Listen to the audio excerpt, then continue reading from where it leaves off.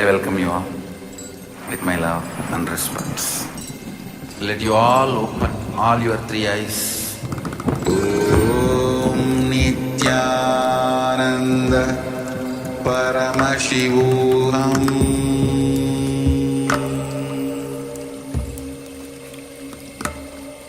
Om Nithyananda Paramashivoham.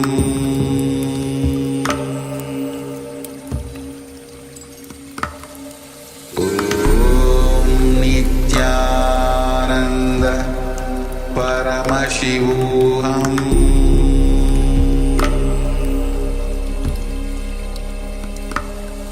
Om Nithyananda Paramashivoham.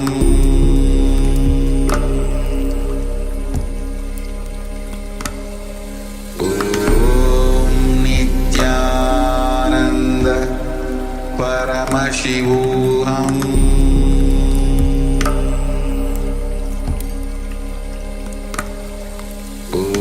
Om Nithyananda Paramashivoham.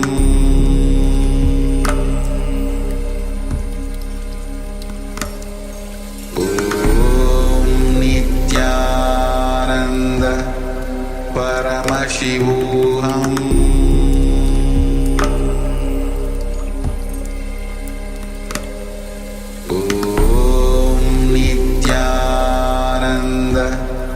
Paramashivoham.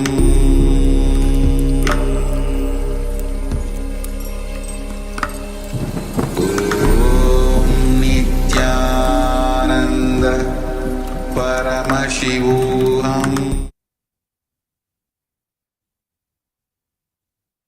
Let's all settle down. Please sit with your head, neck and spine in a straight line. Sit in a comfortable position.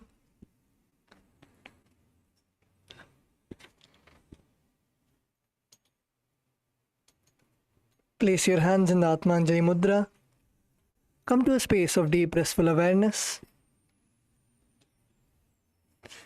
Let us begin the session with the Sadguru Vandanam.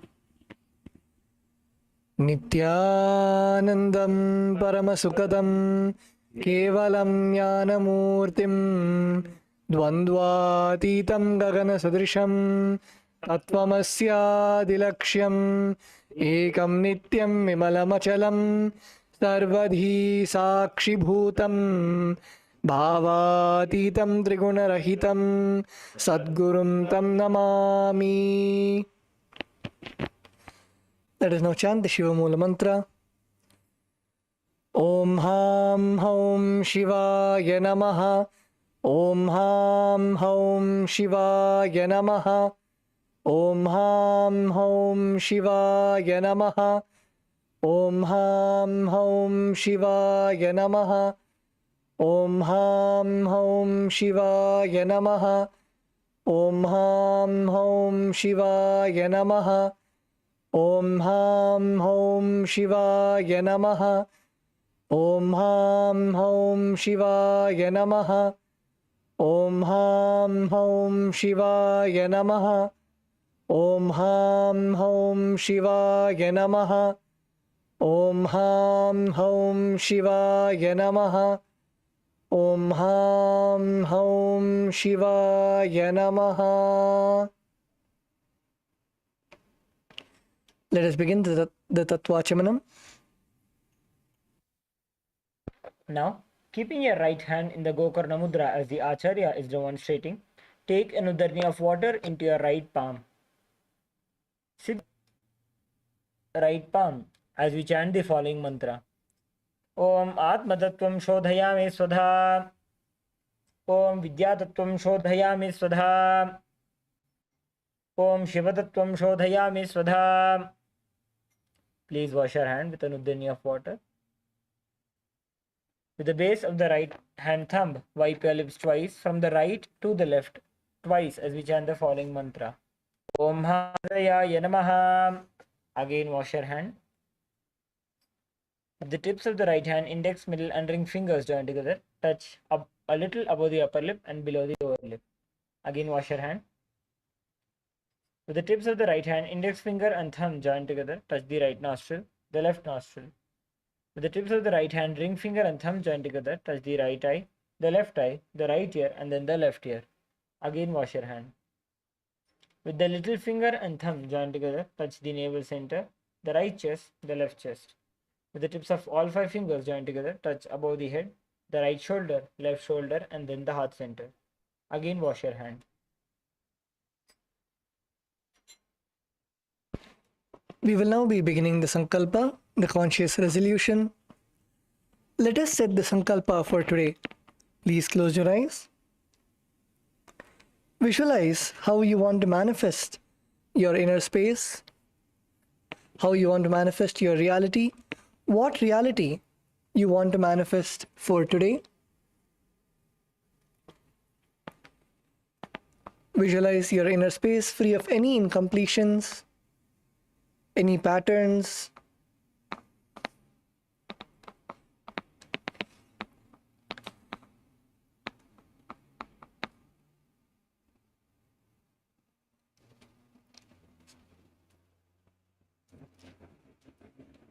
Visualize what you want to manifest today, your Sankalpa, whether it is health, whether it is wealth. Consciously declare your Sankalpa, and Swamiji will manifest it through the Nithyananda Yoga, infusing it in our own biomemory. Visualize your body, the way that you want to manifest your body.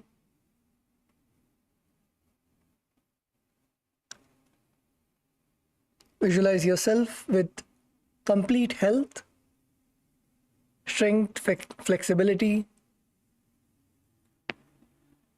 as you want your body to be.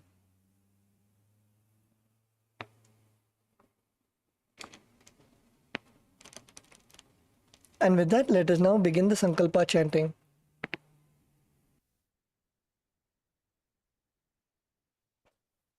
ममोपात्त समस्त दुरितक्षयद्वारा भगवत् श्री नित्यानंद परमशिव प्रीत्यर्थम श्री नित्यानंदेश्वरी परमशिव शक्ति समेत श्री नित्यानंदेश्वर परमशिव प्रीत्यर्थम च शुभे शोभने मुहूर्ते अद्य ब्रह्मणः द्वितीय परार्धे श्री श्वेतवराह कल्पे वैवस्वत मन्वन्तरे अष्टाविंशतितमे नित्ययुगे प्रथमे पादे जम्बूद्वीपे भारतवर्षे भरतखण्डे मेरोः दक्षिणे पार्श्वे शकाब्धे अस्मिन् वर्तमाने व्यवहारिके प्रभवादीनां षष्ट्याः संवत्सराणां मध्ये क्रोधिनाम संवत्सरे उत्तरायणे लक्ष्मी वेंकटेश्वर ऋतु कुंभमासे कृष्णपक्षे द्वादश्यां शुभतिथौ सोमवासरयुक्तायाम् उत्तराषाढा नक्षत्र व्यतिपात योग कौलवकरण एवं गुणविशेषण विशिष्टायाम्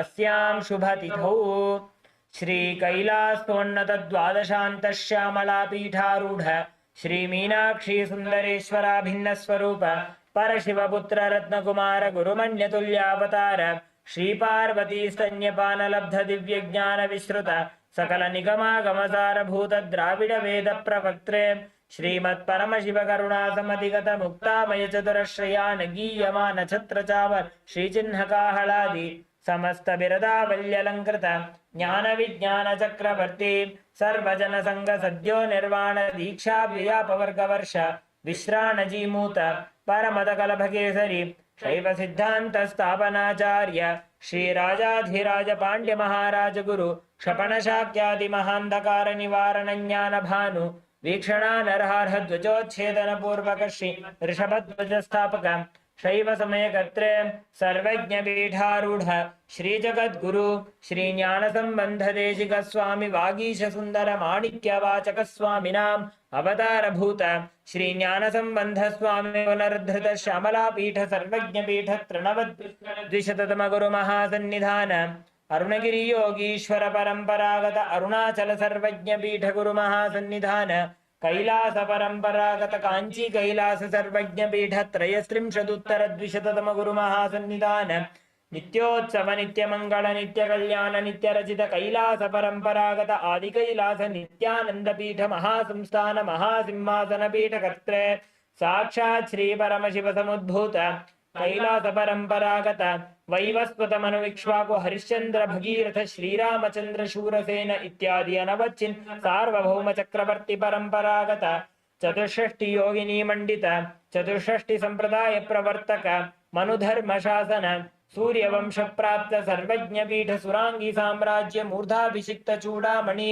साक्षात् श्री परमशिव समुद्भूत कपिल महागुरु पुनर्धृत महानिर्वाणि पीठ अष्टोत्तर सहस्र श्री महामंडलेश्वर साक्षात् श्री परमशिव समुद्भूत श्री महागणपति समारंभ अनवच्छिन्न पीठाधीश्वर गुरु परंपरा प्राप्त अटल पीठ अष्टोत्तर सहस्र श्री अटल पीठाधीश्वर धर्म मुक्ति स्वर्ग पुरस्वर्ण पीठ त्रयोविंश गुरु महासन्निधान कैलास परंपरागत आदिपीठ सर्वज्ञ पीठ जगद्गुरु श्री कैलास पुनरुद्धारक श्री कैलास परमाचार्य श्रीमत् परमहंस परिव्राजकाचार्य वर्य सच्चिदानंद प्रणव स्वरूप श्रोत्रिय ब्रह्मनिष्ठ श्रीमज्जगद्गुरु श्री लक्ष्मी भगवत श्री नित्यानंद परमशिव श्री ज्ञान संबंध देशिक परमाचार्य स्वामिनां प्रीत्यर्थम तेषां पादारविन्दयोः भक्ति सिद्ध्यर्थम गुरुकृपा कटाक्ष सिद्ध्यर्थम वीर्य विजय आयुरारोग्य ऐश्वर्यानाम्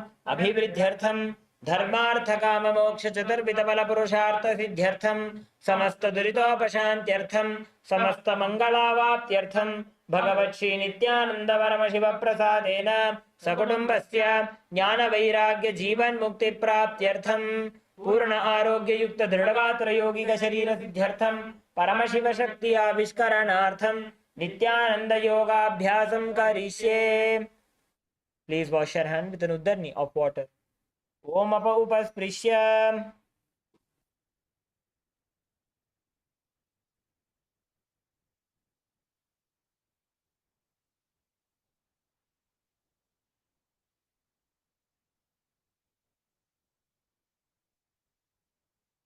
Let us now keep the Panchapatram and Uddaranis to the side and let's all stand up for the skeleton dance.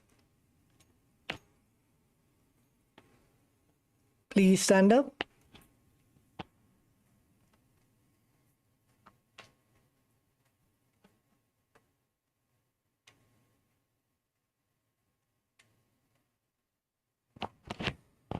Visualize yourself as a skeleton, just with bones, without any flesh, muscles. And start shaking all of your joints intensely. Your elbows, your wrists, your knees.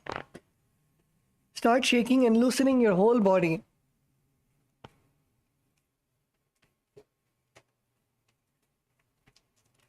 Shake intensely.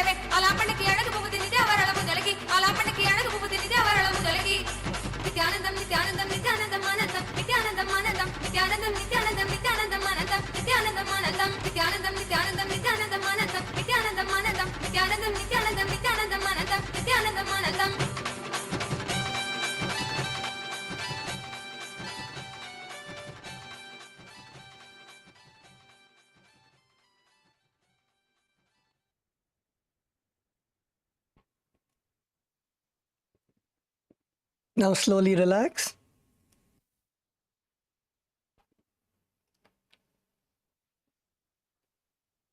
Breathe in and out deeply.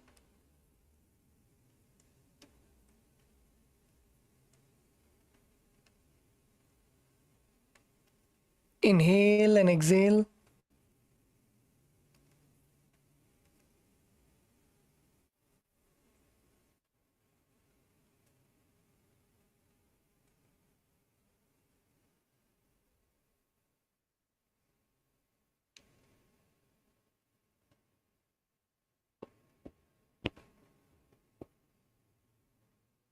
Feel the energy flowing through your whole body.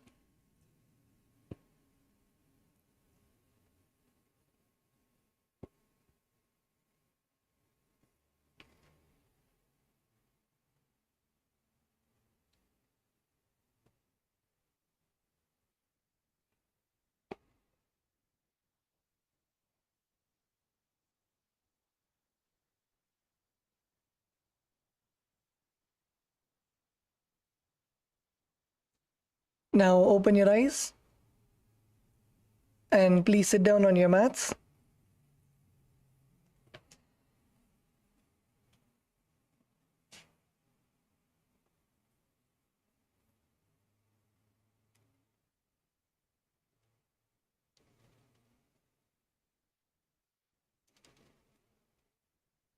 Yes.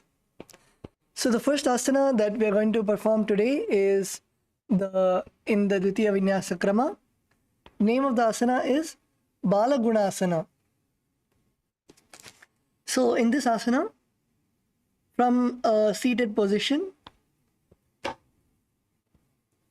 please come on to your heels. Sit on your toes and heels. And place your left toe on the ground and sit on the heel of your left foot. And then place your right foot flat on the ground with the knee towards the chest. So your left foot, you'll be sitting on your left foot and your left heel. And your right foot, take a step forward and keep your whole feet on the ground with your knees raised and towards your chest. And place your palms on the respective knees and maintain an upright position. This is the Bala Gunasana. So let's all do this together. So first come on to your toes. So you will keep your left toe, your left foot in the same position, and then take your right foot and step forward.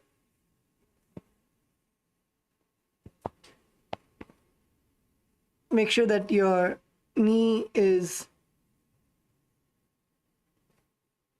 facing upright, and place your hands on your knees. And even your body should be in upright position. Don't curl your back. Don't curl your back. Try to open up your chest. Open up your chest and sit straight. Yes, sit as straight as possible. And make sure that your knees are not touching the ground. Don't touch your knees to the ground. Make sure that your knees are lifted. Both your knees should be above the ground. Yes. So in this asana, visualize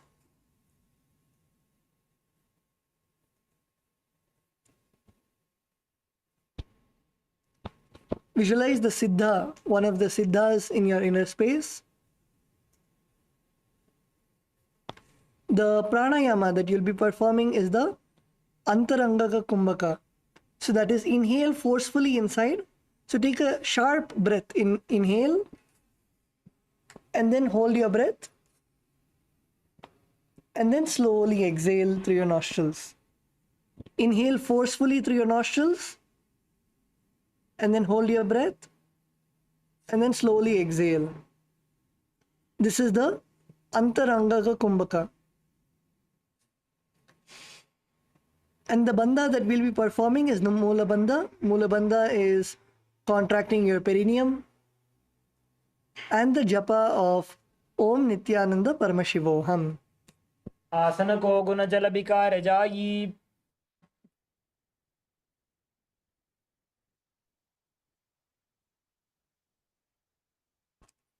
Yes, now relax. The next asana that we are going to do is Grahasana. So in the Grahasana, you're going to squat with your feet flat on the mat and bringing your hands inside. So first, stand up. You can come to a standing position. Now, what you're going to do is you're going to insert your hands inside your legs. Insert your hands inside your legs. And then you're going to squat down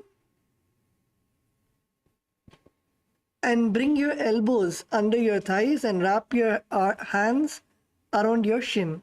So you'll be wrapping your hands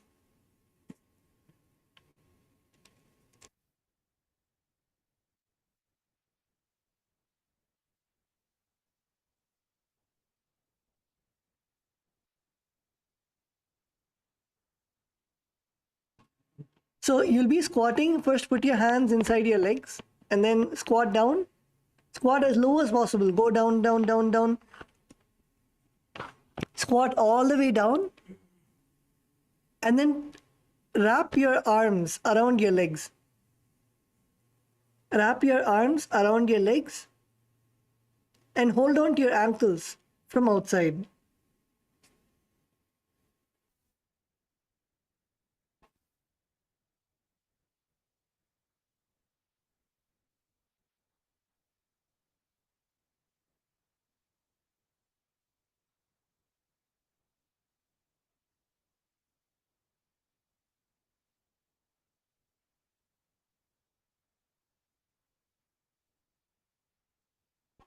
So in this asana, yes, keep squatting, keep squatting.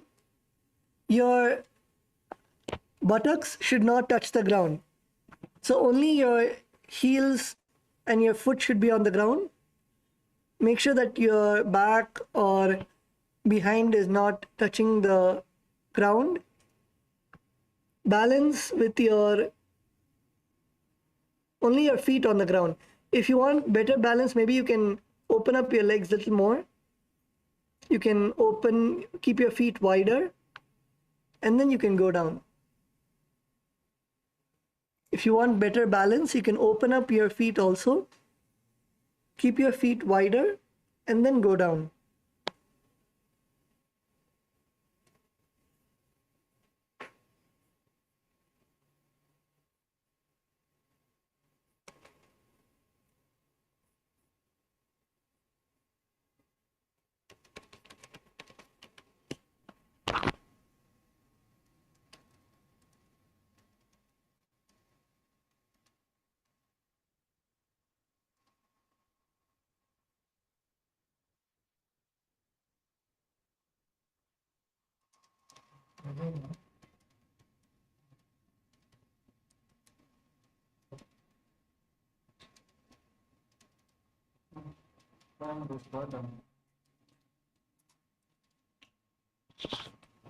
Yes, so in this asana, visualize yourself as an entire planet.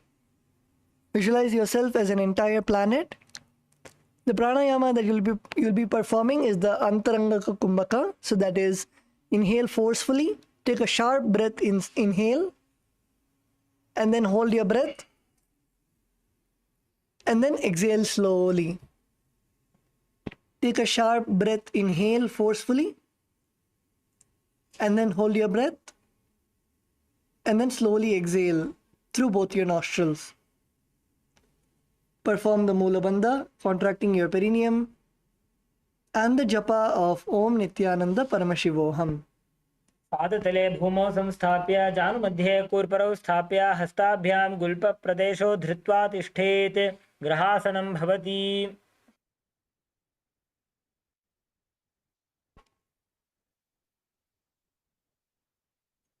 Okay, that's wonderful. You can now relax and let's go to the next asana. The next asana is the Bala Gunasana on the other side. So come to a squatting position with seated on your heels.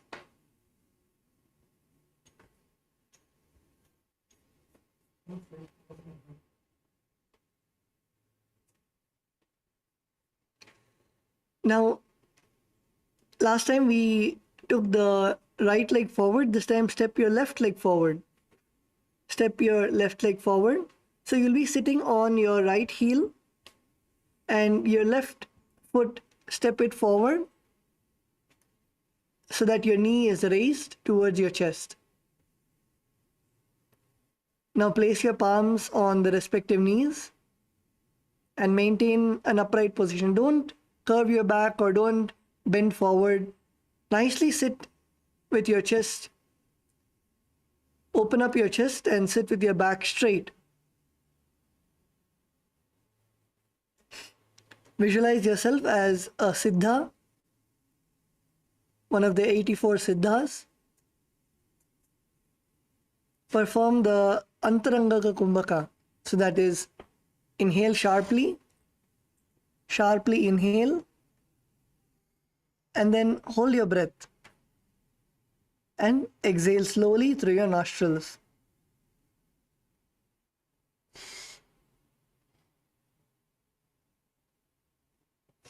Perform the Mula Bandha, contracting your perineum, and the japa of Om Nithyananda Paramashivoham.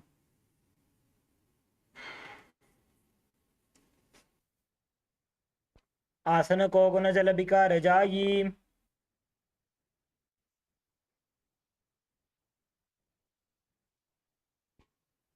Yes, now relax.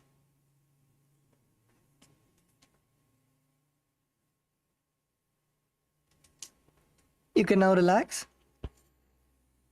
The next asana is Utkatasana. So in this asana, first everyone can see your screen. So squat on your toes with your heels up and your knees off the mat. Place your perineum on the heels and your hands on respective knees and keep your spine straight.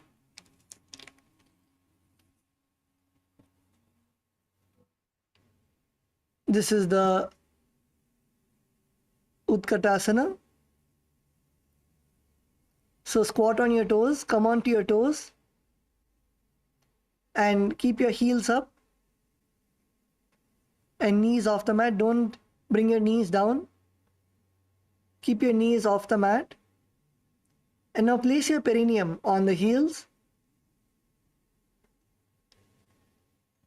and your hands on the respective knees and keep your spine straight. Again, in this asana, don't round your back. Don't bend your back. Keep your back straight and balance. Keep your back straight as possible. Open up your chest and balance.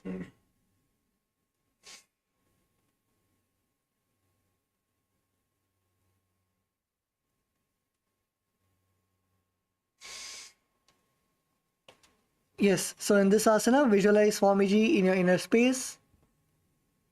Perform the Antarangaka Kumbhaka, that is, inhale sharply and then hold your breath and then slowly exhale through your nostrils. Perform the Mula Bandha, contracting your perineum, and the japa of Om Nithyananda Paramashivoham. युजास्फिजोस्तीयत ऊर्वजानु यत्रासने पादतलद्वयोपरि स्निग्ध्या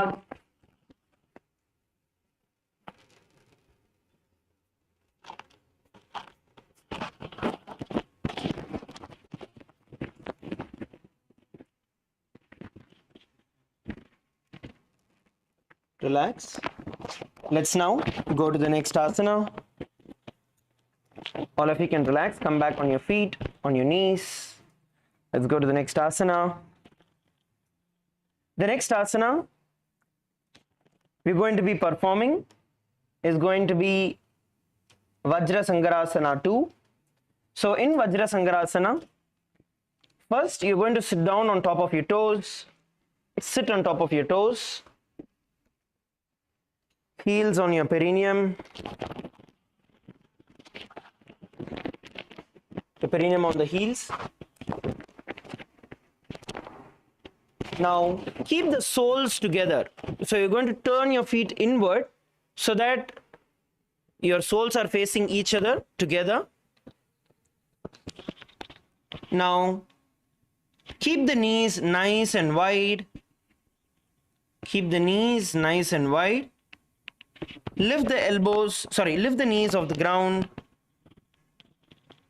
Now hold the opposite elbows behind the back. Hold the opposite elbows behind the back.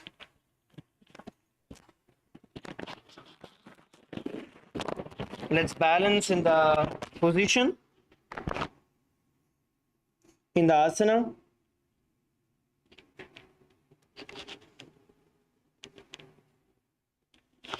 Please balance. Once again, we're going to be performing the Antaranga Kumbhaka in this. Inhale sharply.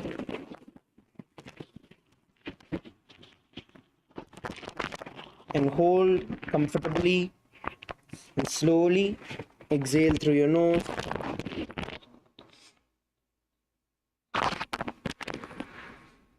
Please continue to perform the Antaranga Kumbhaka. Visualize Swamiji in your inner space. And the internal japa, Om Nithyananda Paramashivoham.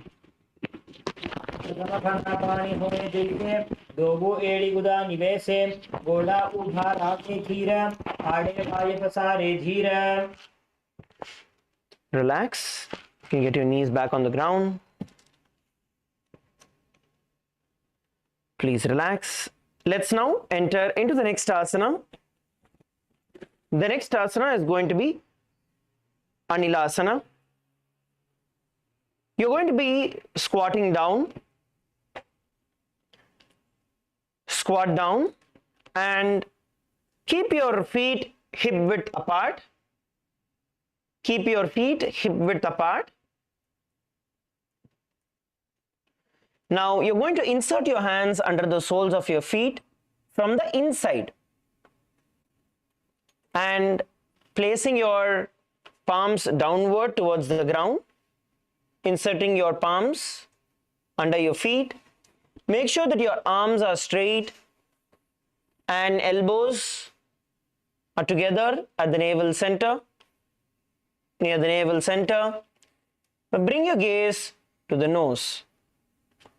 LA female team, let's do it together. Come on, every one of you, squat down. Every one of you, squat down. Bolivia female team, please get into a squatting position.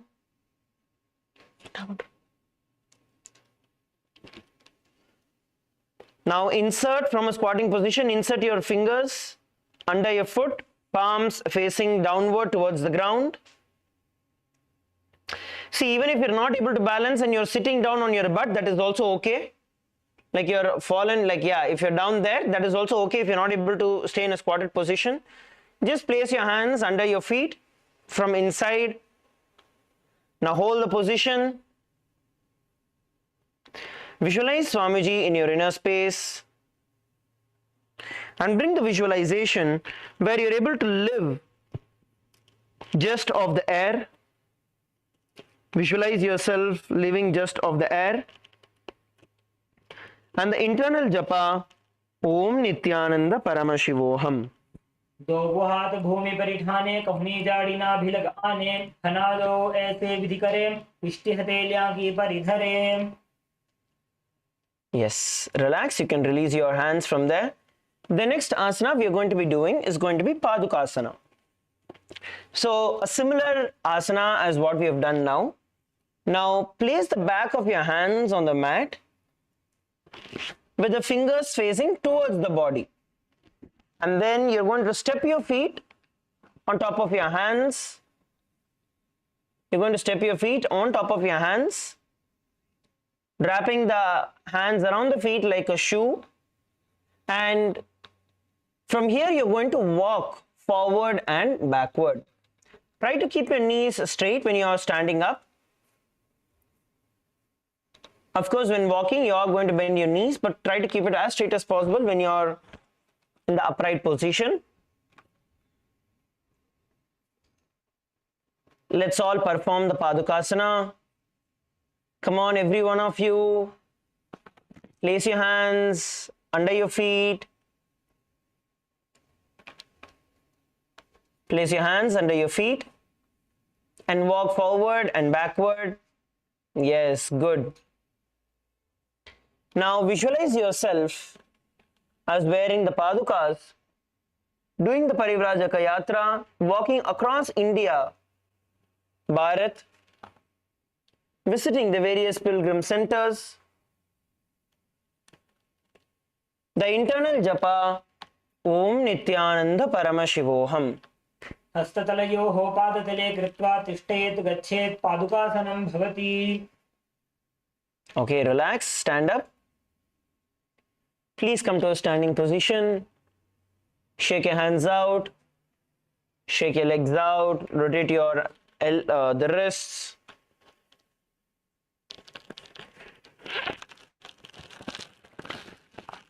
Rotate your wrists. Now, let's enter into the next asana. The next asana is going to be Kukutodana. In Kukutodana, from the standing position, we're going to come down, place our palms on the mat. And from here, we're going to jump up towards the air and let the feet fall down. And you're going to repeat this again and again. Try to lift both the feet at a time. If you're not able to, then jump with one foot at a time. And bring your awareness to your core. Okay, all of you, just a moment. Please look up towards the screen. Now, this same asana, either you can jump and drop your feet quickly, like it just jumps up and then due to the gravity you drop and then you repeat again and again.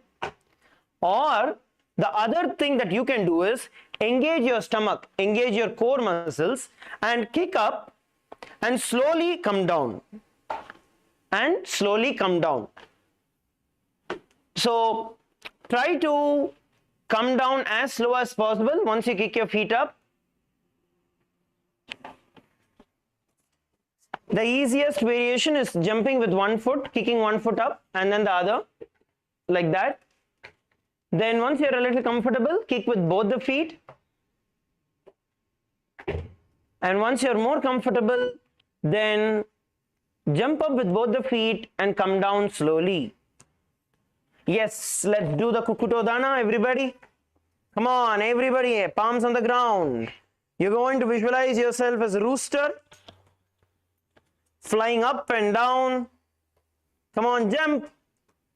Kick yourself up towards the sky and drop your feet back onto the ground. Please perform the Kukutodana. And have the internal japa, Om Nithyananda Paramashivoham.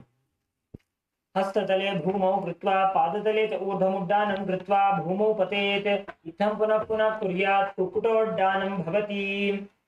Relax. Now we are going to be entering into the next asana. The next asana is going to be a handstand. So before we enter into handstand, we are going to be shaking our hands out. In this position itself, shake your hands out. Rotate your shoulders. So you prepare yourself.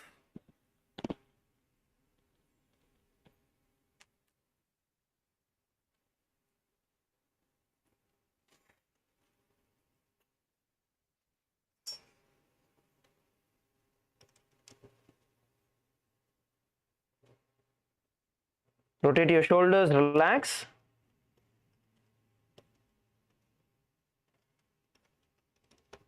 Okay, now we are going to be performing the next asana, which is going to be Viparitantriyat asana, where basically we are going to be placing our hands on the mat, kick our legs up into a handstand, and move on both the hands, dancing in handstand. Okay, so this is what we are going to be doing. Now let's find partners. All of you can find partners or find an empty space in the wall. Best is to have partners. Now with the partners, the other partner can help you pushing your feet up, kicking your feet up. See, I want every one of you to try this for a few seconds or for a few minutes rather. Then after that, I'll take a few questions regarding handstand. Okay? But right now, let's get started. Come on, partner up. Partner up, partner up. Come on, partner up.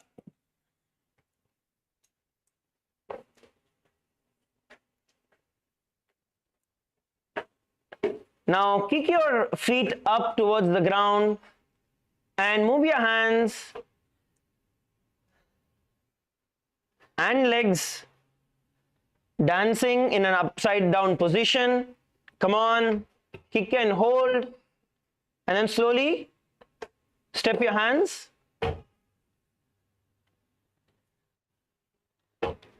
Let's all perform the asana.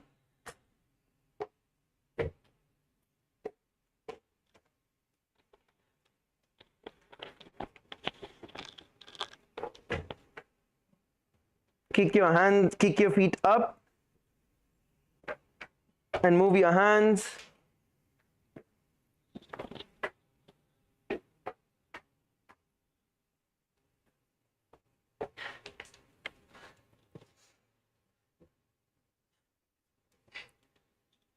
Okay, so there are actually two ways of doing this. One, you use your momentum from a standing position and kick yourself up.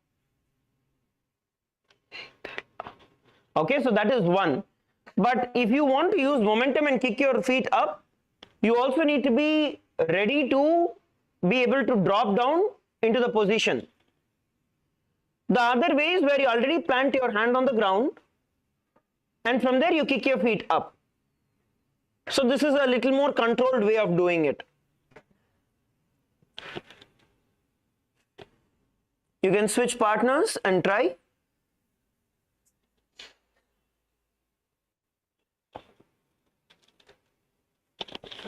Switch partners.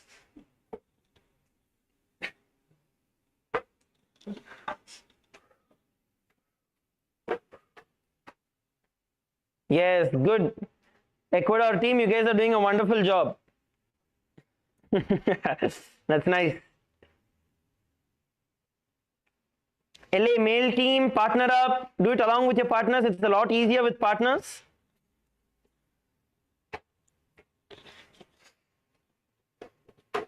Vedat Maya, find yourself a partner. Do it along with the partner.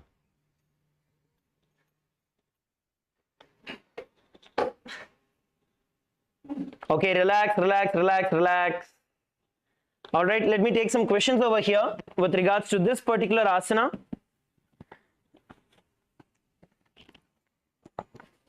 Let's take some questions here.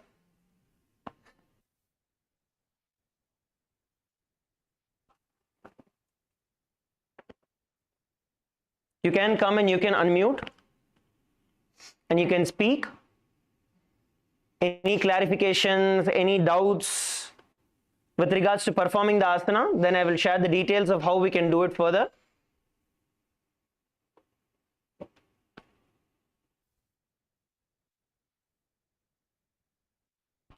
LA team, Bolivia team, Ecuador team. With regards to handstand, if you have any specific questions, let's keep it to handstand. The generic ones, I will take it later. This is for this particular asana.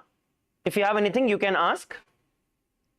Maharaj Nithyananda, when you do handstand, with the headstand, at least your gravity is on the crown of the head. When you're on the hands, where is the center or your center of gravity? Okay, I need to know who is speaking because I'm not able to see you in the camera. Can you tell your name, Ma? Ma Jessica, LA team. Okay, Jessica Ma is back. Okay, all right. So as far as handstand is concerned, Ma, the whole point of balance will be on your hands, okay? So it's going to be on all your fingers. The more and more you're able to plant it on the ground, the more balance you're going to be able to get, okay? So planting it wide, stretch it out, and it's more like how a tree would grow its roots onto the ground, right? You're going to visualize the same where you plant your fingers on the ground and literally the balance happens in all your 5 fingers and the base of your palm. So your palms would just move. That is all the balance comes in. It's not on your crown of your head. Are you understanding, Ma? Yes. And how do you, with the shoulders and the neck, that there's supposed to be space, right? Your shoulders shouldn't collapse. You actually can be a little more free with it, Ma. You need to focus on tightening your stomach. Don't bother about your neck so much. Focus on tightening your core, because tightening your core is what is going to help you with the asana, not your neck. Thank you. Thank you. Okay, wonderful. Yes, any other questions? See, even with your partners, even while doing with partners, if you have any doubts as to how to help or how you want to do, you can come and ask, so we can help you. LA team, Ecuador team, Bolivia team.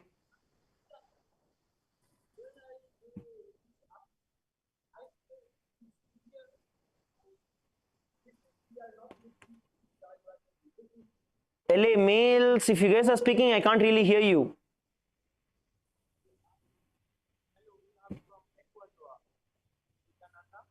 All right. So if we do not have questions, shall we go to the next? Yes, Question. let's go to the next. Nithyananda, I'm sorry. Yes, We have go ahead, Ma.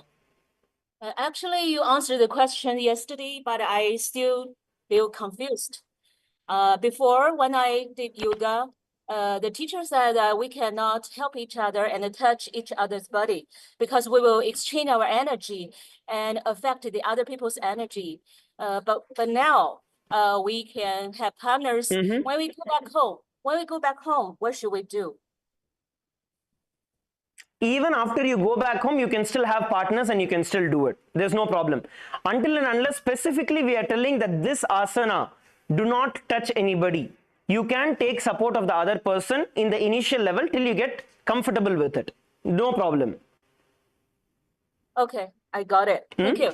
And also, Ma, you can be rest assured, because whatever we are telling is exactly from the scriptures. In fact, the chanting that happens, right, is the scriptural reference of how the asana has to be performed, how the pranayama has to be performed, what are the benefits of the asana. It's actually that. We'll share the book also with every one of you, where all of you can see the entire reference of what we are doing. So because it's exactly as per the scriptures, so you don't have to worry at all. See, probably when you learnt it outside, in a generic way, the people would have told, okay, if you touch, their energy is going to pass and all of that. But here, we are doing the authentic way that Paramashiva himself has described in the Agamas. You're understanding, Ma? Okay, just before my teacher told me we should be very careful with that part. That's why I asked you the question again. Understood. But here is the thing, right? Where in generic, a lot of yoga teachers out there, but when it comes to Shastra Pramana, which is what makes Nithyananda Yoga completely foolproof. See, for example, Swamiji very beautifully tells this. Some technique that has worked for a person is not necessarily going to work for you. When is it going to work? Only when it is given by the Shastras, which is our Vedas and Agamas, which is directly by Paramashiva himself, the techniques given. Whatever Bhagavan is teaching here is going through all 4 levels of, I would say, acid wash. Starting with Shastra Pramana, which is given in our Vedas and Agamas, revealed directly by Paramashiva. Then after that, Apta Pramana, which is the great sages, the rishis, the munis, the yogis who have done this, the asanas, the techniques, that is Apta Pramana. Then Swamiji has done this personally in his life as Atma Pramana, and then only Bhagavan is giving it to us, which becomes Sakshi Pramana. Are you understanding, Ma? So the yoga that we are doing is foolproof and for sure to give you the benefit. If you do not have this, just because some person has had an experience and you follow that, there is every risk. Please understand, it is not just that you won't get benefit, but there is every risk to catch various different problems, because it is not mandated by the scriptures. It is not passing through the scriptures, the authentic tradition. Especially I'm telling for yoga, because yoga has been diluted so much around the entire world. Every form of yoga has come. Beer yoga, goat yoga, dog yoga, every form of yoga has come. But while diluting and while manipulating yoga, it actually causes more harm to a person. So Nithyananda yoga is the most authentic version. That is not just Patanjali's yoga. Patanjali's yoga is only the Ashtanga yoga. But Paramashiva describes much more in detail way before. And that is what we are teaching everyone. You're understanding, ma? All right, good. Yeah. Wonderful, ma. Okay, so let's move forward. How many of you understood what I was explaining with regards to the authenticity? Nithyanandam, yeah. I have a question for you. Yes, ma. Please tell me. LA male team, can you all guys sit up? This is not Shavasana time. LA male team, come on up. So, Yes, go ahead, ma. when you said that, the energy is not supposed to be in the head and in the palms in the last asana, I know I'm having this energy in my head, and I feel like there's a point. I think you misunderstood me, ma. I did not tell energy. I was talking about the point of balance, where the points of balance would come in, not about anything about the energy. Okay. When we balance in headstand, there are 3 points where you get. One is your head and on the 2 elbows. But in handstand, the points of balance are there on all your fingertips. So that is why you spread it out, and the whole 10 fingertips and the base of the palms, they become the points of balance. It's got nothing to do with energy. I was speaking about the point of balance, how you balance.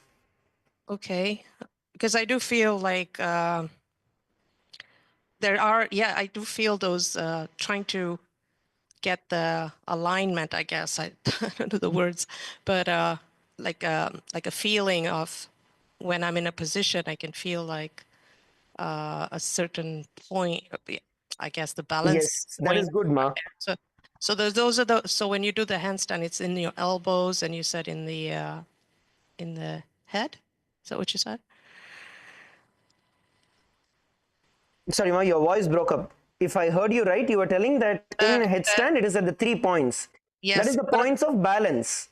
What are those points? Your elbows Uh-huh. and your head. You can see on the screen. So it's your elbows Uh-huh. and your head. Those are the 3 points. Okay. Yeah. Okay. On your handstand, it's completely on your fingers, fingertips and base of your palm. Oh, got it. Okay, ma. Wonderful. Good. Thank you, ma. Yes. Okay, let's go to the next one.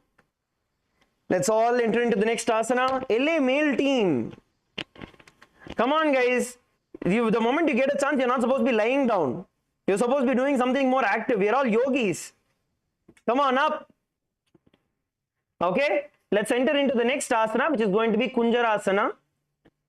In Kunjarasana, we are going to be standing up. Everyone on your feet.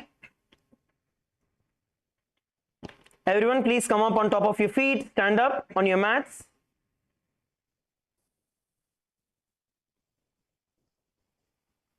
Please stand up on your mats. Now, have a distance between your feet, and you're going to bend down and place one palm down on the mat with the arms straight. You can either place your left or right, and bring the opposite hand to the head. bring the opposite hand to the head.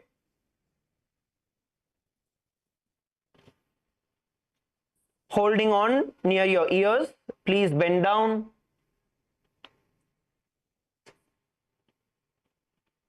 This is Kunjarasana. Let's all perform Kunjarasana.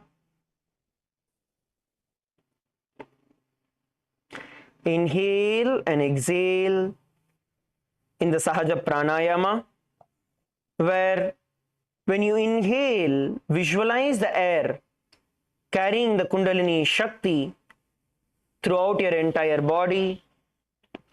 Hold the breath in you comfortably and exhale through your nose.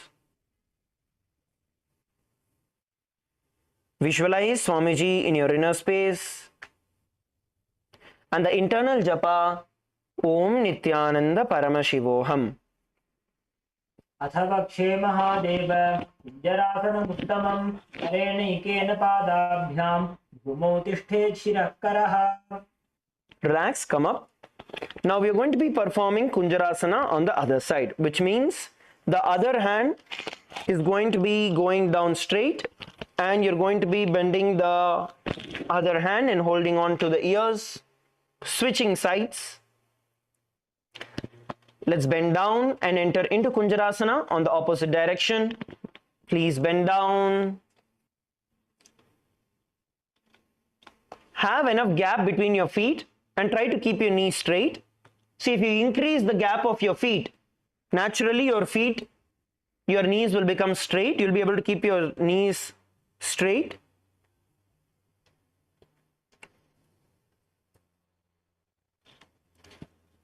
Please perform the Kunjarasana. You're going to visualize Swamiji in your inner space and the internal japa Om Nithyananda Paramashivoham.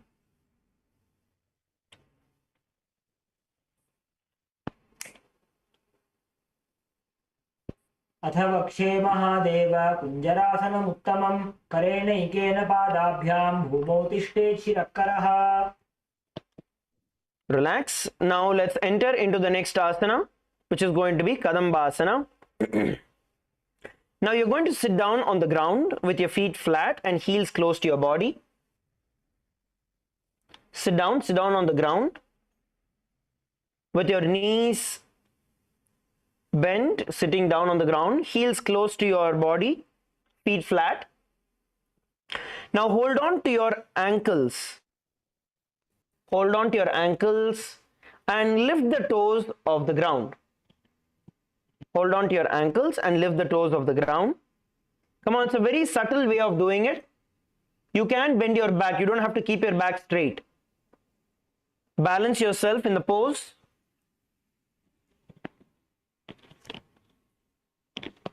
Get your feet as close as possible.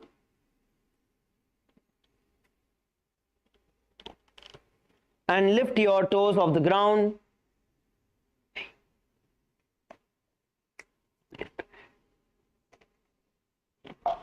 So that it's balancing on your heels and on your butt. Hold on to your ankles. Now you're going to visualize yourself as a Kadamba tree in your inner space and the internal japa Om Nithyananda Paramashivoham. पार्श्वेभ्यां भूमिं वष्टभ्यां हस्तद्वयेन गुल्फौ धृत्वा तिष्ठेत् कदम्ब भवति. Now relax. Move your feet a little further forward, having a little space between your butt and your heels. Now hold the knees with the opposite hands and press them towards the chest. Press them towards the chest. Let's perform the Pavanamuktasana.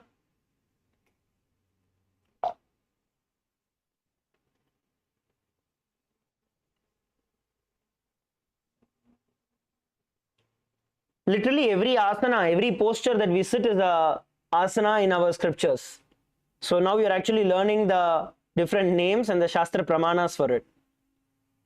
Now, visualize any excess air, the vata, releasing from your body, and the internal japa, Om Nithyananda Paramashivoham.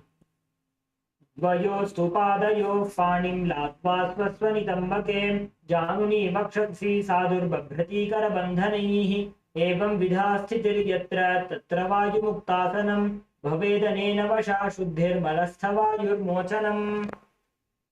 Okay. Next, we are going to be entering into Chakorasana.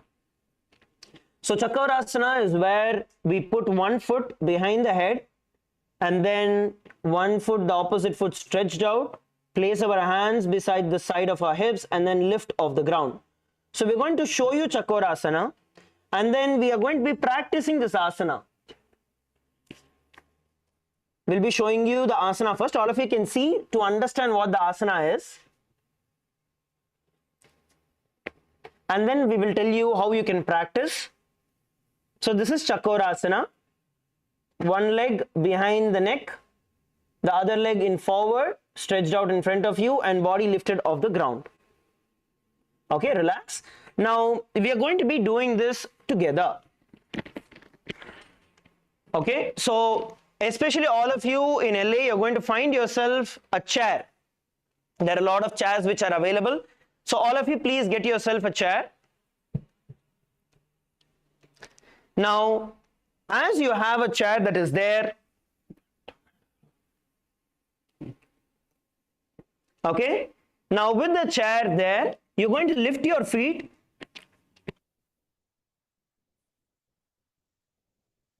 Okay, now while in this position, you're going to lift one foot and place it on top and try to get your forehead as close as possible towards the chair and slowly pull your body forward. No, don't go on your back. You're going to sit on your hip.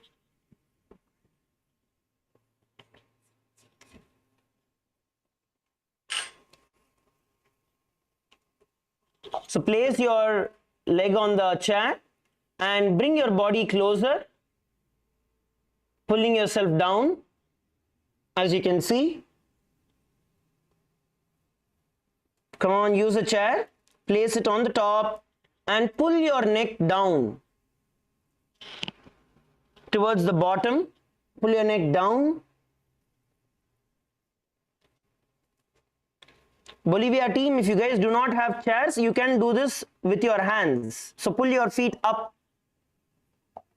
Pull your feet up. LA team, every one of you get yourself a chair and you're going to actually pull and hold. See, if you see, once you place this, right, all of you relax, all of you see the screen. Now place one foot on top, okay, whichever you feel is more flexible for you, whether you're left or you're right. Place one foot on top. Now the other hand goes inward, okay, the other hand goes inward. So you're not holding outside and trying to pull yourself down. No, you're going to place your hand inward and hold on to the chair. Okay, inward and hold on to the chair. With the other one, hold on. Now pull your body down. With the help of your hands, pull yourself down and hold. You can also bounce just like how you're seeing, right? Just going up and down. So this will help you prepare yourself to enter into this asana. Yes, every one of you, please try. Once you're able to get to that, then slowly you're going to move your leg behind your neck. Come on, try. Insert your hand. Yes.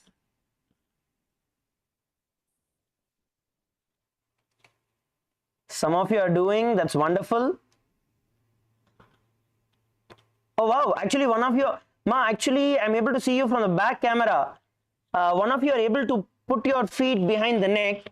What you need to do, Ma, place your hands beside the hip. You're placing it behind your back. Place your hands beside the hip. To the side, yes. And now slowly try to lift your body forward. Once you place your leg behind the, neck, place your hands beside the hip in forward. Okay, we're going to show you. Those of you who are already able to do the asana, right? We'll show you the way you can lift. Because some of you I am seeing are able to do it. Once you place the leg behind the neck, okay, what you want to do is place your hand in front of you. You don't want to place it here. If you place it here, you won't be able to lift. So you need to move your hand to the side of your hips, beside the thigh. Once you keep it there, then you will be able to lift. So place your hands forward and push your body up. Push your body up. Yes, some of your, yes. I can only see you from the back angle, ma. I'm not able to see you from the front angle. But you're doing a wonderful job. That's great. LA female team, you guys are doing wonderful. And even those in the front, all of you give it a shot. Try. Pull yourself further down.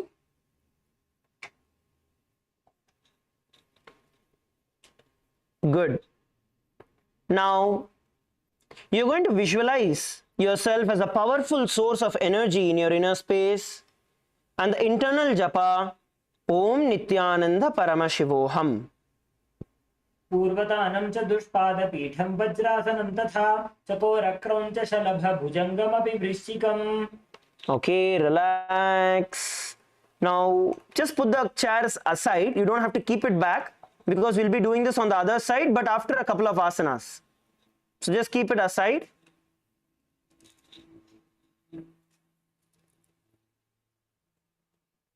Okay, yes, relax.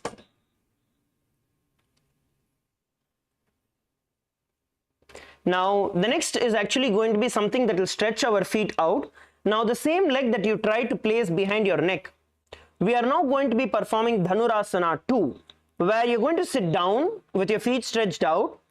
Now, hold on to your toes in the Prana Mudra, which is your middle and index finger. Hold on to your big feet, big toes, and pull one foot all the way back. Okay, you're going to pull it all the way back, just like how you would draw a bow. Pull it all the way up, as close as possible towards your face. Come on, pull. See, don't worry if the other hand is not reaching the toe. Even if it goes only till their knee, it is okay. The point here is to pull it back. Yes, pull it back. And your focus has to be, your focus is going to be this hand pulling this leg back. If this relaxes and you're placing it here, that is okay. Now, when you pull, try to pull it backward, okay? You want to try and pull it as much as possible. Hold the position. Hold the position. Yes, pull, hold. Visualize yourself as a bow in your inner space. And the internal japa, Om Nithyananda Paramashivoham. पादाङ्गुष्टौदुपाणिभ्यां गृहीत्वा श्रवणावधिं धनुराकर्षकाकृष्टं धनुरासनमीरितम्. Okay, relax. Yes. Now, we are going to be performing another one. These are all nice and challenging asanas which are there. The next asana we are going to be performing is going to be Ashtavakrasana. Okay, we are going to be showing how to perform Ashtavakrasana. First, all of you can see how the Ashtavakrasana is performed.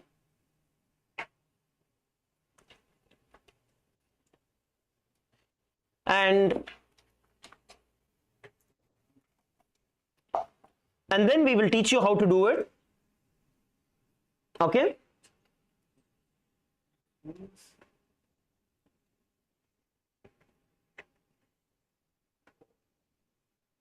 So this is Ashtavakrasana. All right. Okay, relax. Now we're going to show an easy way to do it. So there is an easy way for all of us to do. Now, as you are seated, okay, bring your knees in front of you. Just be seated like how we are sitting, right?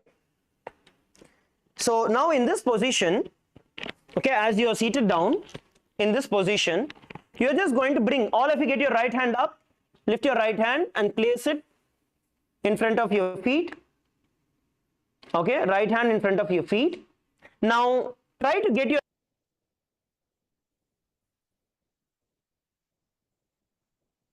so you get your right hand, take it under your right leg so that your knees are on top of the back of your hands. Okay, this is step 1. All of us, let's perform the step 1. Let's do it along. Come on, good. Now let's enter into step 2. Now step 2 is going to be where you cross your leg. So one leg is here, right? Now you have the other leg. Now cross the other leg. Okay, you're going to cross the other leg. The opposite hand is on the ground. One leg is supported on the other hand and it is here, right? All of you please get into this position. Now once you are in this position, the next what you want to do is slowly pull your body up into the air. So you just want to practice this where you're going to push your body up with your hand so your butt raises off the ground. So just push your body up and raise. See, even if your feet touches the ground in the initial phase, right? You want to lift, it's okay. Your feet can be on the ground and you can try lifting. Get a hang of lifting first. Okay? Get a hang of lifting. Once you're comfortable with this, lift. And if you just stretch your feet out, now automatically it will switch. Okay? And you're just going to bend down. Okay? So let's perform this together. Let's see whichever levels we are in. We can do that. At whichever level we are in, all of you cross your ankles and bring them towards the ground and lift your butt off the ground. With the support of your hands and feet, lift your butt off the ground. Come on, every one of you, please try. Lift your butt off the ground. Yes. Now once your butt is off the ground, now slowly raise your feet off the ground. Raise your feet off the ground and try to stretch it out. Just like how you would stretch out your hands and legs. Just stretch it out. Come on, try. It's only, see, the more we practice, the more easier it will become. Don't worry even if you're losing balance. It's only a matter of time before we will catch it. Come on, Bolivia female team. Come on, all of you do it.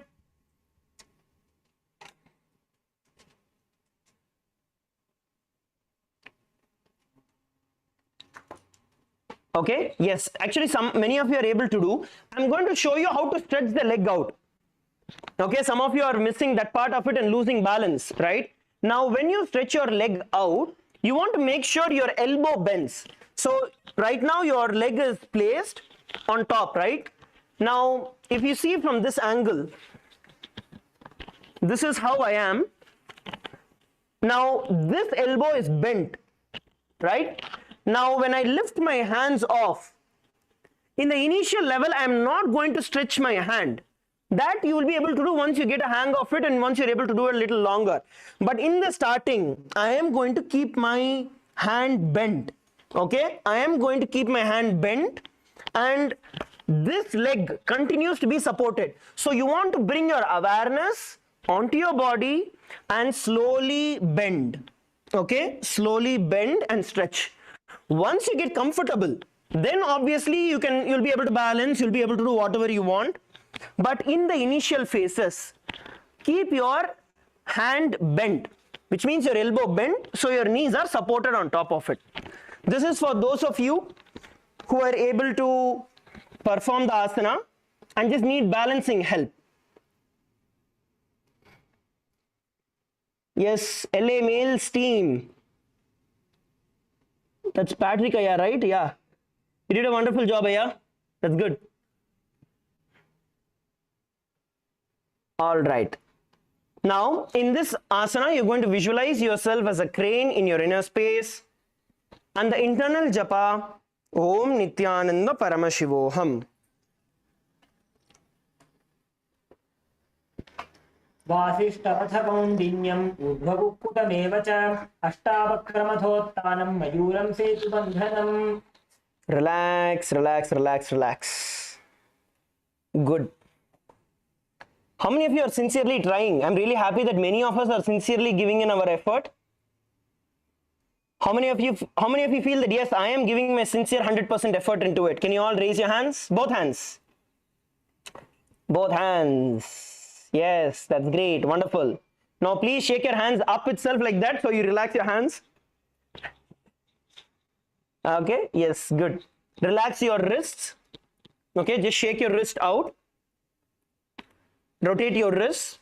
See, it is only by performing more of these asanas your wrist will become strong. How many of you feel your wrist, it's paining at your wrist or your wrist is hurting? Raise your hands. Okay, good. It is hurting means it is good, because now only we are using that part of the body. So don't worry, it is good. We just have to do it in a controlled manner, giving ourselves short breaks, but repeating it. Don't give long breaks. That is another thing. When you give long breaks, the body tends to go back to its innate condition, which is how it was earlier. Only when you give short breaks and get back at it, you will see that the body actually starts molding itself to what we want to do. How many of you are understanding this? Because some of you, most of you are doing it continuously, but some of you just settle down telling, okay, it is paining. That you need to be aware, you need to bring awareness to yourself and make sure that you are pushing yourself. Like yesterday I explained, right? Comfort zone and pain zone. The place where it is uncomfortable and the place where it starts hurting. You should push yourself into the uncomfortable zone. Okay? Okay, all right. Let's go to the next asana.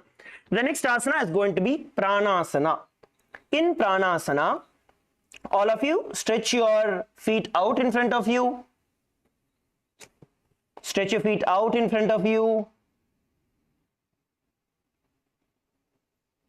Now, place the right foot on top of the left thigh.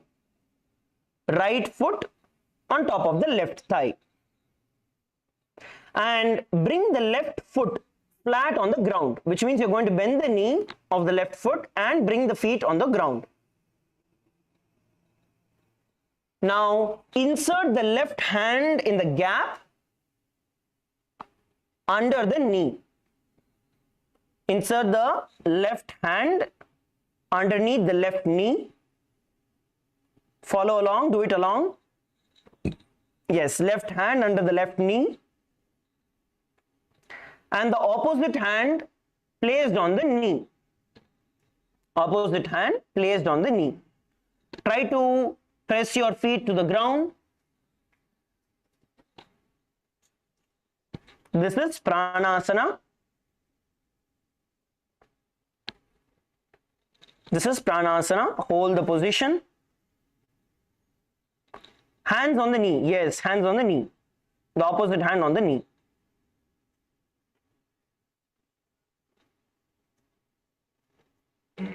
No, you need to place your feet first on the thigh. Correct, ma. You need to place your feet first on the thigh and then insert your hand under the leg. Yes. Opposite hand on your knee, ma. Not on the side, on your knee.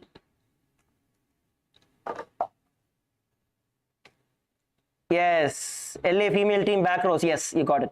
Wonderful. Please hold the position. Visualize yourself as immortal, being able to exist, derive energy from the prana around you, and the internal japa, Om Nithyananda Paramashivoham. एतत् प्रभेदं वक्ष्यामि करोति यस्तचामरः एकपादमुरौ बद्ध्वा स्कन्धेऽन्यत्पादरक्षणम् एतत् प्राणासनं नाम सर्वसिद्धिप्रदायकं वायुमूले समारोप्य ध्यात्वा कुञ्च प्रकारयेत्.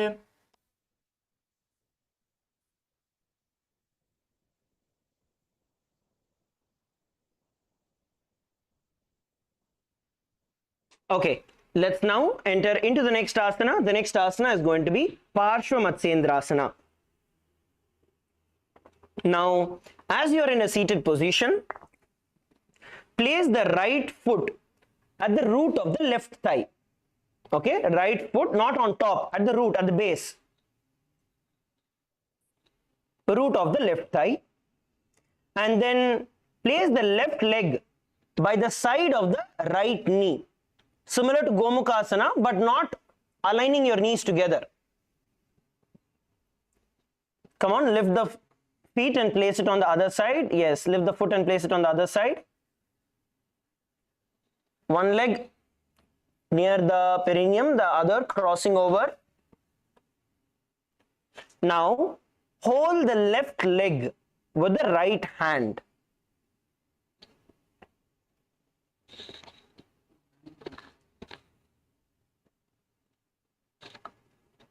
Hold the left leg with the right hand. Okay, wait, all of you raise your right hand. All of you first raise your right hand. Raise your right hand. Okay, now bring it all the way around. Okay, turn your body, twist your body around. Yes, twist your body around. Hold the left leg with the right hand.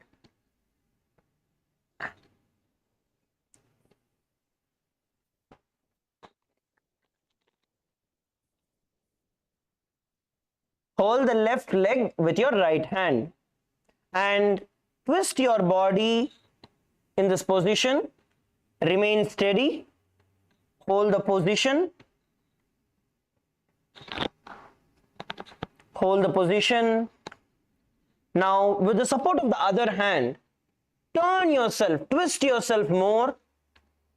Twist yourself more, looking backward. Exhale and turn. Put a gentle pressure, use a gentle momentum to exhale and just twist towards the back, making your body a little more flexible with every turn. Now, visualize the great sage Matsyendranatha in your inner space and the internal japa Om Nithyananda Paramashivoham. वामोरुमूलार्पितदक्षपादो जान्वो बहिर्वेष्टितदक्षदूष्णा प्रगृह्य तिष्ठेत् परिवर्तिताङ्गः श्रीमत्स्यनाथोदितमासनं स्यात् मत्स्येन्द्रपीठं जठरप्रदीप्तिं प्रचण्डरुक्मण्डलखण्डनास्त्रम् अभ्यासतः कुण्डलिनी प्रबोधं दण्डस्थिरत्वं हि ददाति पुंसां पार्श्वाभ्यां धृत्यते यास्तु पार्श्वमत्स्येन्द्रमुत्तमम्. Relax. Yes, relax. Good. Now we are going to be performing Chakorasana, which is placing the leg behind the neck and lifting the body off the ground. We are going to be performing it on the other side. So you are now going to be, those of you who need assistance, you can bring your chairs, pull your chairs in front of your mat. Pull the chairs in front of your mat.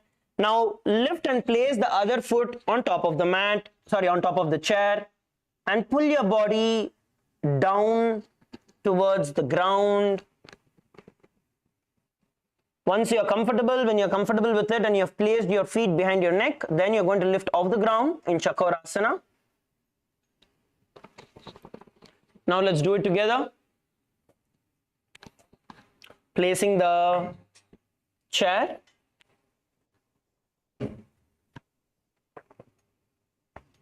Bolivia team, you guys pull your feet up and hold. And slowly you can actually lie down towards your back. That is actually another way where if you lie down on your back and pull, for some people that is the easier way of doing. If you do not have a chair, that's okay. Now hold on to the chair and pull your body down towards the ground. Pull your body down towards the ground. Come on, every one of you, pull, pull, pull. Look down, not forward, down. Look down and push yourself. Come on, give yourself a push, or rather a pull. Pull, pull, pull. Now, visualize yourself as a powerful source of energy in your inner space. Come on, pull yourself down, pull and hold as much as you can. Only then you will get comfortable. If you feel at some point it becoming a little too hard, then you can relax and then again come back in a few seconds. And try to keep pulling your body. Try to keep pulling your body down and your feet behind your neck.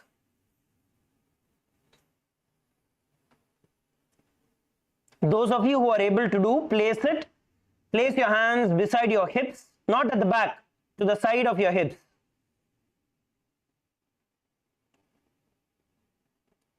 Yes, LA female team, everyone is doing sincerely, that is good. Yes, good. Wonderful, Ma, you're able to lift your butt off the ground in this. That is good. That is the first step.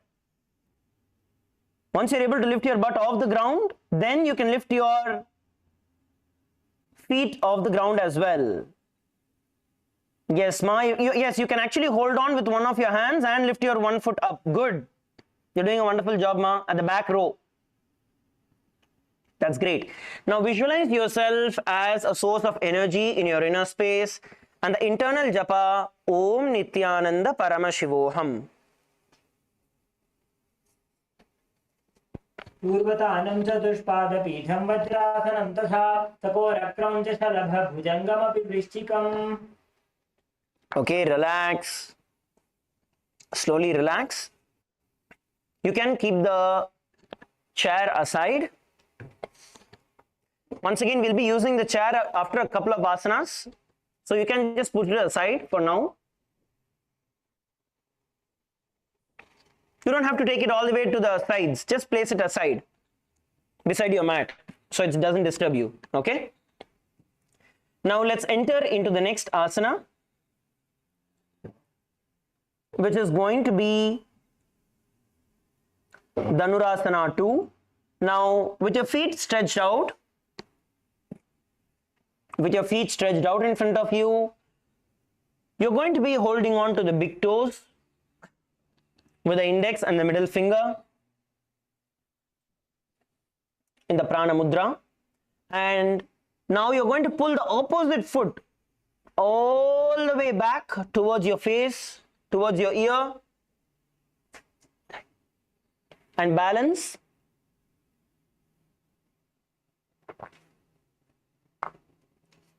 In this, the focus is to pull the feet back.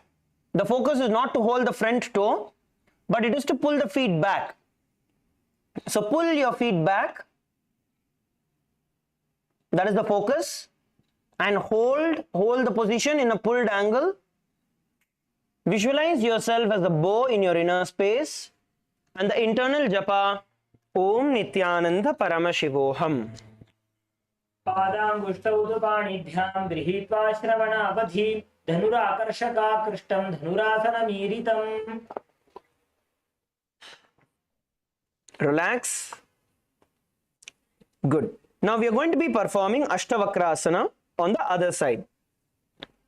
We'll show you what Ashtavakrasana is once again.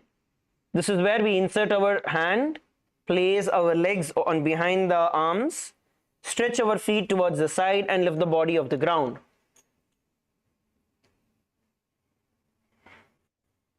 Now let's do it together. Please be seated. Last time we did it on the right. Now we are going to do it. Now in the left, bend your knee and insert the left hand under the left knee such that the knee comes behind the arm. The knee is on the back side of your arm. Now cross the other ankle. Cross the other ankle. Please follow along. Let's do it together. Bolivia team, let's do it together. Insert your hand under the knee and cross the ankles. Okay, cross the ankles. Now once you have crossed your ankles, bend forward, placing the legs on the ground and try to lift your butt off the ground.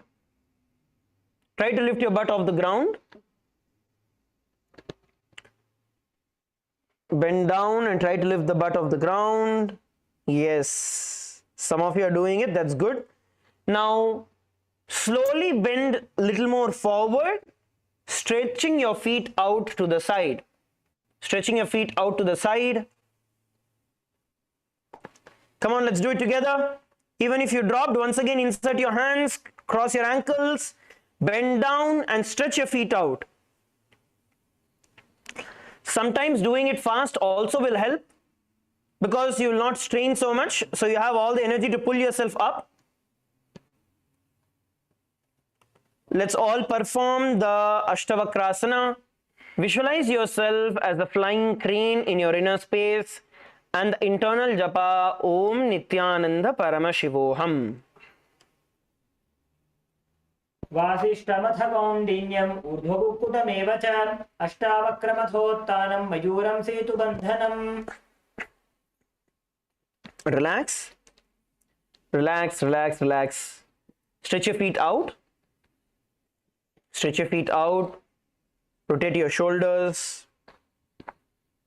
And then you're going to rotate your wrists. Shake your wrists out.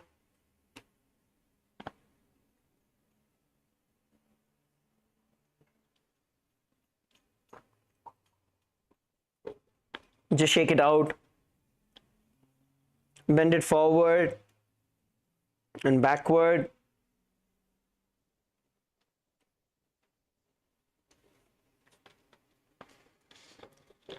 All right. Let's now enter into the next asana, which is going to be Pranasana. In Pranasana, now you're going to be placing the right foot on the left thigh.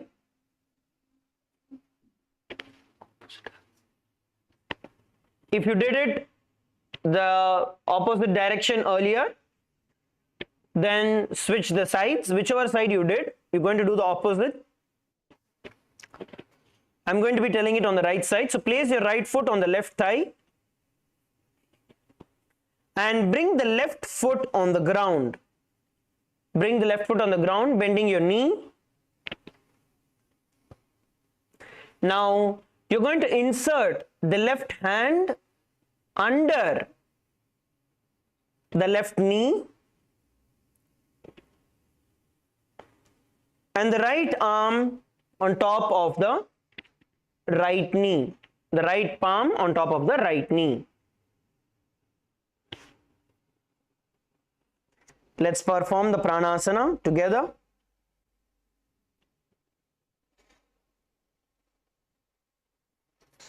Now visualize Swamiji in your inner space and the internal japa Om Nithyananda Paramashivoham. एतत् प्रभेदं वक्ष्यामि करोति यस्य च अमरः एकपादमुरो बद्ध्वा स्कन्धेऽन्यत्पादरक्षणम् एतत् प्राणासनं नाम सर्वसिद्धिप्रदायकं वायुमूले समारोप्य ध्यात्वा गुञ्च प्रकारयेत्.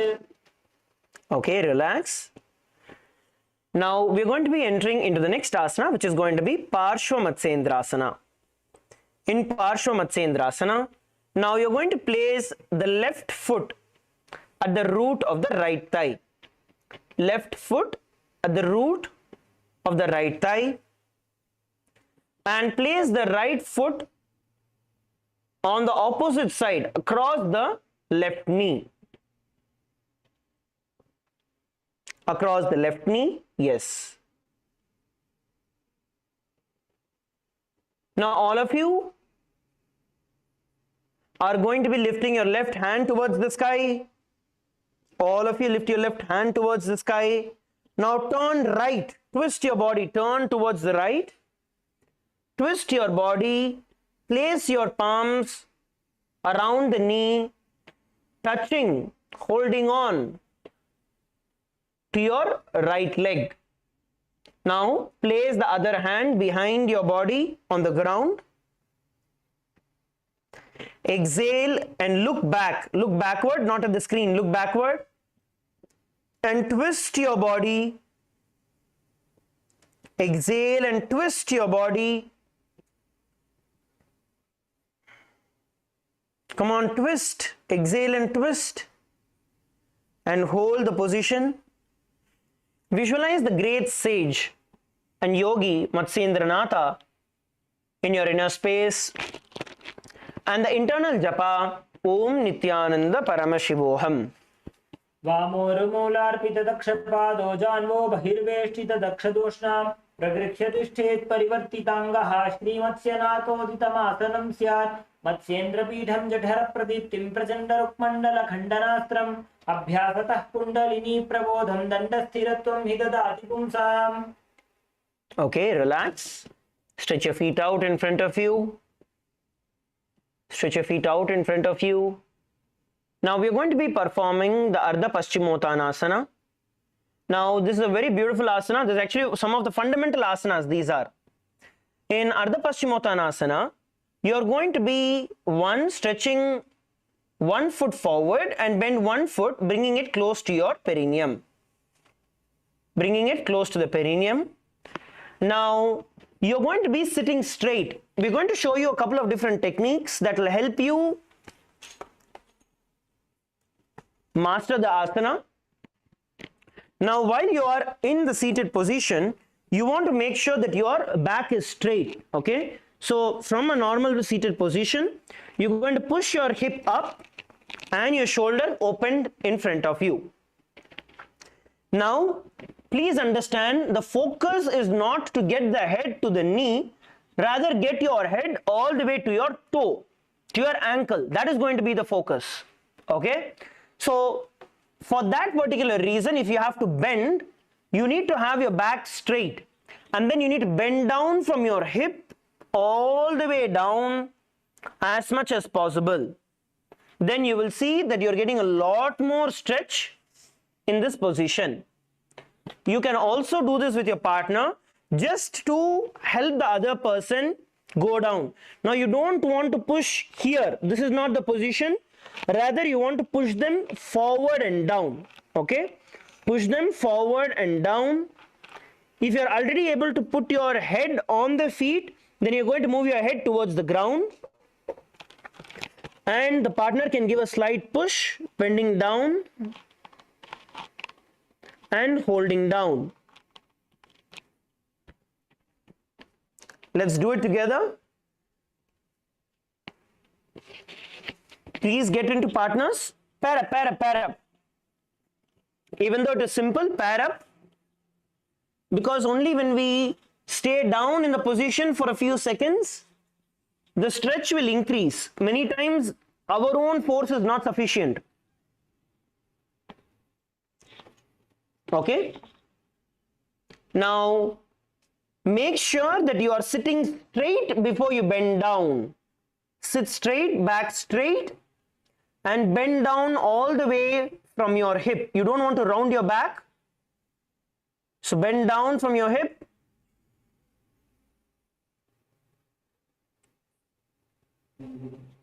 And bend down.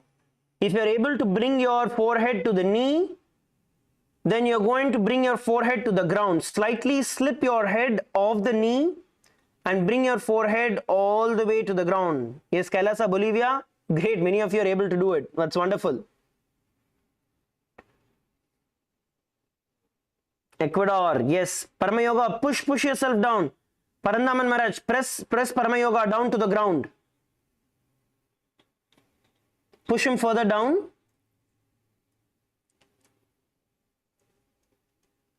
Now relax and switch partners. Relax and switch partners. We are not switching sides. We are only switching partners. After that, we will switch sides. Switch partners. Same side. Bend down towards the ground. And the other partner can help you. Press from the lower back. Okay? You're not pressing from the middle. Rather, you're pressing the body down and forward. Both.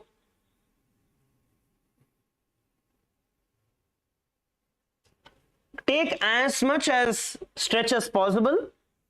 The person who is bending down, you need to tell the other person how much to push you.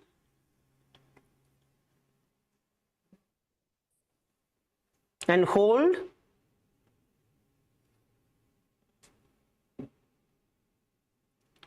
If you're able to bring your head to your calf or your ankles, you're now going to bring your forehead to the ground. Push yourself all the way to the ground. Now visualize Swamiji in your inner space and the internal japa Om Nithyananda Paramashivoham. एकं पादं प्रसार्य एकं पादस्य पार्श्वेना सीवनी सम्पीड्य हस्तद्वयेन प्रसारितपादाङ्गुष्ठं धृत्वा जानुपरिमस्तकं न्यसेत् अर्धपश्चिमतानं भवति. Relax. The next asana is going to be Kraunchasana. In Kraunchasana, you can use the chair once again. Basically, what we are going to do is, as we are seated, you're going to put your leg under your butt. You're going to sit on top of that and slightly shift the leg out to the side. Then you're going to hold on to the opposite foot, interlocking your fingers and lifting it straight up, bringing your forehead to your calf. So this is Kraunchasana. You can use the support of a chair. So in a chair, when you place the chair, you can place one leg on top, one leg on the ground towards the side, where your butt is seated on the ground. You're not sitting on top of your feet. And the opposite foot on top of the chair, straight up. And then hold and bend down. Bend down, bringing your forehead towards your calf muscle. Let's perform it together. Come on, everybody, into Kraunchasana. Everybody into Kraunchasana. Feet up. Stretch your knees out. Focus and pull. Pull your toes towards you. Stretch your knees forward and hold. Come on, every one of you are yogis. Pull and hold. Visualize yourself as a crane in your inner space and the internal japa Om Nithyananda Paramashivoham. वासिष्ठमथ कौण्डिन्यम् ऊर्ध्वकुक्कुटमेव च अष्टावक्रमथोत्तानं मयूरं सेतुबन्धनम् उत्तानपादं क्रौञ्चं च मरीचिं वीरभद्रकं नटराजं त्रिकोणं च सुप्ताङ्गुष्ठप्रसारणे. Relax. Great, wonderful. I know yesterday I told I'm going to give an extra few minutes for the questions to come through, but I'm going to be extending this a little longer. So we do this on the opposite direction and then I will take questions as well. Okay. So now we are going to be performing Ardha Paschimottanasana on the other side. Now I was saying that in Ardha Paschimottanasana, put your chair aside. In Ardha Paschimottanasana, many of us were able to do it. So I'm just going to show a slight different variation in Ardha Paschimottanasana that all of you can do. Alright. So while one leg is stretched out in front of you, first step is where you're able to get yourself as close as possible. Place your hand where your head is and see how much you're able to bring your feet. How much you're able to bring your head towards your feet. So the feet is here. You're going to bend down and see as much as you're able to bring. So there's like only just a few inches gap, which is good. Now, once you're comfortable in this, then you're going down all the way, right? Now, I will show you a third variation of this. For those of you who are able to do both of this and this, the third variation is going to be where, let's do it together. All of you stretch your right leg out. Let's do it together. Right leg out. Left leg bent, right leg out. Now, with your left hand, hold on to the other side of the foot. Okay, you're going to hold on to the other side, outside of the foot, and this on the inside. So you're going to hold on to the outside of the foot and you're going to bend downward. So which means your whole hand goes outside. Okay. Now from this position, bend down, your hand is already in. So this hand goes inward and this hand goes outside. Hold and pull. Okay. Hold and pull. Now this will stretch the entire spine all the way from the bottom, goes to the side, to your shoulders, arms, all the way to the side. So this is the other variation which you can do. Let us do it together. Even others, if you want to give it a shot, you can try.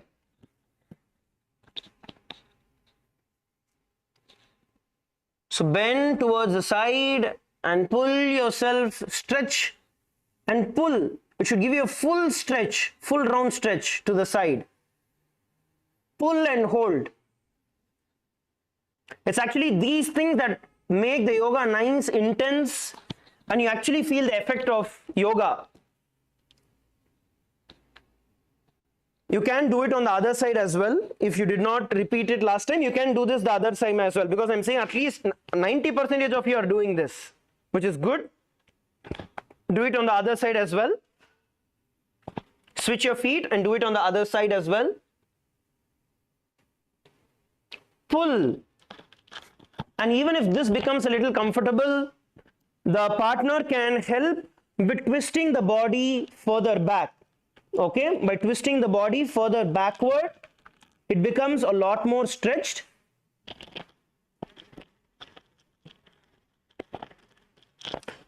Now, visualize Swamiji in your inner space and the internal japa Om Nithyananda Paramashivoham.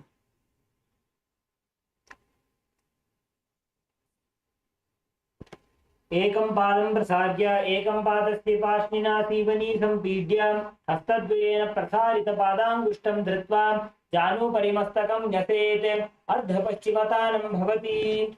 Relax and come up. We are going to be straightforward jumping into the next asana, which is going to be Kraunchasana. No break. We are going to enter into Kraunchasana. You can bring the chair in front of you for support. Now bend the other knee. Place your butt on the ground. You're not sitting on your knee. Sorry, you're not sitting on your heels. Your butt is on the ground. The leg by the side. Place it by the side. Hold on to the opposite heels and pull it up towards the sky, bringing your forehead as close as possible to the calf muscle. Let's perform the Kraunchasana together. Come on, every one of you, pull and hold. Now, while you're holding your feet, press your knee out.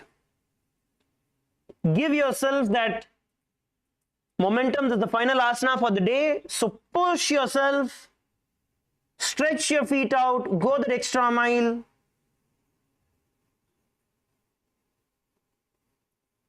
And hold. Visualize yourself as a crane in your inner space and the internal japa Om Nithyananda Paramashivoham. उत्तानपादं क्रौञ्चं च मरीचिं वीरभद्रकं नटराजं त्रिकोणं च सुप्ताङ्गुष्ठप्रसारणे. Relax, relax, relax, relax. Now I'm going to be taking some questions from every one of you. I know we only have 15 minutes left. But how many of you felt a good stretch during this whole time? Especially with the last couple of asanas. Can you all raise your hands? All right, good. Yes. Okay, so now you can go ahead and you can ask the questions. It can be in general about anything that we have been doing with regards to yoga, the Nithyananda yoga. Any questions that you have with what we have done today or what we have been doing during the last couple of days, you can come and ask. Or if you want to share something, you can come and share as well.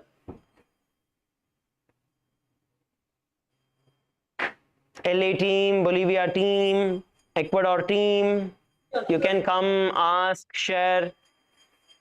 Yes, Nithyanandam. I have a question.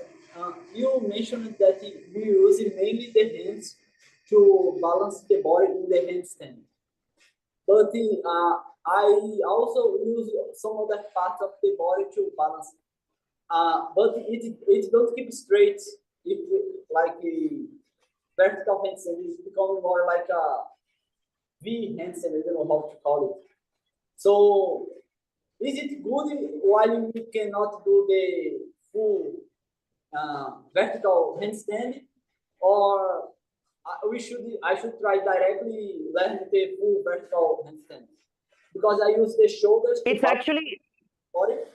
and also the back, that I bend the back, and it may be help me. I understand what you're telling. So Parama Yoga, see, what you need to do is you need to listen to your body. See, for some of us, the back is very flexible. Okay? For some of us, the back doesn't bend at all. So you need to see how your body is reacting to it. But it is consistency which is the key. See, whether the body bends or if it is straight, it doesn't really matter. But when we do it repeatedly, when we do the Nithyananda Yoga again and again and again and again, right, you will actually get it. And whatever you're doing, don't worry, the form is right. The only thing that I will tell you is do it a little slower. Out of your over enthusiasm, you kick yourself and then you go the other side. Okay? So you do it a little slower, bringing in more control and bringing in more core strength, right? Like where you enter into the Mula Bandha. Tighten your perineum and tighten your core. Clear? If you do that and do it a little slowly, you'll be able to balance a lot easier. And you'll be able to straighten your legs. Thank you. All right, good. I have a question. Nithyanandam, I have a question. Can you tell your name and ask, ma? Go ahead, ma. My name is Yugendra Shakti in Bolivia. Yes, ma, please tell me. Nice meeting you. And my question is, are there any requirements for diet while we're doing yoga? Before I doing this yoga, should I empty my stomach? Yes.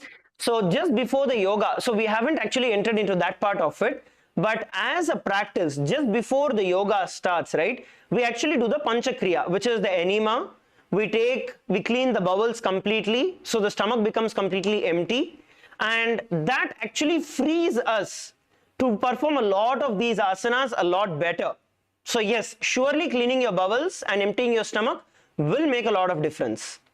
And there is also the other kriyas which are there, where we pour the water through the nostril and then it comes out. So those are like additional things that you can do which will help you with doing this. And yes, my Yogendra Shakti, I will connect with you also, as Bhagavan's vision for you itself is in the path of yoga. I will share all of those techniques with you as well. Thank you.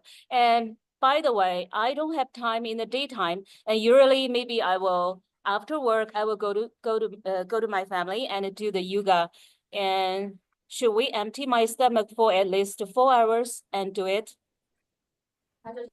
Okay, yes. See, the point is your stomach to be empty. And as a thumb rule, this is for everyone. Bhagavan has shared in so many scriptural references we have, where don't eat after sunset. So if you actually stop eating after sunset, right, automatically once you empty your stomach will be completely empty. Even by the time you go back to your house and all of that, your stomach will be empty. You will avoid a lot of diseases. This is for every one of you. A lot of common problems, headache, cold, fever, diseases, all of these things will be avoided if you just finish eating before sunset.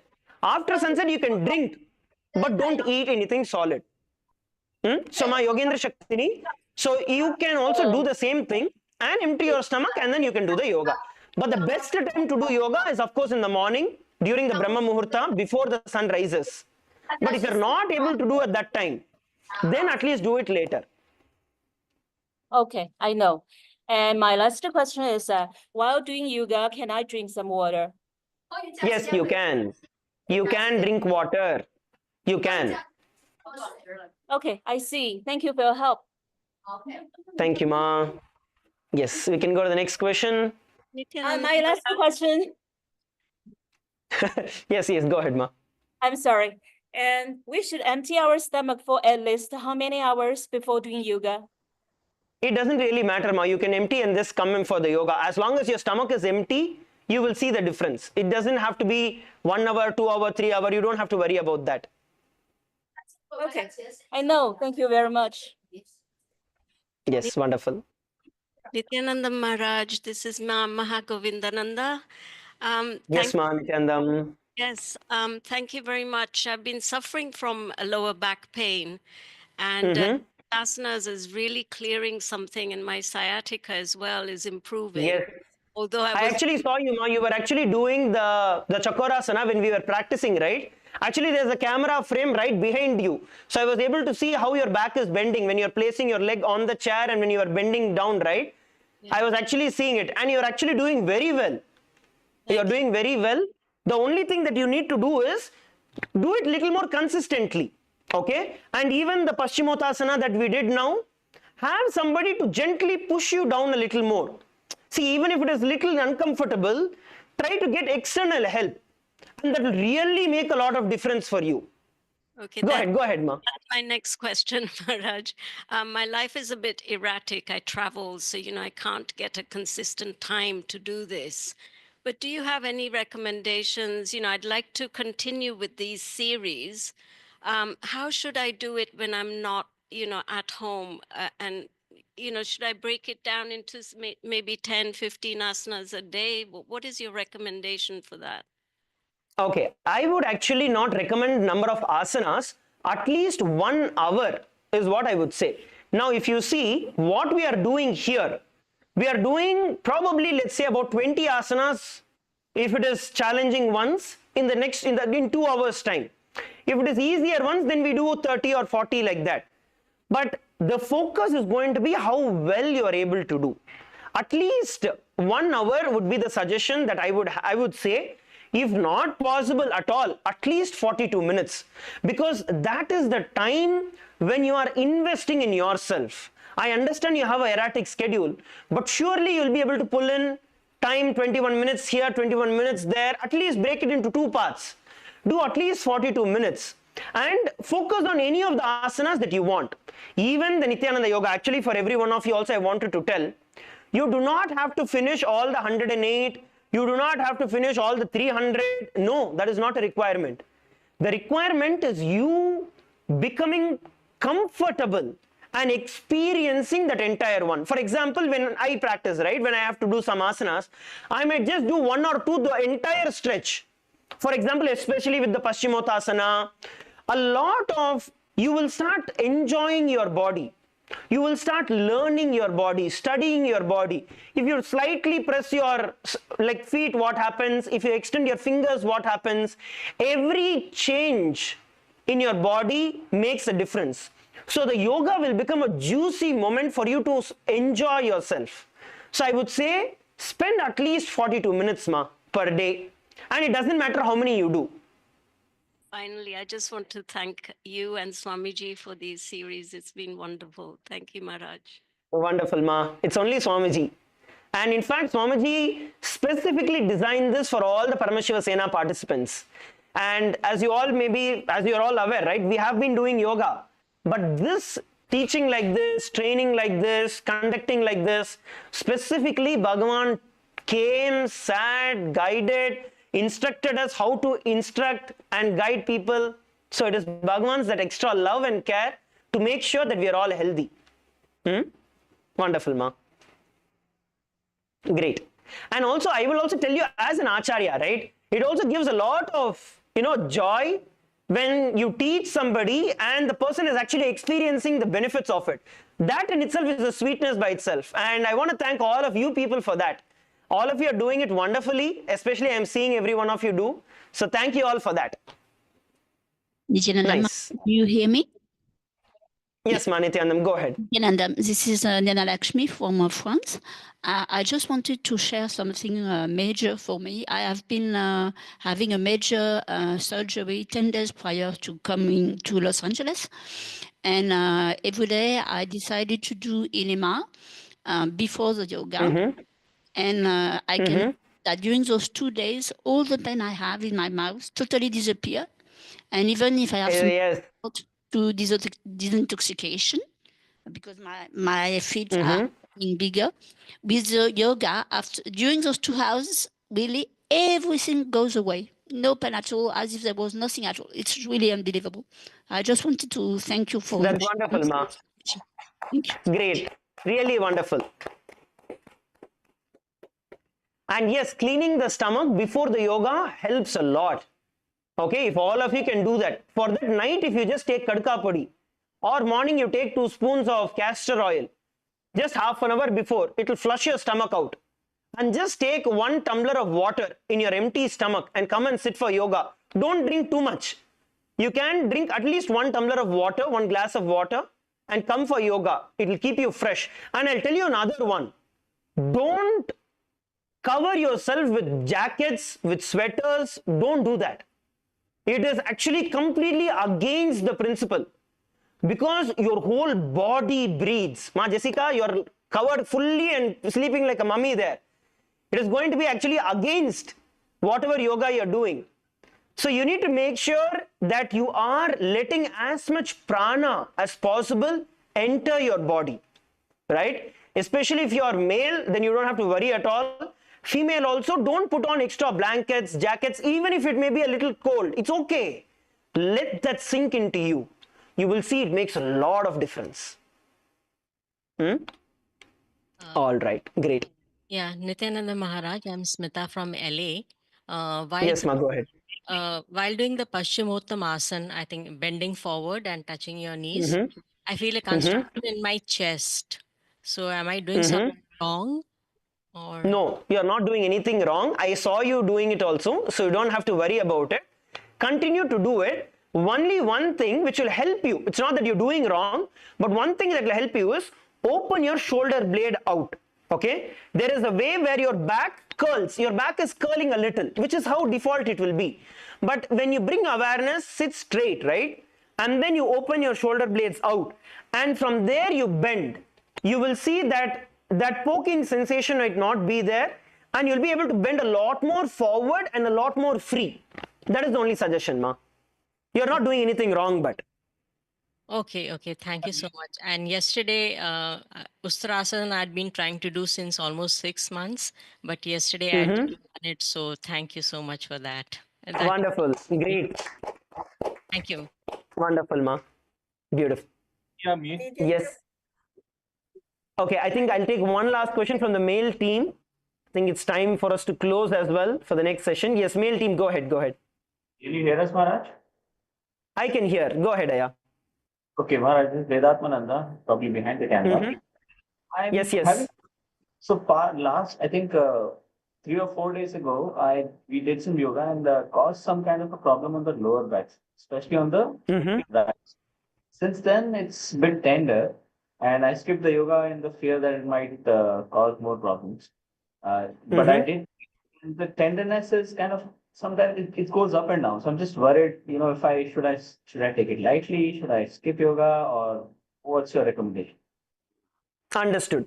So first thing, do not skip yoga. Okay? Even if your back is broken, do not skip yoga. That is point number 1 that I want to tell. Now second, every asana that you perform, right, you need to listen to yourself. Now I just want you to sit for a few moments, bring awareness to the lower back and try to see. For example, if you sit putting a pressure little on top of your root of the spine, what is happening? If you bring your back a little more forward, how you are feeling? And if you stretch your feet out, right, how you are feeling? If you sit in Vajrasana, then how are you feeling? See where the comfort is coming and see where the discomfort is coming. The moment, I'm really telling you, Aya, the moment you actually study your body, the pain will disappear. The discomfort will disappear. And don't worry, it is nothing major. So don't worry about it. Okay? Just spend time with your body and see where it is happening, what is happening. It will be healed. Okay? Don't worry, it's nothing major. Can I ask a simple question? Yes. Okay. Yeah, we can take one last question, Aya. Go ahead. Okay. Which asana can practice my shoulder, and I show you.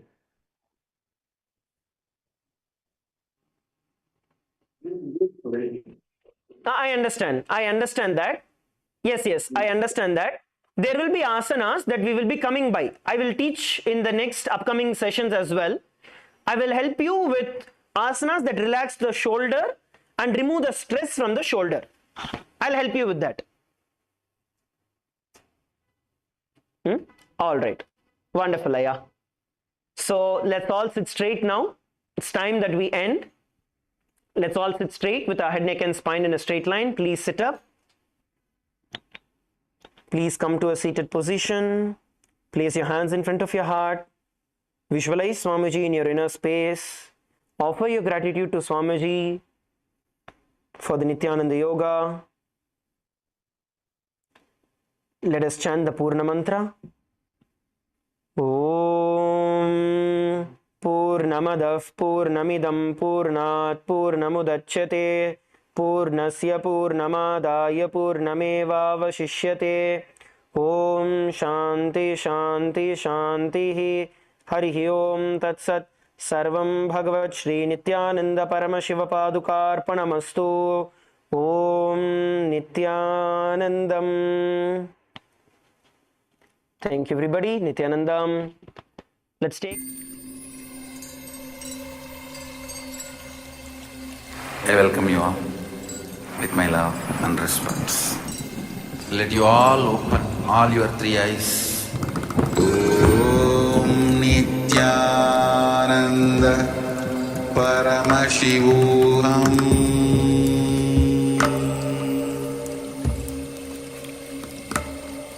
Om Nithyananda Paramashivoham.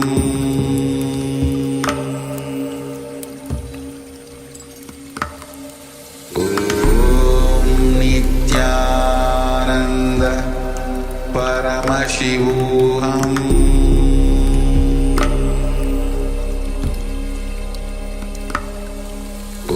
Om Nithyananda Paramashivoham.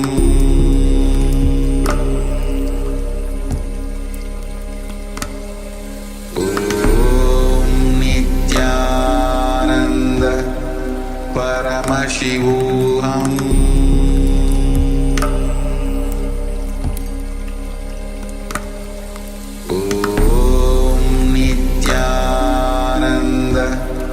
Paramashivoham.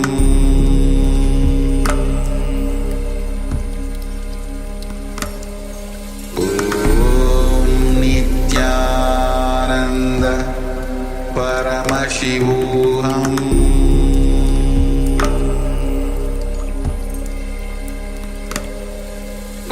Om Nithyananda Paramashivoham. Paramashivoham.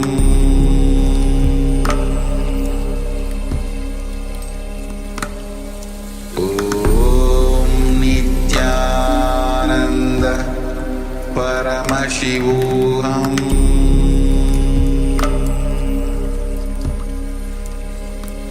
Om Nithyananda Paramashivoham.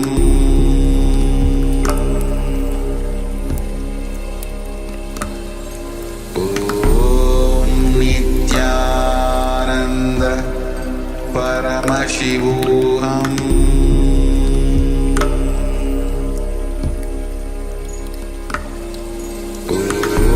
Om Nithyananda Paramashivoham.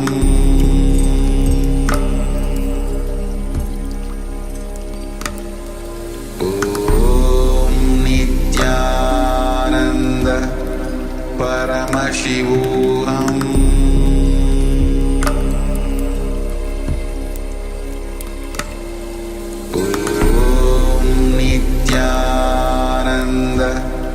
Paramashivoham.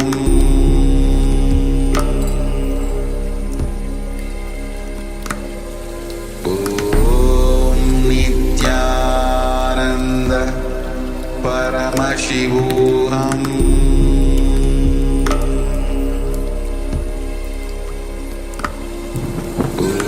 Om Nithyananda Paramashivoham.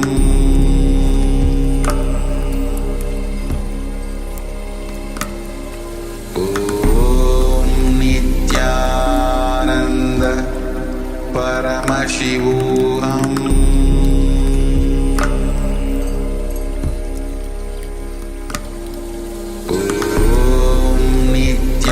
Nithyananda Paramashivoham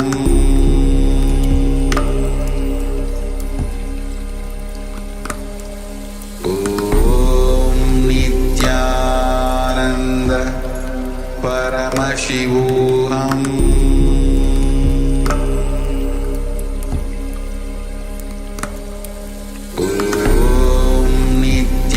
Nithyananda Paramashivoham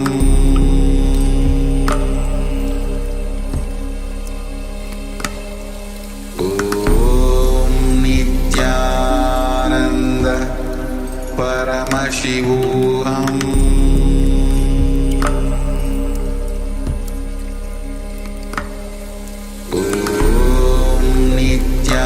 Nithyananda Paramashivoham Paramashivoham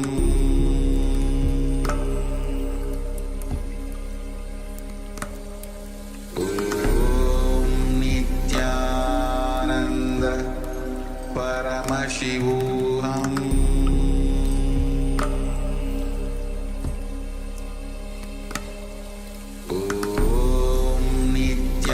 Nithyananda Paramashivoham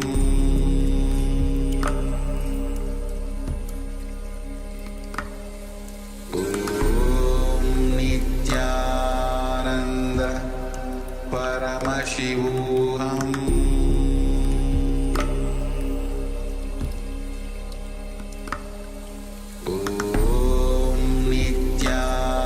Nithyananda Paramashivoham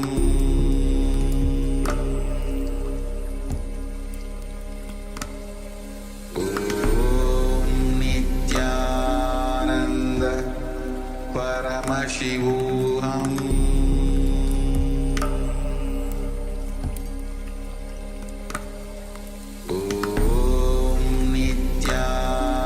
Nithyananda Paramashivoham Nithyananda Paramashivoham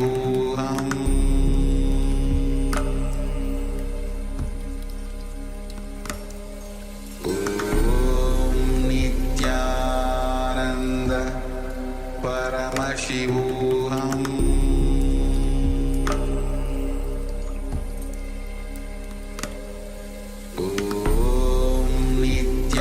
Nithyananda Paramashivoham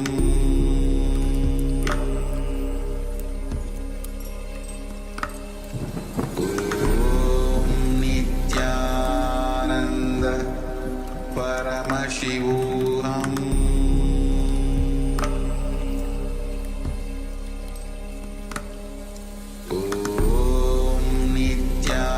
Nithyananda Paramashivoham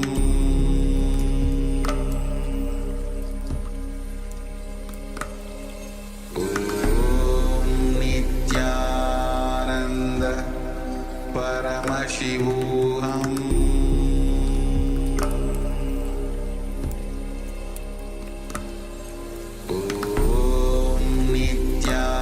Nithyananda Paramashivoham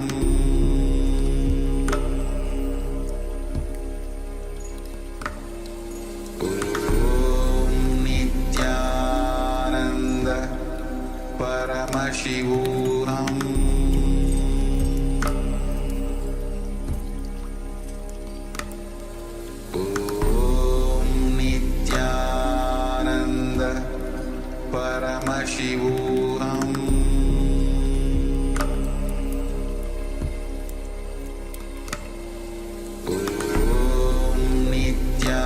Nithyananda Paramashivoham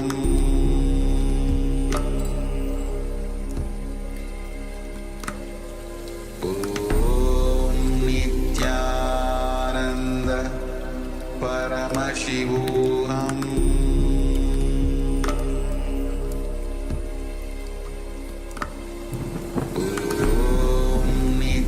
Nithyananda Paramashivoham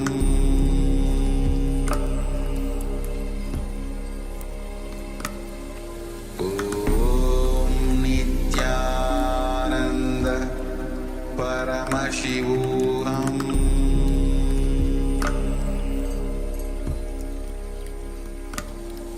Om Nithyananda Paramashivoham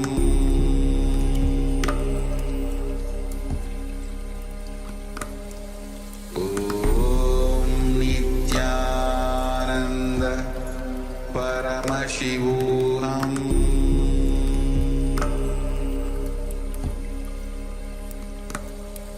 Om Nithyananda Paramashivoham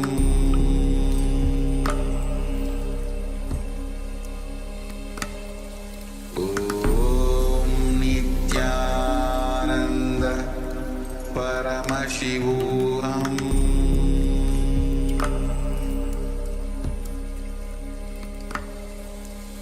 Om Nithyananda Paramashivoham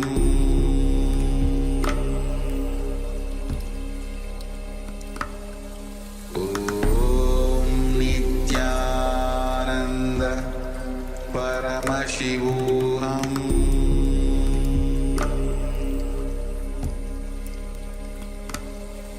Om Nithyananda Paramashivoham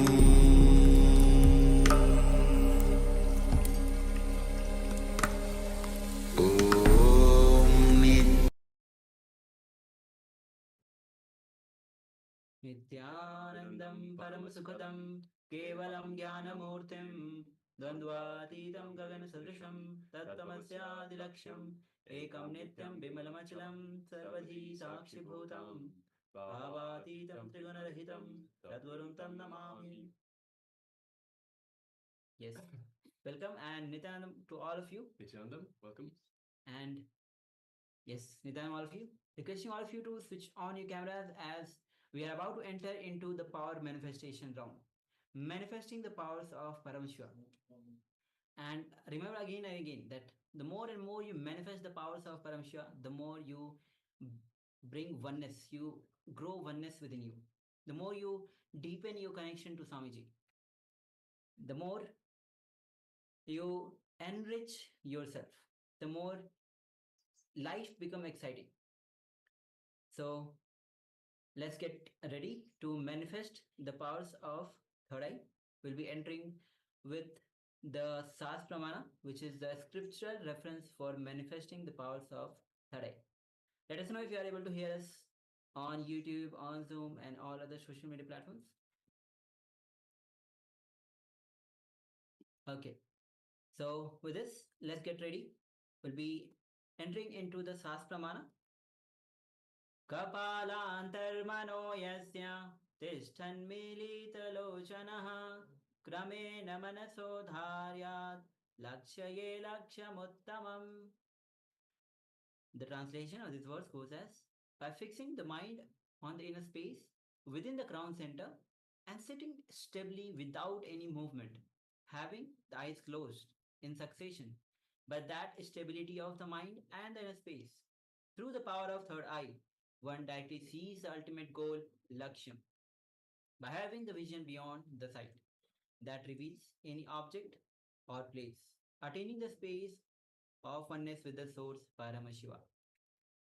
With this, let's get ready to manifest the powers of third eye. All right, so requesting every participant to please put on your eye bands. So your eye bands, if you have eye bands, if you don't, any piece of cloth would do that can cover your eyes such that you cannot see through the piece of cloth itself. So any cloth or an eye band, if you could please put on your eye bands. Yes, Nithyananda Mahananda Garupini, welcome. We're just about to enter into the power manifestation segment. Yes, thank you, Ma. Now, let us sit comfortably with the head, neck, and spine in a straight line. And let us just take a couple of long, deep breaths in and out. Just follow me. Take a long, deep breath in. And a long, deep breath out. one more time. A long deep breath in and a long deep breath out. All right, now let us bring our awareness to our Ananda Gandha, which is just below the heart center. And let us visualize Swamiji in our Ananda Gandha, our inner space.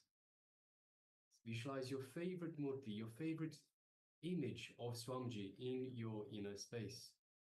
The one that you feel most connected to. You have the feeling connection. Just take a moment and feel that feeling connection to the Master.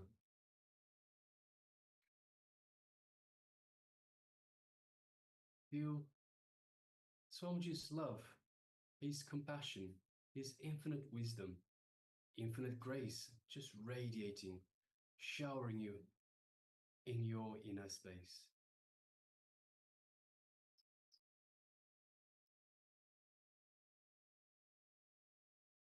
Feel his superconscious energy radiating from your inner space, permeating your entire body, every cell of your body, feeling alive with this superconscious energy that is radiating from Swamiji, from your inner space.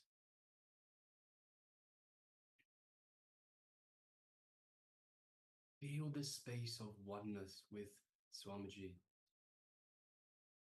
in your inner space.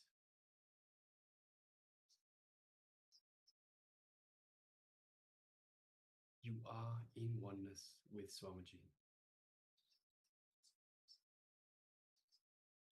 Now let us move our gaze just gently to the third eye, just between the eyebrows. And just gently look through your third eye into Swamiji's third eye. As you do so, you feel the energetic connection to Swamiji's third eye. Feel this energy radiating from Swamiji's third eye that is energizing, awakening your third eye. Just take a moment and feel that energy in your third eye.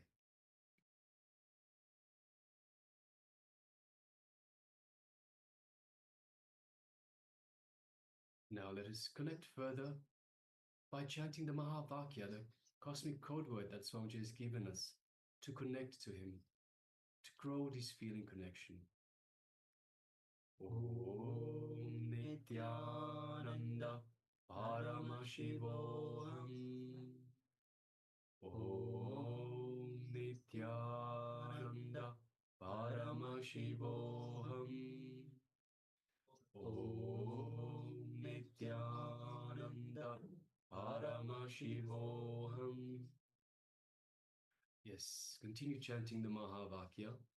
And from this space of oneness with Swamiji, space of oneness with Paramashiva, let us start manifesting the power of the third eye. The image is being displayed for you now. Let us begin. Om Nithyananda Paramashivoham.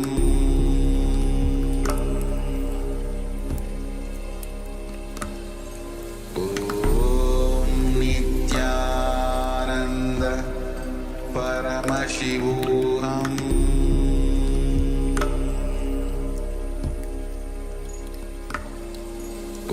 Om Nithyananda Paramashivoham.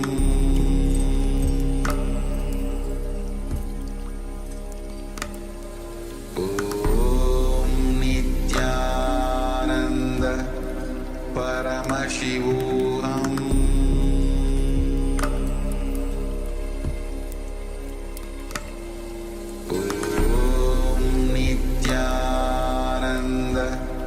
Paramashivoham.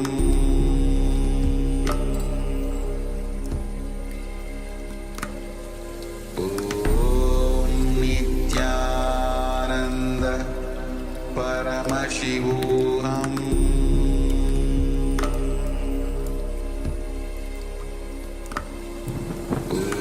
Om Nithyananda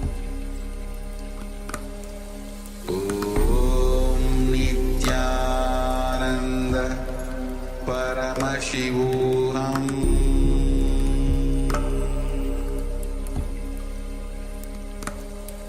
Om Nithyananda Paramashivoham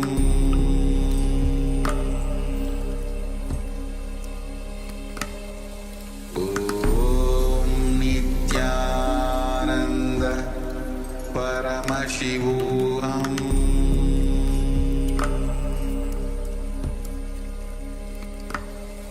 Om Nithyananda Paramashivoham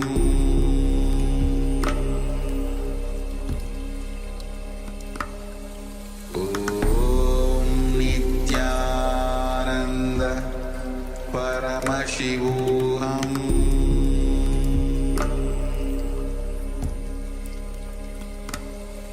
Om Nithyananda Paramashivoham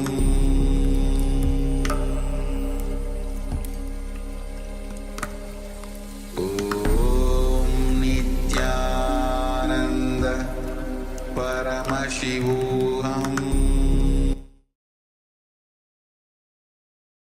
Now slowly, very slowly, remove your hands and open your eyes.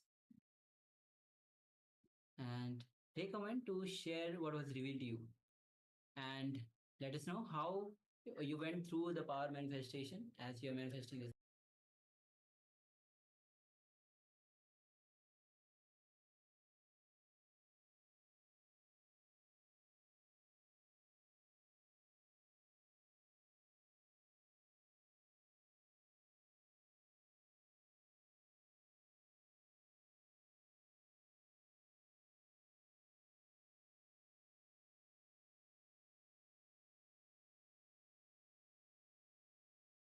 Yes, please go ahead, take a moment and share.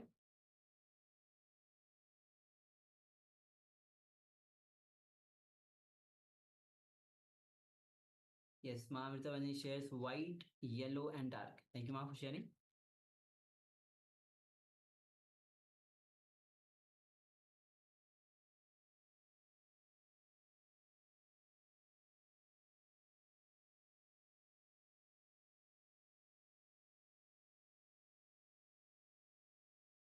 Just waiting for a couple of moments as we receive other sharings as well.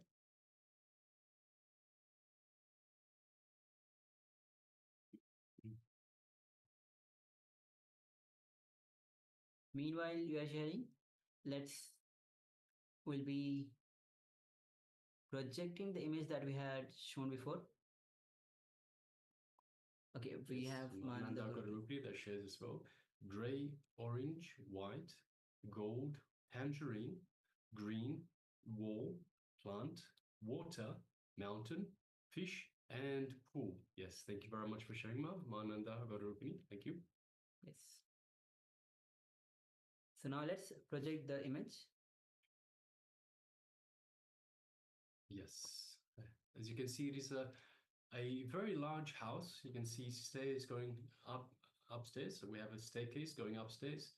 You can see a large living room with lots of sofas, a fireplace, a nice, very cozy fireplace, and nice TV, large TV in the center, and nice color scheme, and lots of lighting, ceiling lighting, wall lighting, a nice chandelier as well. So yes, quite a few things. You can see wooden floorboards as well.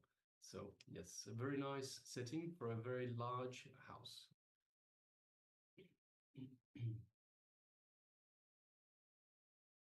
So Amritavani shares white, yellow, and dark. So we definitely have the white. We definitely have the yellow color and dark. Sure. All the colors that you have mentioned are there, Ma. Thank you, Ma. Yes, thank you, Ma. We also have Mananda Garupini that says gray. We definitely have shades of gray. We have shades of orange as well. Just one moment. Yes, we have tangerine, orange tangerine are similar sort of colors. white, gold. We definitely have white. We have gold on the lights look golden, the ones on the wall. Also, there's a picture frame that looks golden in color. Green, we have some lime green, so very light lime green for the wall, for the paint on the wall. Wall, yes, we have walls, definitely have lots of walls in here. Plant, we do see some plants right in the middle. There's a table, and in the middle of the table there are some plants. Also, there seems to be something by the fireplace, so we do have plants. And also by the staircase as well, there's a nice big pot of plant. Water, we don't have the water, so we have a fireplace. We don't see any water here. Mountain, we don't see the mountain. It could be a nice big house outside of a mountain range. You never know. Fish and pool. So we don't have fish either, and no pool either. So yes, thank you very much for sharing, Mom. Most of those are there. We don't see the water, mountain, fish, and pool, but everything else is definitely there, Ma. So yes, congratulations, well done. So we have one sharing from Ma Yan Hong. Beige ceramic tile wall, square floor to ceiling glass. There are green trees outside the window. The white ceiling, a silver rectangular sofa with bamboo trees. Yellow light, a milky white rectangular cabinet against the wall. So everything is actually quite spot on. You can see everything that you have mentioned, Ma. Thank you for sharing. So, congratulations all of you for this round of power manifestation. Now we'll be beginning with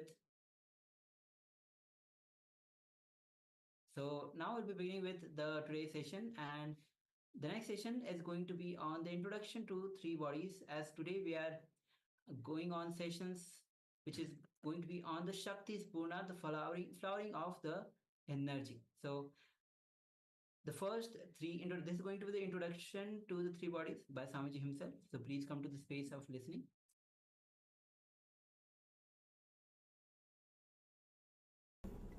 Almost all the masters, they agree on one point. Body is energy. Your being is energy. Your being is the Shakti Spurana, the energy fountain. Then where we are missing?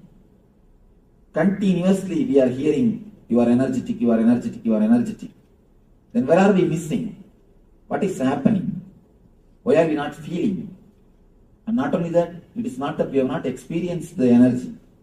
We have experienced till the age of 7. Till the age of 7, we have experienced the intelligence. We have felt the energy. We were alive without even thinking, without even bothering, without even worrying about anything. Full of energy, bubbling with energy. So much of life has radiated even in our being. There was a time when we were so alive, so active, so expressive, so energetic. Then how we are missing that energy?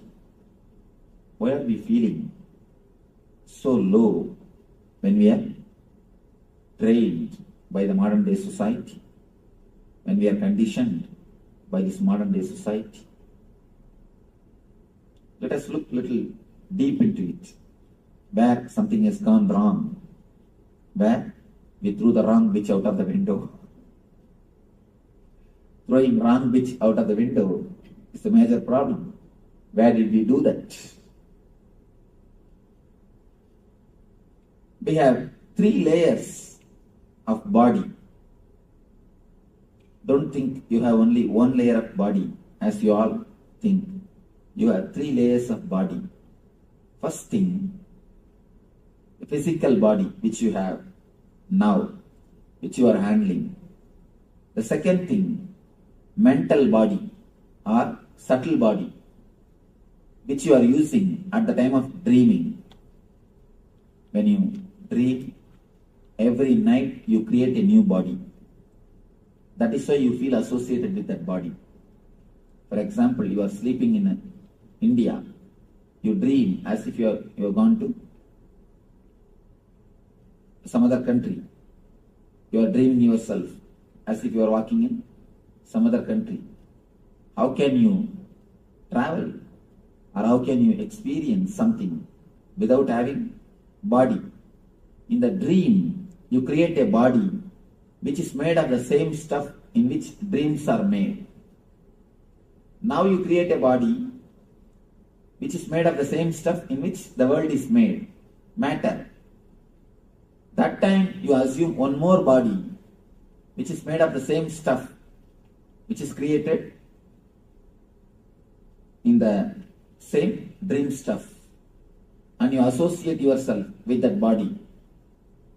That's what I call mental body.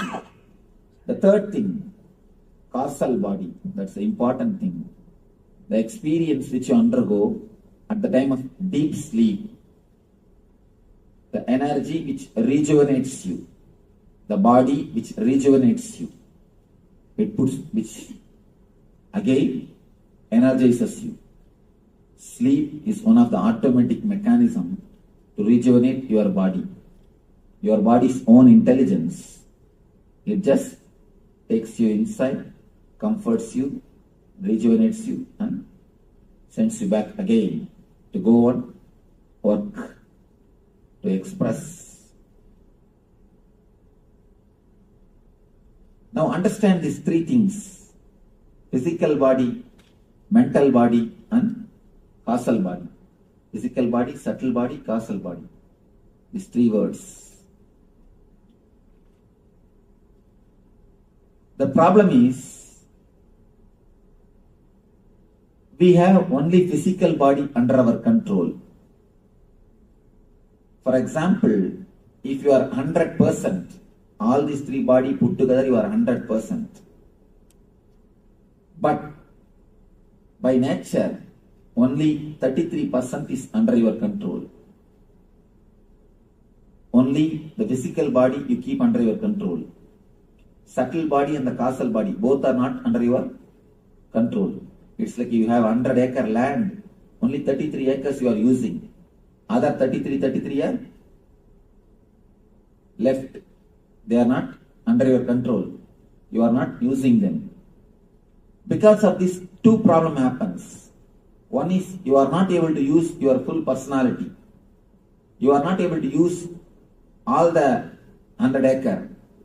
Second thing, from the other 66 acres, all kinds of wild animals, all kinds of disturbances, all kinds of snakes, scorpion, everything sneaks into this 33 acre also to disturb you. Same thing, understand? You have 3 layers of body. Only the physical layer is under your control.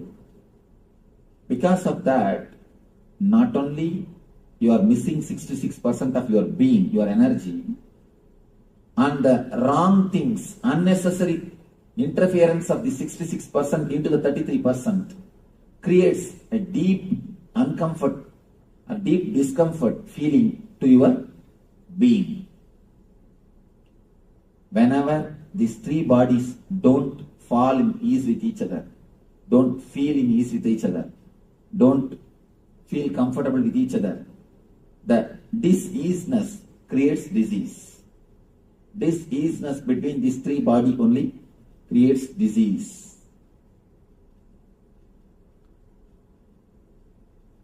Whenever your subtle body unnecessarily enters into the physical body, you feel restless. Subtle body means filled with thoughts. When it enters into the physical body, you feel restless. Wherever you are, you don't stay there. If you are here, your mind is somewhere else. We can be sure about that. Continuously you feel restless. What next? What next? What next? What next? Restlessness and the psychological dissatisfaction is the main reason for all the psychosomatic disorders. all the psychosomatic disorders is only one reason.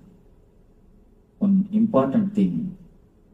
Now the doctors are coming up with a conclusion. Even the accidents are your invitations. We are thinking accidents are accidents, but there is so much of research done by the people. They are coming up with a new data, new informations.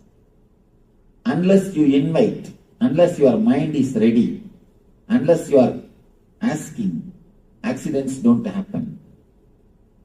They call it the power of coincidence. There is no such thing as coincidence happens on the planet Earth. If you don't know the cause, then you say it's a coincidence. Everything happens only with cause and effect. There is nothing on the planet Earth which happens without the cause.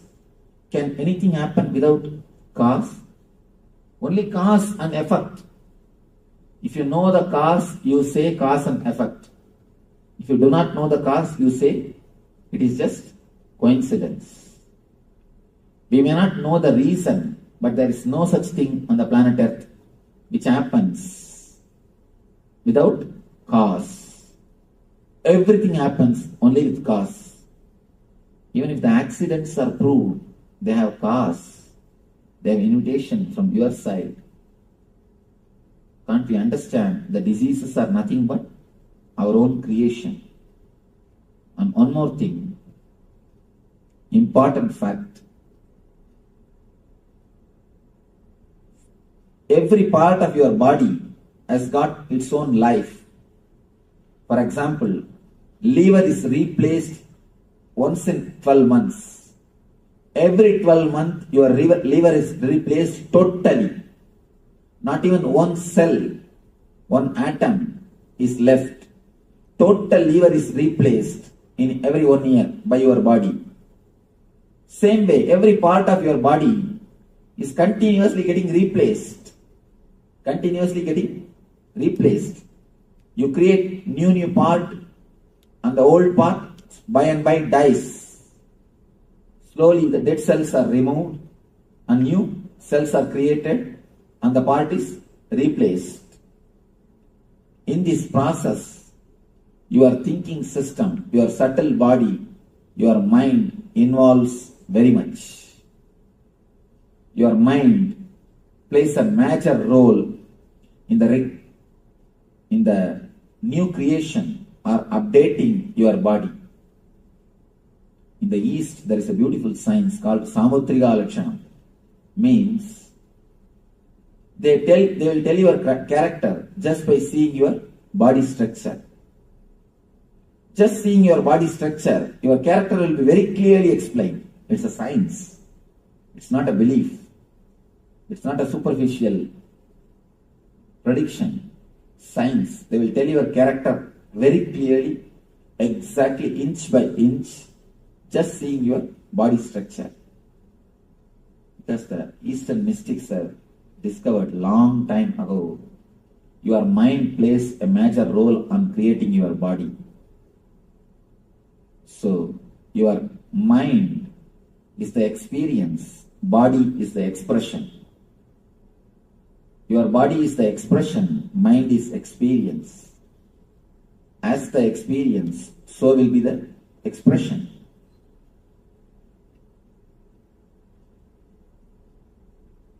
Your mind is the master which creates your body. Your mind plays a major role in creating your body. It is your body which is the expression of your mind. I think after the end of every session, you will have a gap. Remember, recall and take notes. If you take notes, then I will have to wait. After every session, you will have a small gap. You can remember and take notes. Few people used to tell me, Swamiji, we forget by the time. If you will forget within half an hour, then what is the use of class? What is the need of even attending the discourse?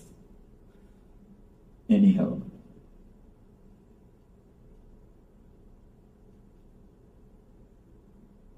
These three bodies, when they interfere in the other's space without invitation, they create trouble. As I was explaining to you, if the subtle body enters into the physical body, it creates deep restlessness in you, and it creates psychosomatic diseases, wheezing, stomach problem, and all the problems related to heart, the Anahata chakra and Manipuraga, as just because of the subtle body entering into physical body. Next thing, subtle body entering into causal body. That is what causes insomnia. Subtle body means filled with restlessness, thoughts. If it enters into the causal body, the deep sleep layer, that's what causes insomnia, chronic fatigue. Chronic fatigue, insomnia, sleep, not only sleeplessness, all the disorders in the sleep, they are caused by the subtle body entering into the causal body. And the next thing, causal body entering into the physical body and subtle body. When causal body unnecessarily enters into the physical body, you feel a deep inertness. Inertness means you don't want to do anything. You just want to be totally silent. And you just want to be totally in the inertness. Sort of a deep physical depression. Deep physical depression. And whenever the causal body enters into the subtle body without invitation, again you feel a deep mental depression. Deep physical depression and deep mental depression. These two are caused by causal body entering into physical and subtle bodies. One important thing you need to understand. Human being is the only animal who feels tired after taking rest. We are the only animal who feel tired after taking rest. If you ask the people, why are you tired? So tired of taking rest. Whole night we would have slept, but we feel tired. No other animal on the planet Earth, no other animal feels tired early in the morning. You can see birds chirping and flying. Calf, even if it has no work, just it will go around. And dog, it will go around the house and see its boundaries. And there is no other animal which does not have, which gets disturbed so much, or which is away from the nature. We are the one and only animal who get tired after taking rest. Because the causal body is not total when you rest. Important thing, doctors are now declaring. In America, nobody sleeps more than 14 minutes maximum. Any average human being, he sleeps only 14 minutes maximum. After every 14 minutes, he comes out, he is thrown out. He comes to the dream state and wanders in the dream state, then he falls into the deep sleep. Deep sleep, just for 14 minutes, he is thrown out, he wanders in the dream state, the mental restlessness again goes back to deep sleep and comes out. Not more than 14 minutes. You have any question? Something you're telling?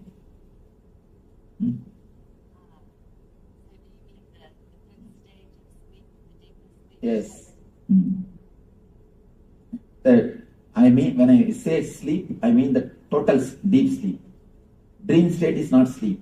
Please be very clear. Dream state is one of the disease. Let me explain. When it comes to the second layer, I'll explain how the dream state is disease. Only maximum 14 minutes the person rests average in America. And in the eastern countries, the much poor countries, especially India, they did the test. It's a 36 minutes. Look, where is 14 and where is 36? The maximum time they can have in the deep sleep state, they can be in the causal body, is 36 minutes. Only here 14 minutes. Then understand how much our inner layers are disturbed. How much the inner layers are unease with each other, disease with each other. I have seen many of our devotees, even in the night time, even when they are out of the office, when they are in the home, when they are sitting, I could see their eyes are just thinking and working. They will be sitting, but their eyes are thinking and working continuously, even in the night time. Our guys, even in the office, they don't work. Even in the office, our guys don't work. If God gives His grace, if He finds too tired of taking rest, then He may move some file here to there or there to here. That's all. Again, rest. Nothing else can be done. Anyhow, 14 minutes is the maximum time. Understand, it is 14 minutes is too bad. Of course, I'm not telling people should not work or anything, but it's almost like selling your whole being. You are selling your sleep to purchase the bed. To purchase king size bed, you are selling your sleep. To purchase a drawing, you are selling your eyes. According to me, you can work the same amount of the work which is done by an American citizen, and you can have more sleep than an Indian citizen. This both can be joined with the right meditation technique. With the right meditation technique practice, because you have tremendous potential energy. Not that I am telling this as a thesis or a theory. I have already worked with 30 people. With a group of 30 people, I already experimented the whole technique. Whatever I am going to speak to you today, I have already experimented more than 1 year. More than full 1 year, we did an experiment with these ideas. Just only few months ago, I designed this whole program. We are continuously working like a laboratory on these great ideas. When we prove solidly, it does not create any side effect. It creates only positive effects, and it creates only the right results. Only then I bring it out to the market. Now I tell you, we have worked on this technique and proved it. Not only these techniques are foolproof, they are giving tremendous results. And now, at least in our ashram, people sleep hardly 2 hours. They work at least almost 22 hours continuously, and again they are filled with energy. Nothing. Right food, right understanding about sleep, and right meditation. Over. Nothing else. Only these three things. When your 3 layers are cleansed, when you clean these 3 layers of your bodies, and have a right few tips in the food, in the sleep, and in the meditation. These 3 are the basic thing. Then automatically you will see you are able to express tremendous energy. At the same time, you are able to have the deepest possible rest. Both will continuously happen at the same time. And this course is, I call this course as a get well course. Understanding about this 3 layer, first will remove the diseases from you. Next, it can create a positive well-being, total well-being in you. If you have any questions about these 3 bodies, you are welcome. Otherwise, we'll go for the next session. Any question? Yes.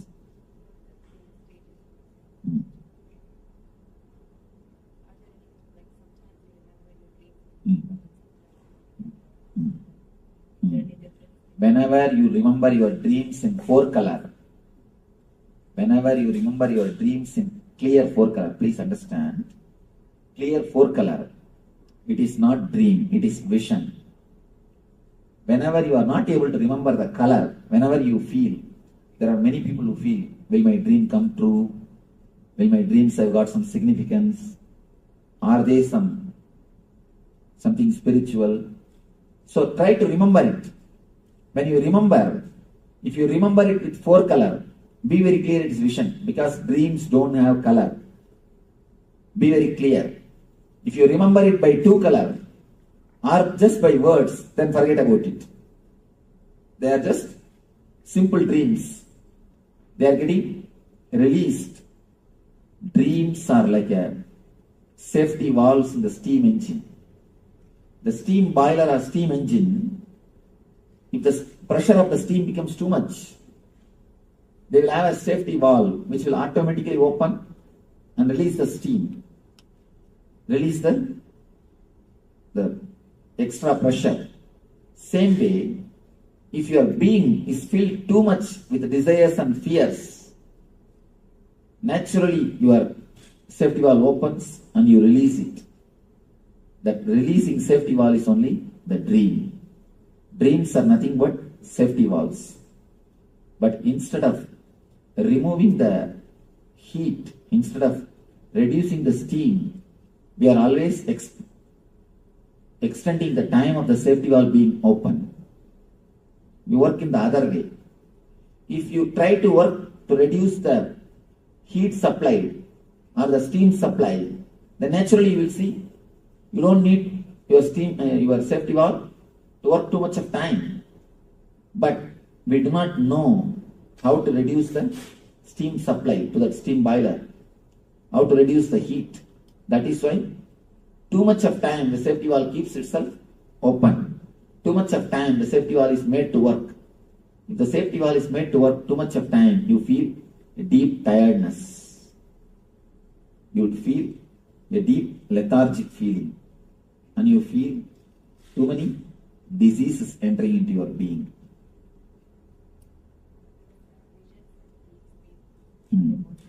Visions in deep sleep are nothing but the visions in the normal time. Both have got same meaning, same thing. Why that in the deep sleep vision starts happening? Your logic is resting. So that time relating and feeling the divine is easy. Now even if you get the vision, you will ask for ID card, whether it is real or true.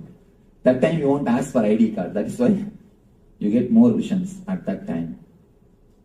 Subtle body is your mind. Causal body is not your mind. In causal body, your very basic base itself does not exist. You become one with your basic energy. So in causal body there is no mind. Only in subtle body there is mind.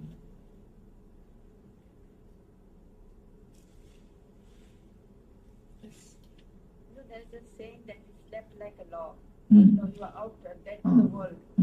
That is the real causal body. That is the right way to sleep. If you lie down in one pose and next day morning you are in the same pose, means you are healthy. You are healthy. Totally healthy. Kids, see the kids. They sleep like a log. And not only that, if a grown-up man, if he sleeps, you can see his eyeballs moving. But kid's eyeballs will never move. Of course, if it is moving, you are training him or training her. You are doing something and she is getting molded, he or she. When you are in deep sleep, your eyeballs will never move.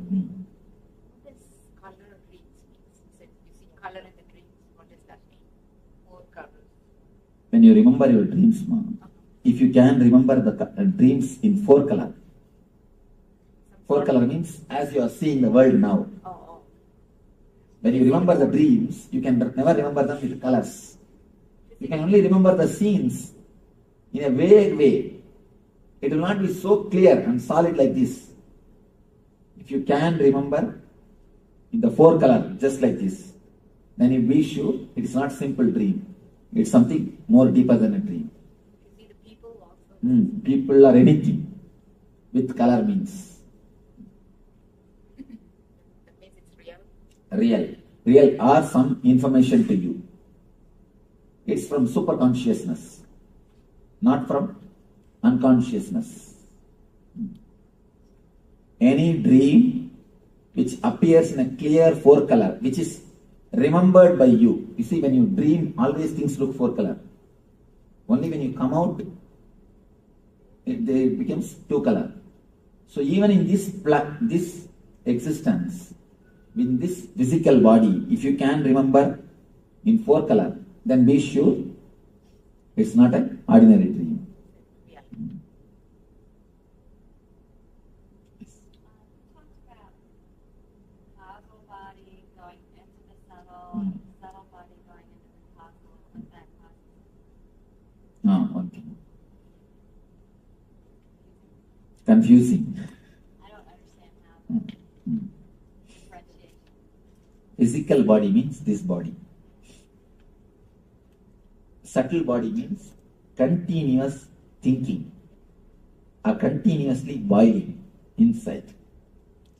Causal body means a deep rest,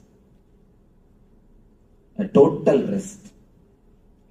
This causal layer, if it enters into the physical layer, you will feel a deep lethargic feeling.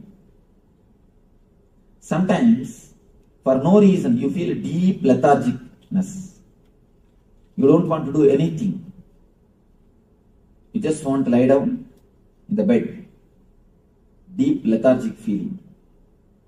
And the same way, if this causal body enters into the subtle body, you feel a deep mental depression. If the causal body enters into the physical body, you feel physical depression. If it enters into the mental body, the mental depression. For no reason, you feel totally depressed. You will search, you will find for some reason, you will not find any reason, there will be no reason. But you are feeling totally low. It means the causal body is entering into subtle layer, subtle body. For example, imagine 3 circles. Can you make a 3 circle? Yes. Not one on the other, separate.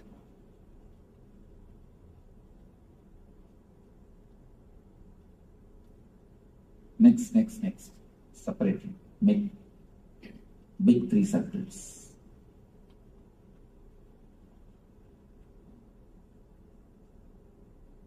Little this side.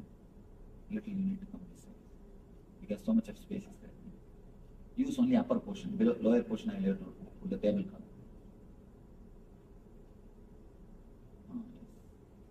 Same size. Next.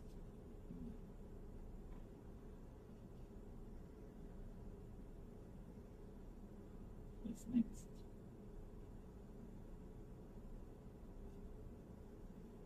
Yes. Right, you can write physical, mental, subtle.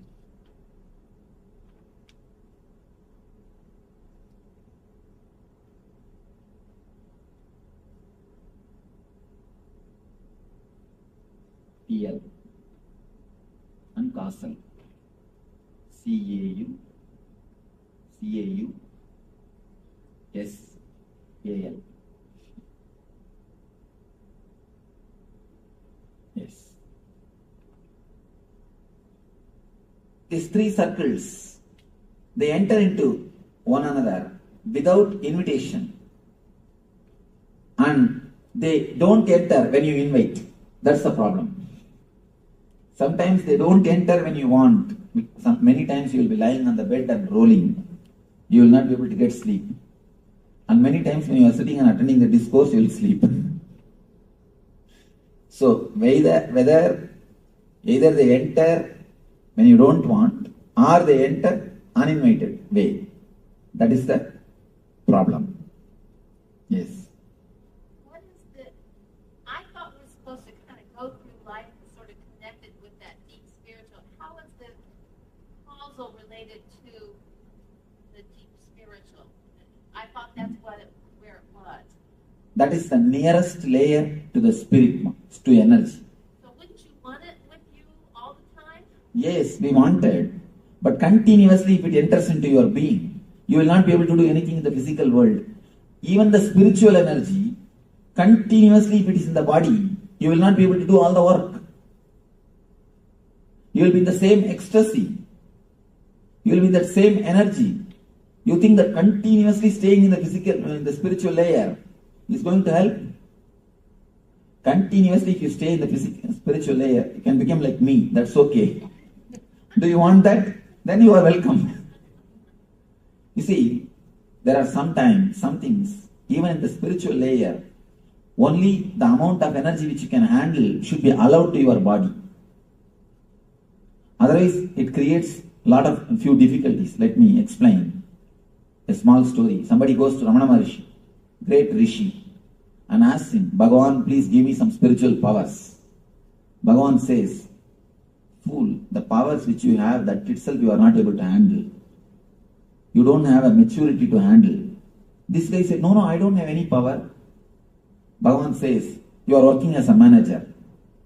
You have little power to remove somebody from work or to appoint somebody.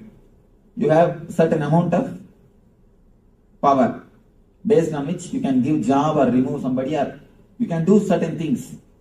With this power itself, you are not able to manage, you are not able to be mature, you are not able to relax at ease with yourself. That is why you want meditation.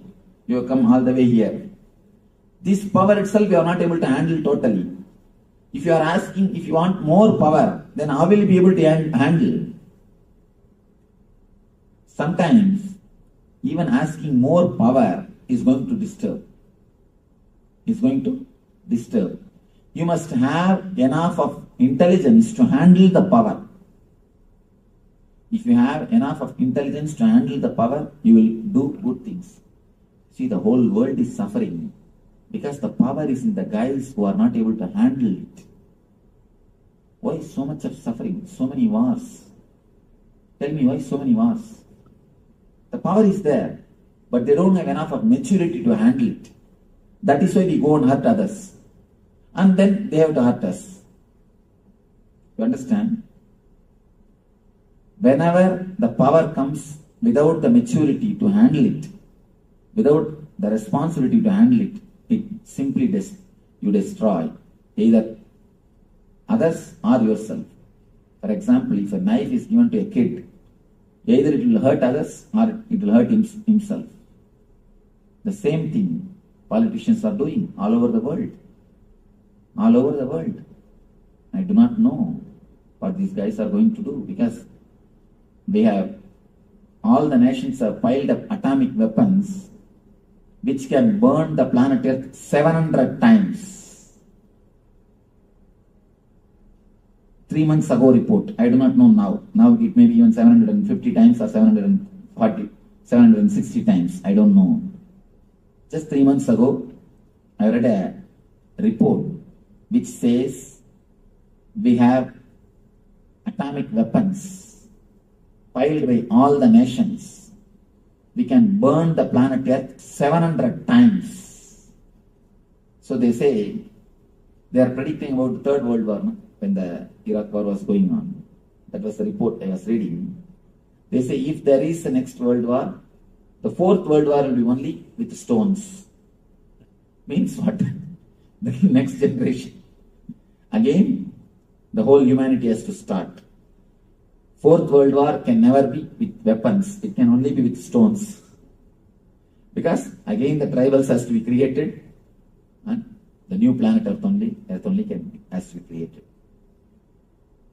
We have created the atomic weapons which can destroy 700, which can burn the planet Earth 700 times. Then imagine so much of power without intelligence is getting accumulated. That's what I always tell people, either meditation or global suicide. Whether you meditate and become more intelligent and spread more intelligence, or we are going to commit global suicide. No other choice. Okay. Yes.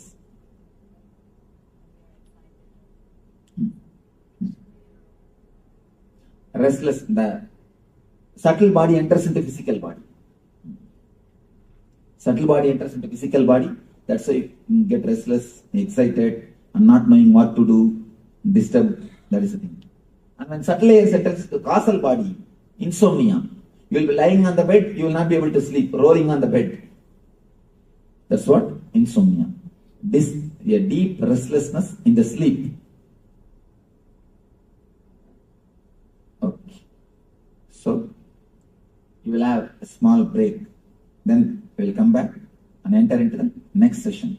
Next session is a little deeper explanation about these same layers.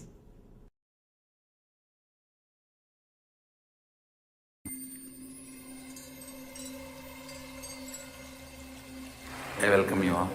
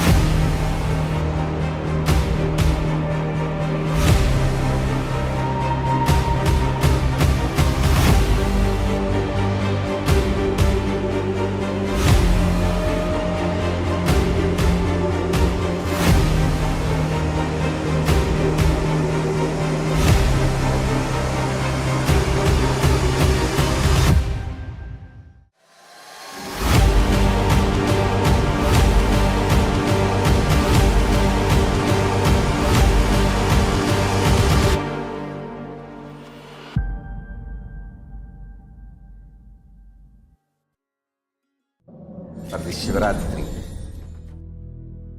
meditate on this light, intense light, which makes you feel very pleasant in the body, and that heat which is very pleasant.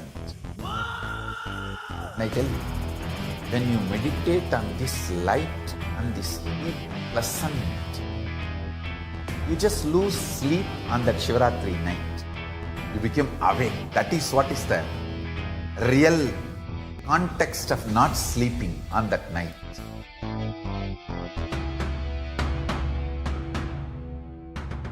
வான்வரையிலும் வளர்ந்த ஜோதி ரூபனே, தேன் சுவை தரும் தமிழின் தலைவனே, மான்மழுவினை ஏந்தி நிற்கும் ஐயனே, கைலாசம் தந்த நித்யானந்தனே. நித்யானந்தம் நித்யானந்தம் அண்ணாமலையே சிவரூபமாய் வீற்றிருக்கும் குரு நித்யானந்தனே. நித்யானந்தம் நித்யானந்தம் அண்ணாமலையே சிவரூபமாய் வீற்றிருக்கும் குரு நித்யானந்தனே.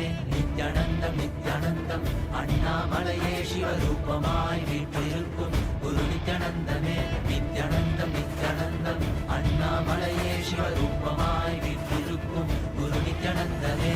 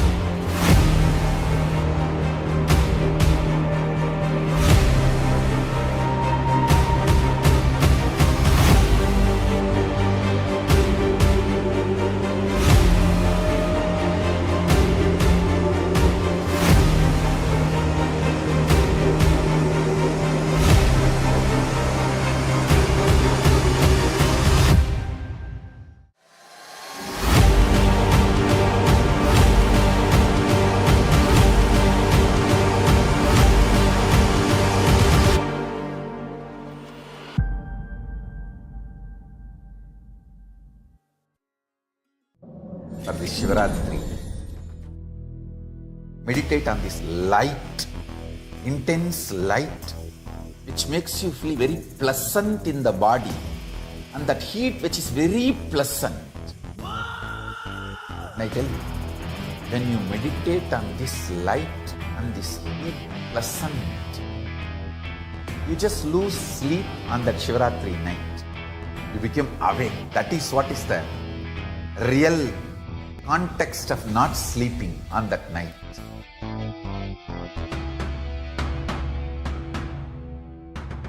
வான்வரையிலும் வளர்ந்த ஜோதி ரூபனே, தேன் சுவை தரும் தமிழின் தலைவனே, மான்மழுவினை ஏந்தி நிற்கும் ஐயனே, கைலாசம் தந்த நித்யானந்தனே. நித்யானந்தம் நித்யானந்தம் அண்ணாமலையே சிவரூபமாய் வீற்றிருக்கும் குரு நித்யானந்தனே. நித்யானந்தம் நித்யானந்தம் அண்ணாமலையே சிவரூபமாய் வீற்றிருக்கும் குரு நித்யானந்தனே. நித்யானந்தம் நித்யானந்தம் அண்ணாமலையே சிவரூபமாய் வீற்றிருக்கும் குரு நித்யானந்தனே. நித்யானந்தம் நித்யானந்தம் அண்ணாமலையே சிவரூபமாய் வீற்றிருக்கும் குரு நித்யானந்தனே.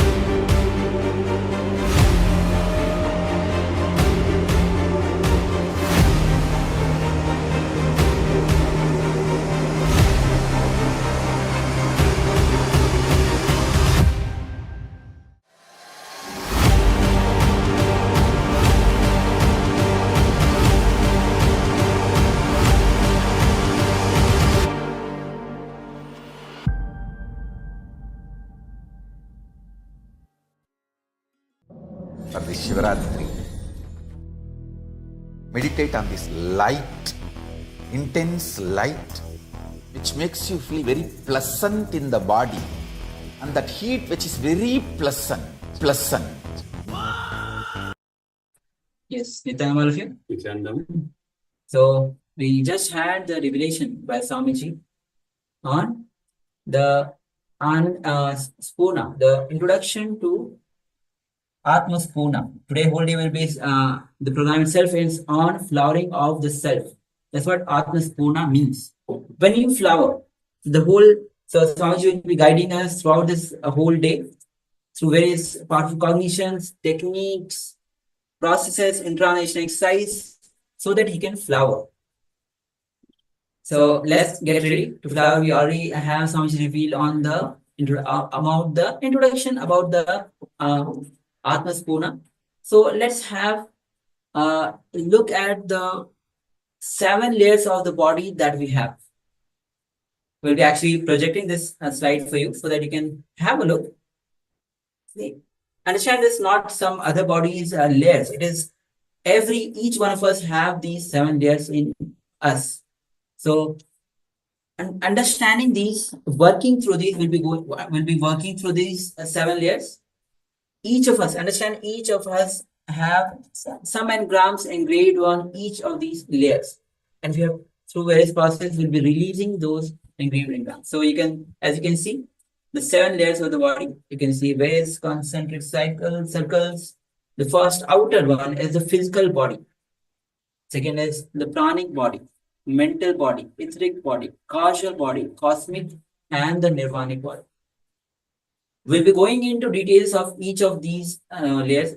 For example, the physical body, all the pains, physical pains are related to this physical layer, this layer. Pranic, all the breathing. This is a breathing body. All the respiratory, the prana energy, the prana that flows. This is related to this layer. And then the mental body that we have, all the guilds are associated with the mental body.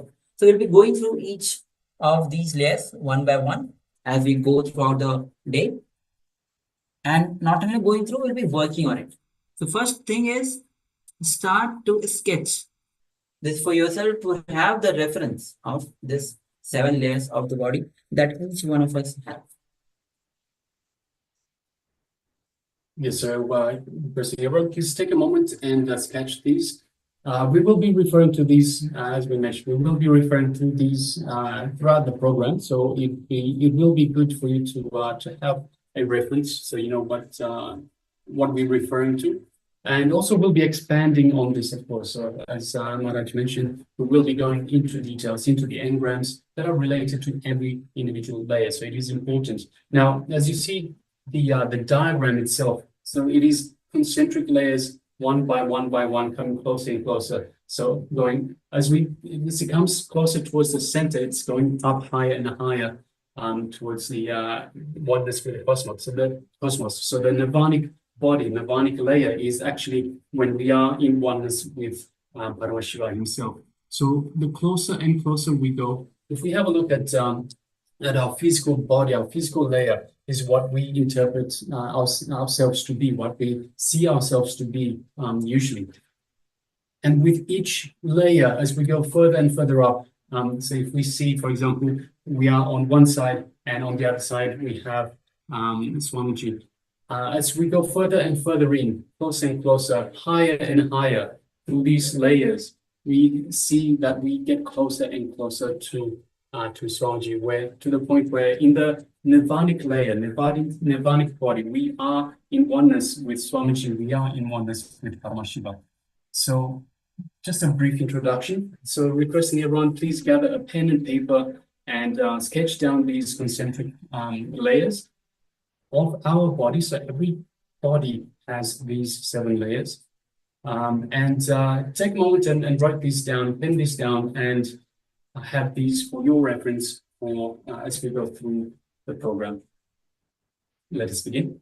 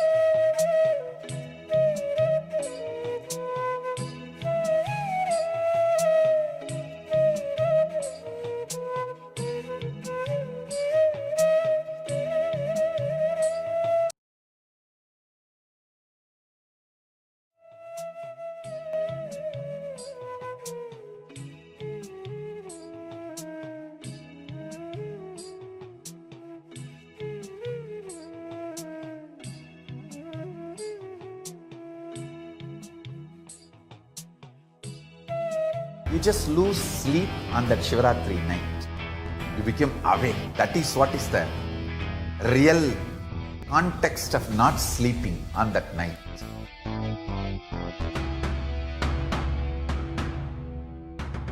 வான்வரையிலும் வளர்ந்த ஜோதி ரூபனே, தேன் சுவை தரும் தமிழின் தலைவனே, மான்மகிழ்வினை ஏந்தி நிற்கும் ஐயனே, கைலாசம் தந்த நித்யானந்தனே.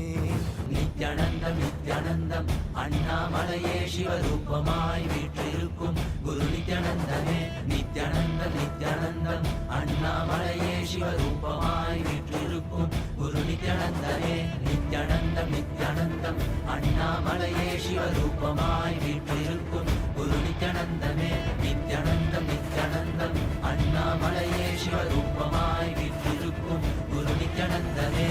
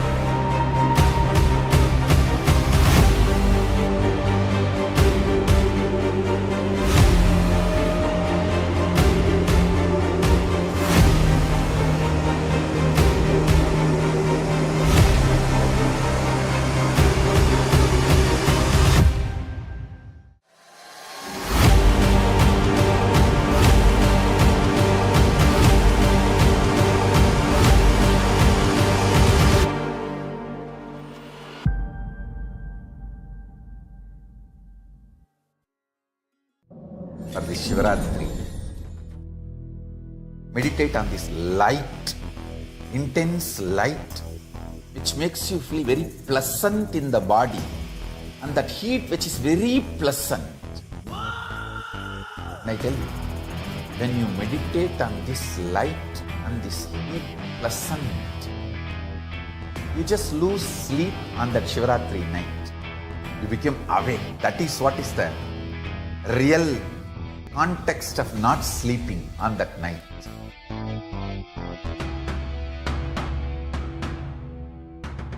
வான்வரையிலும் வளர்ந்த ஜோதி ரூபனே, தேன் சுவை தரும் தமிழின் தலைவனே, மான்மகிழ்வினை ஏந்தி நிற்கும் ஐயனே, கைலாசம் தந்த நித்யானந்தனே.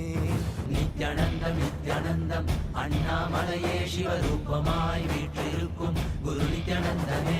நித்யானந்தம் நித்யானந்தம் அண்ணாமலையே சிவரூபமாய் வீற்றிருக்கும் குரு நித்யானந்தனே.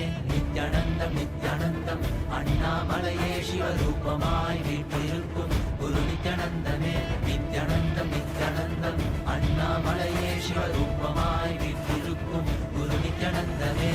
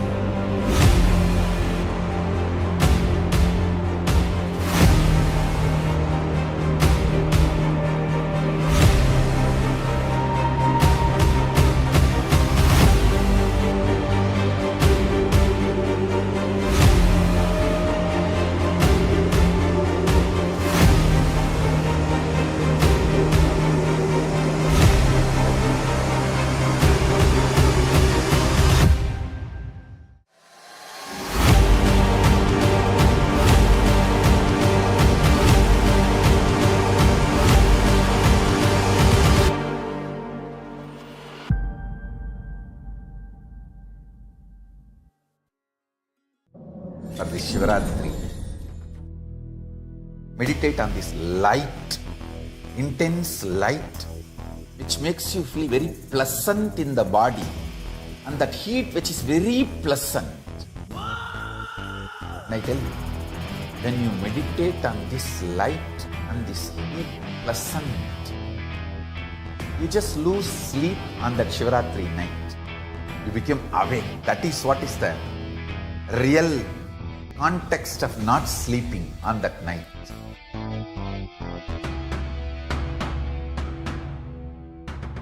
வான்வரையிலும் வளர்ந்த ஜோதி ரூபனே, தேன் சுவை தரும் தமிழின் தலைவனே, மான்மழுவினை ஏந்தி நிற்கும் ஐயனே, கைலாசம் தந்த நித்யானந்தனே. நித்யானந்தம் நித்யானந்தம் அண்ணாமலையே சிவரூபமாய் வீற்றிருக்கும் குரு நித்யானந்தமே. நித்யானந்தம் நித்யானந்தம் அண்ணாமலையே சிவரூபமாய் வீற்றிருக்கும் குரு நித்யானந்தமே. நித்யானந்தம் நித்யானந்தம் அண்ணாமலையே சிவரூபமாய் வீற்றிருக்கும் குரு நித்யானந்தமே. நித்யானந்தம் நித்யானந்தம் அண்ணாமலையே சிவரூபமாய் வீற்றிருக்கும் குரு நித்யானந்தமே.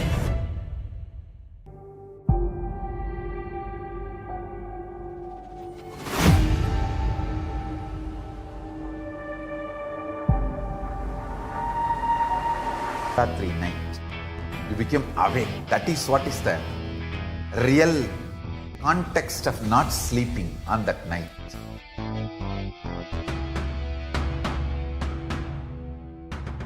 வான்வரையிலும் வளர்ந்த ஜோதி ரூபனே, தேன் சுவை தரும் தமிழின் தலைவனே, மான்மழுவினை ஏந்தி நிற்கும் ஐயனே, கைலாசம் தந்த நித்யானந்தனே. நித்யானந்தம் நித்யானந்தம் அண்ணாமலையே சிவரூபமாய் வீற்றிருக்கும் குரு நித்யானந்தமே. நித்யானந்தம் நித்யானந்தம் அண்ணாமலையே சிவரூபமாய் வீற்றிருக்கும் குரு நித்யானந்தமே. நித்யானந்தம் நித்யானந்தம் அண்ணாமலையே சிவரூபமாய் வீற்றிருக்கும் குரு நித்யானந்தமே. நித்யானந்தம் நித்யானந்தம் அண்ணாமலையே சிவரூபமாய் வீற்றிருக்கும் குரு நித்யானந்தமே.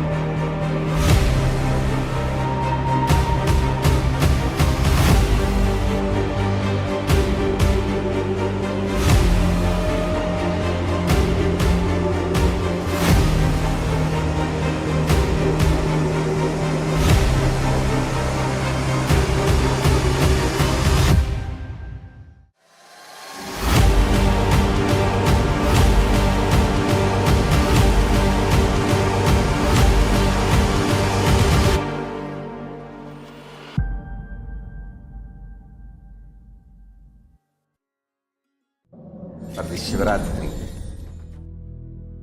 meditate on this light, intense light, which makes you feel very pleasant in the body, and that heat which is very pleasant. And I tell you, when you meditate on this light and this heat pleasant, you just lose sleep on that Shivaratri night. You become awake. That is what is the real context of not sleeping on that night.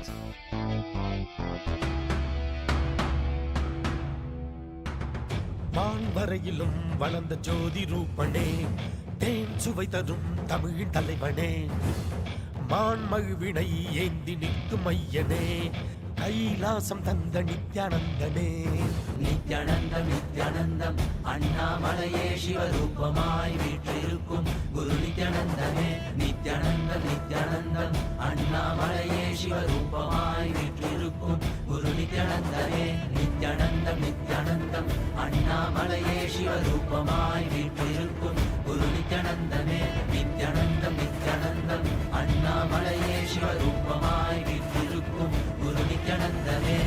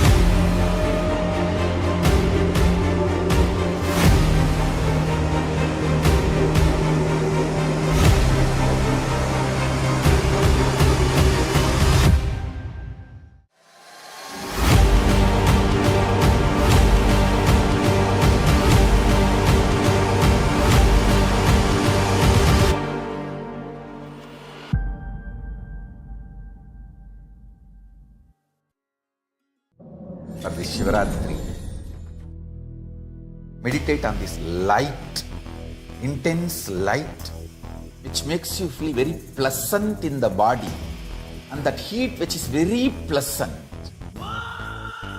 And I tell you, when you meditate on this light and this heat pleasant, you just lose sleep on that Shivaratri night.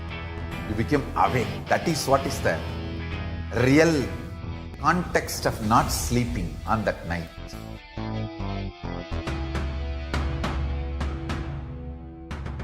மான்வரையிலும் வளர்ந்த ஜோதி ரூபனே, தேன் சுவை தரும் தமிழின் தலைவனே, மான்மழுவினை ஏந்தி நிற்கும் ஐயனே, கைலாசம் தந்த நித்யானந்தனே. நித்யானந்தம் நித்யானந்தம் அண்ணாமலையே சிவரூபமாய் வீற்றிருக்கும் குரு நித்யானந்தமே. நித்யானந்தம் நித்யானந்தம் அண்ணாமலையே சிவரூபமாய் வீற்றிருக்கும் குரு நித்யானந்தமே. நித்யானந்தம் நித்யானந்தம் அண்ணாமலையே சிவரூபமாய் வீற்றிருக்கும் குரு நித்யானந்தமே. நித்யானந்தம் நித்யானந்தம் அண்ணாமலையே சிவரூபமாய் வீற்றிருக்கும் குரு நித்யானந்தமே.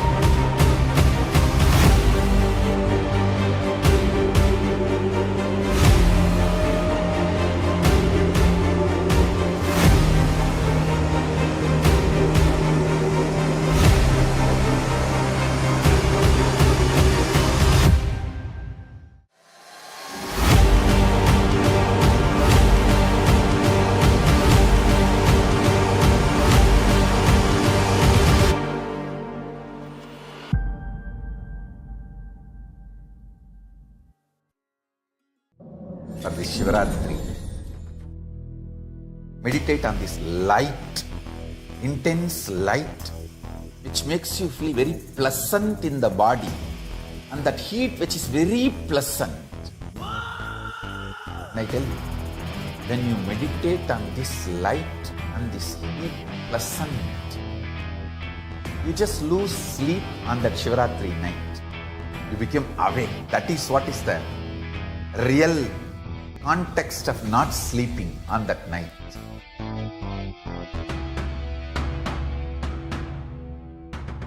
மான்வரையிலும் வளர்ந்த ஜோதி ரூபனே, தேன் சுவை தரும் தமிழின் தலைவனே, மான்மழுவினை ஏந்தி நிற்கும் ஐயனே, கைலாசம் தந்த நித்யானந்தனே. நித்யானந்தம் நித்யானந்தம் அண்ணாமலையே சிவரூபமாய் வீற்றிருக்கும் குரு நித்யானந்தமே. நித்யானந்தம் நித்யானந்தம் அண்ணாமலையே சிவரூபமாய் வீற்றிருக்கும் குரு நித்யானந்தமே. நித்யானந்தம் நித்யானந்தம் அண்ணாமலையே சிவரூபமாய் வீற்றிருக்கும் குரு நித்யானந்தமே. நித்யானந்தம் நித்யானந்தம் அண்ணாமலையே சிவரூபமாய் வீற்றிருக்கும் குரு நித்யானந்தமே.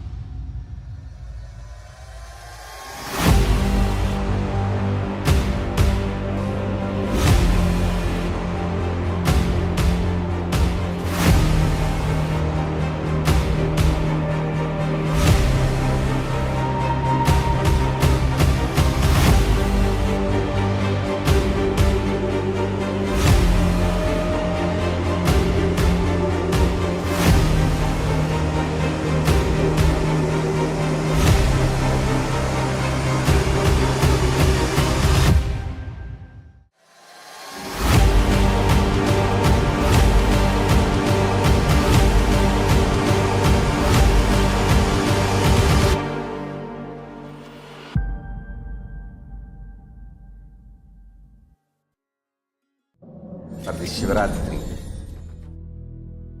Meditate on this light, intense light, which makes you feel very pleasant in the body, and that heat which is very pleasant. And I tell you, when you meditate on this light and this heat pleasant, you just lose sleep on that Shivaratri night. You become awake. That is what is the real context of not sleeping on that night.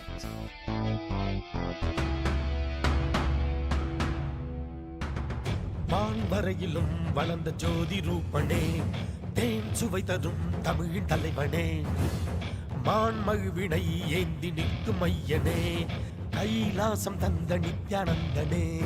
Nithyanandam Nithyanandam அண்ணாமலையே சிவரூபமாய் வீற்றிருக்கும் குரு நித்யானந்தமே. நித்யானந்தம் நித்யானந்தம் அண்ணாமலையே சிவரூபமாய் வீற்றிருக்கும் குரு நித்யானந்தமே. நித்யானந்தம் நித்யானந்தம் அண்ணாமலையே சிவரூபமாய் வீற்றிருக்கும் குரு நித்யானந்தமே. நித்யானந்தம் நித்யானந்தம் அண்ணாமலையே சிவரூபமாய் வீற்றிருக்கும் குரு நித்யானந்தமே.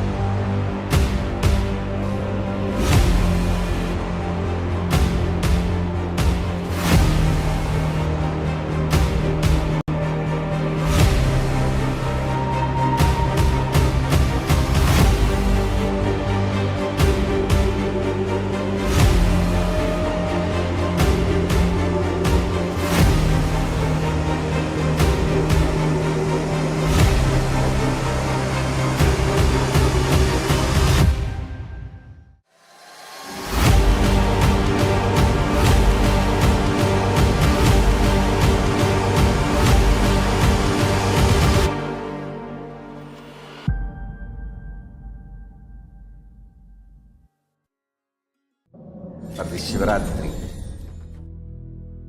meditate on this light, intense light, which makes you feel very pleasant in the body, and that heat which is very pleasant. And I tell you, when you meditate on this light and this heat pleasant, you just lose sleep on that Shivaratri night. You become awake. That is what is the real context of not sleeping on that night.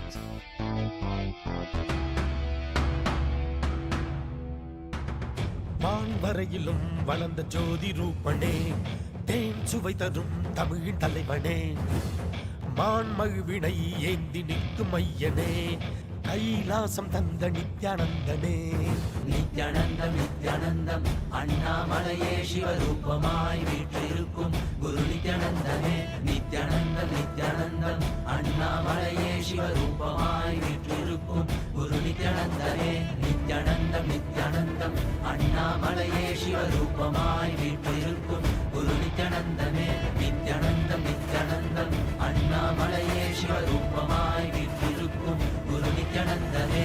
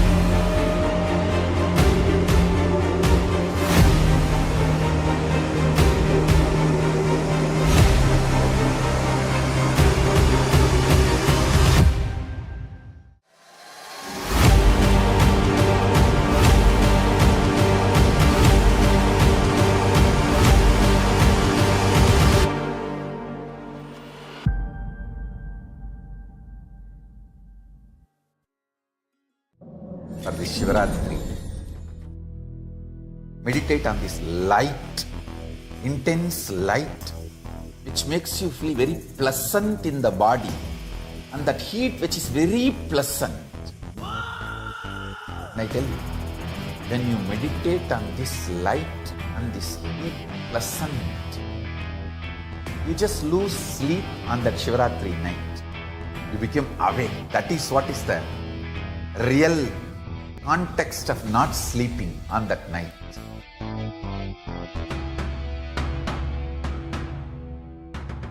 வான்வரையிலும் வளர்ந்த ஜோதி ரூபனே, தேன் சுவை தரும் தமிழின் தலைவனே, மான்மழுவினை ஏந்தி நிற்கும் ஐயனே, கைலாசம் தந்த நித்யானந்தனே.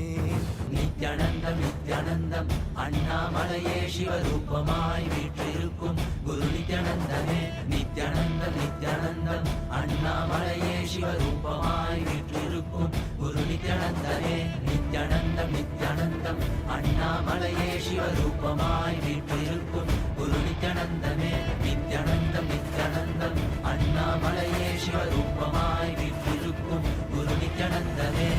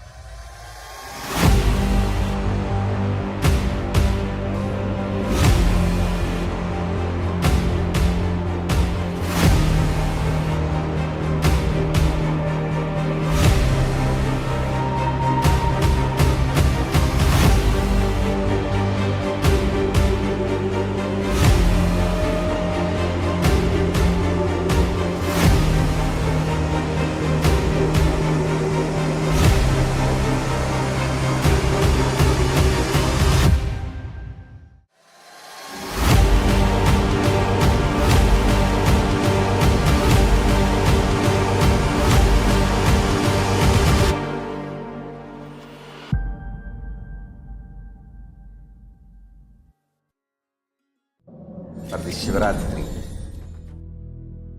meditate on this light, intense light which makes you feel very pleasant in the body, and that heat which is very pleasant.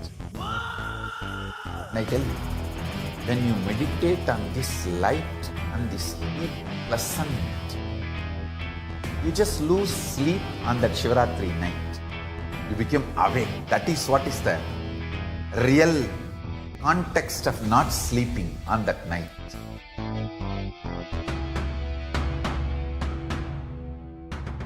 வான்வரையிலும் வளர்ந்த ஜோதி ரூபனே, தேன் சுவை தரும் தமிழின் தலைவனே, மான்மழுவினை ஏந்தி நிற்கும் ஐயனே, கைலாசம் தந்த நித்யானந்தனே.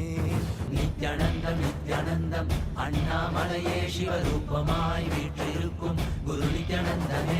நித்யானந்தம் நித்யானந்தம் அண்ணாமலையே சிவரூபமாய் வீற்றிருக்கும் குரு நித்யானந்தமே. நித்யானந்தம் நித்யானந்தம் அண்ணாமலையே சிவரூபமாய் வீற்றிருக்கும் குரு நித்யானந்தமே. நித்யானந்தம் நித்யானந்தம் அண்ணாமலையே சிவரூபமாய் வீற்றிருக்கும் குரு நித்யானந்தமே.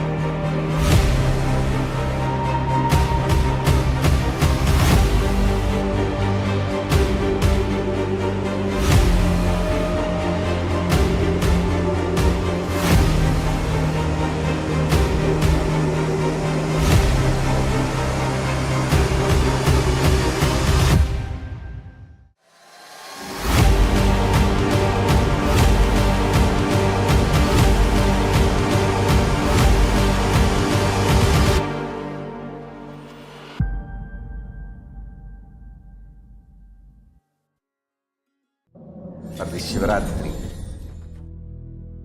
meditate on this light, intense light which makes you feel very pleasant in the body, and that heat which is very pleasant. And I tell you, when you meditate on this light and this heat pleasant, you just lose sleep on that Shivaratri night. You become awake. That is what is the real context of not sleeping on that night.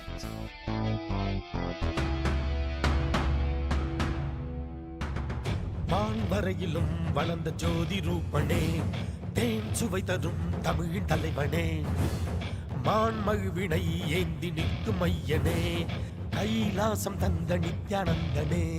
Nithyanandam Nithyanandam அண்ணாமலையே சிவரூபமாய் வீற்றிருக்கும் குரு நித்யானந்தமே. நித்யானந்தம் நித்யானந்தம் அண்ணாமலையே சிவரூபமாய் வீற்றிருக்கும் குரு நித்யானந்தமே. நித்யானந்தம் நித்யானந்தம் அண்ணாமலையே சிவரூபமாய் வீற்றிருக்கும் குரு நித்யானந்தமே. நித்யானந்தம் நித்யானந்தம் அண்ணாமலையே சிவரூபமாய் வீற்றிருக்கும் குரு நித்யானந்தமே.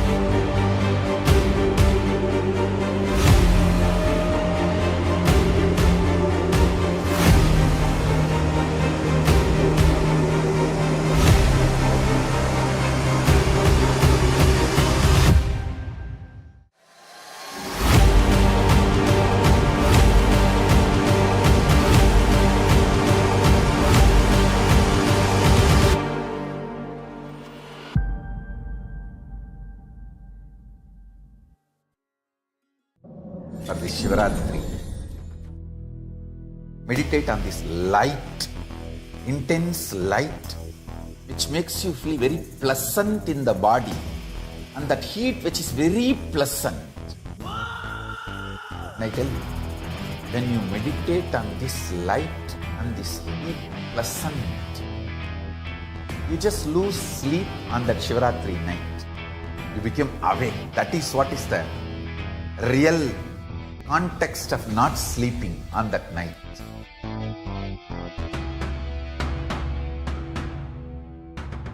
வான்வரையிலும் வளர்ந்த ஜோதி ரூபனே, தேன் சுவை தரும் தமிழின் தலைவனே, மான்மகிழ்வினை ஏந்தி நிற்கும் ஐயனே, கைலாசம் தந்த நித்யானந்தனே. நித்யானந்தம் நித்யானந்தம் அண்ணாமலையே சிவரூபமாய் வீற்றிருக்கும் குரு நித்யானந்தமே. நித்யானந்தம் நித்யானந்தம் அண்ணாமலையே சிவரூபமாய் வீற்றிருக்கும் குரு நித்யானந்தமே. நித்யானந்தம் நித்யானந்தம் அண்ணாமலையே சிவரூபமாய் வீற்றிருக்கும் குரு நித்யானந்தமே. நித்யானந்தம் நித்யானந்தம் அண்ணாமலையே சிவரூபமாய் வீற்றிருக்கும் குரு நித்யானந்தமே.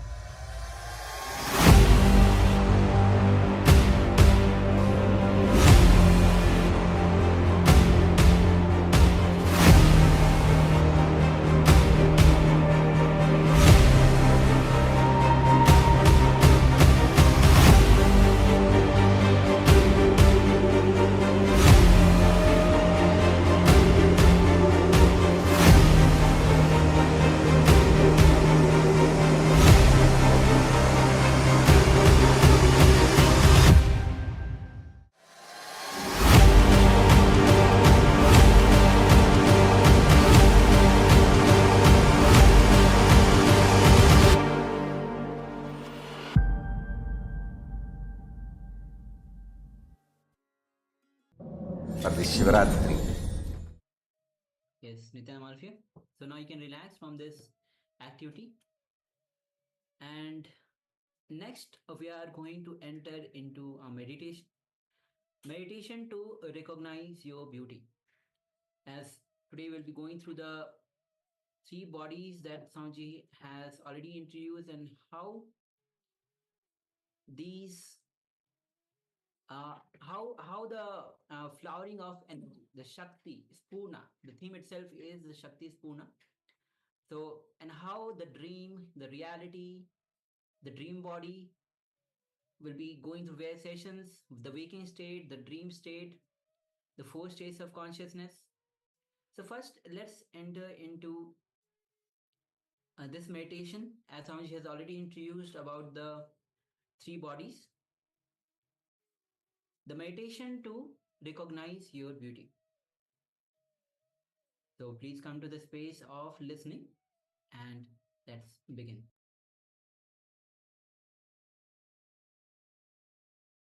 Drop the idea that somebody else's body is beautiful. As long as you have the idea some other body is beautiful, you will continue to struggle. Even after death, you will worry what dress they are going to put on me, I don't know. You will write a will and create life insurance. Anyhow, when you have the idea somebody else's body is beautiful, even after death you cannot relax.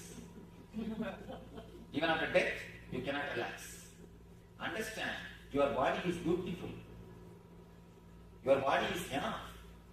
You are beautiful unto yourself. This is the way God has chiseled you. This is the way God has created you. This is a masterpiece from the master of the universe.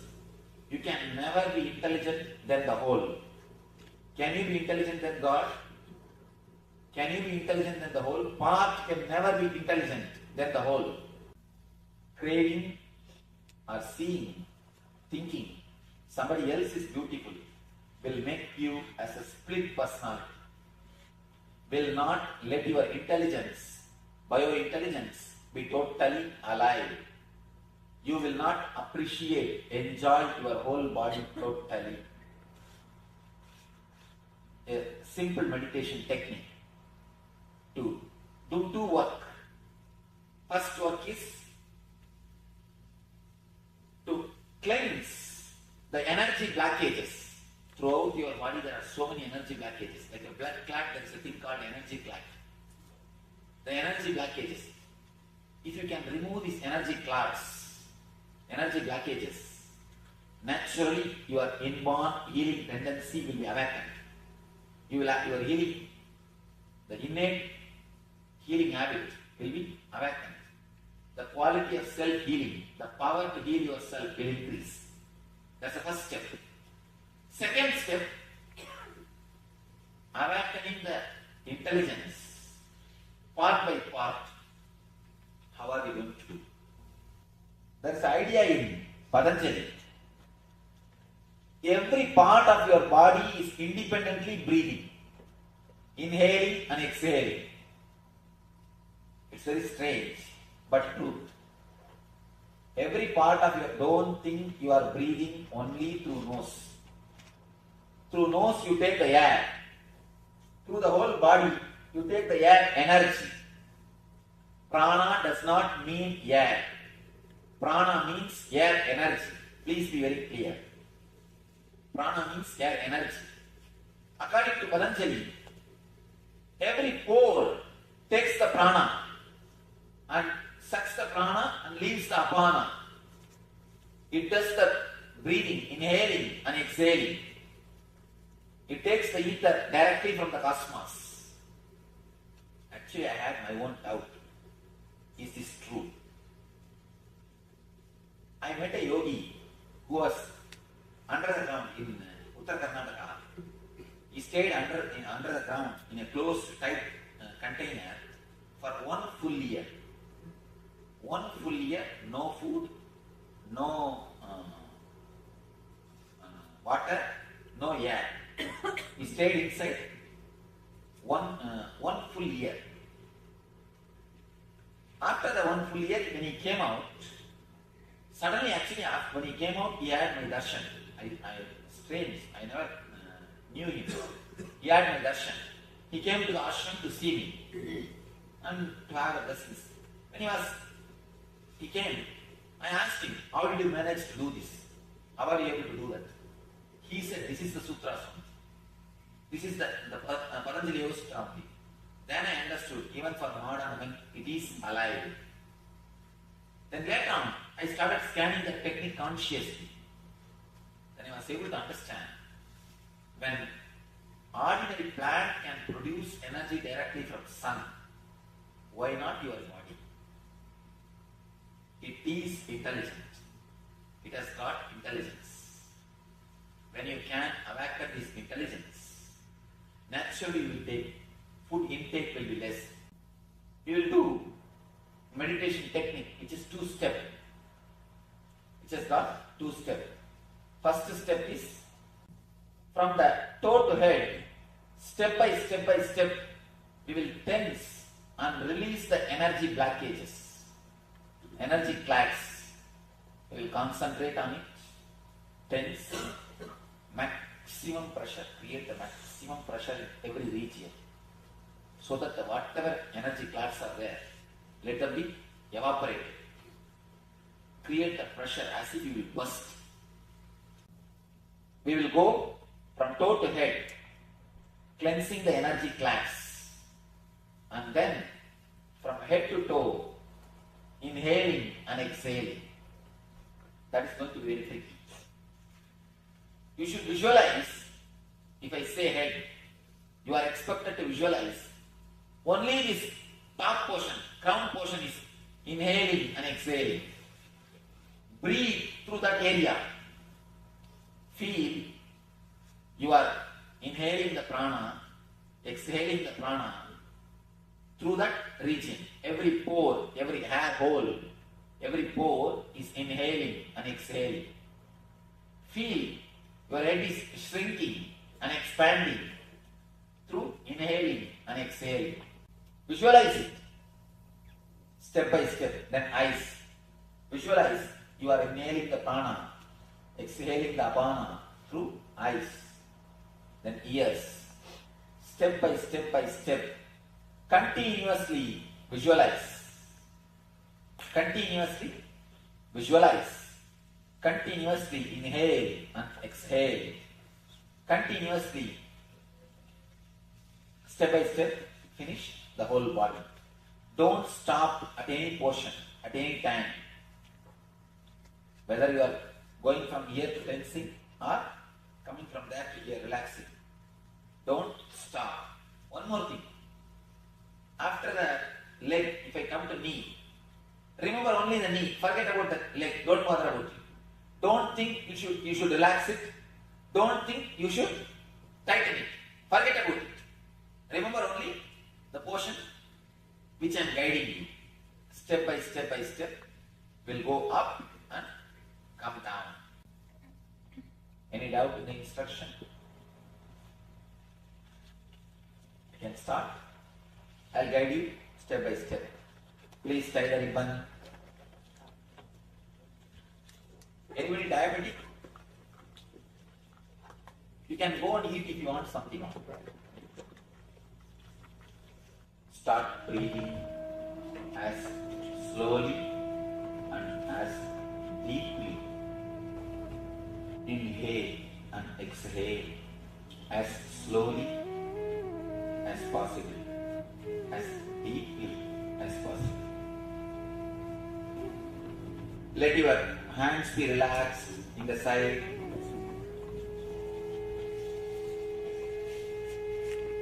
Start breathing as slowly and as deeply as possible.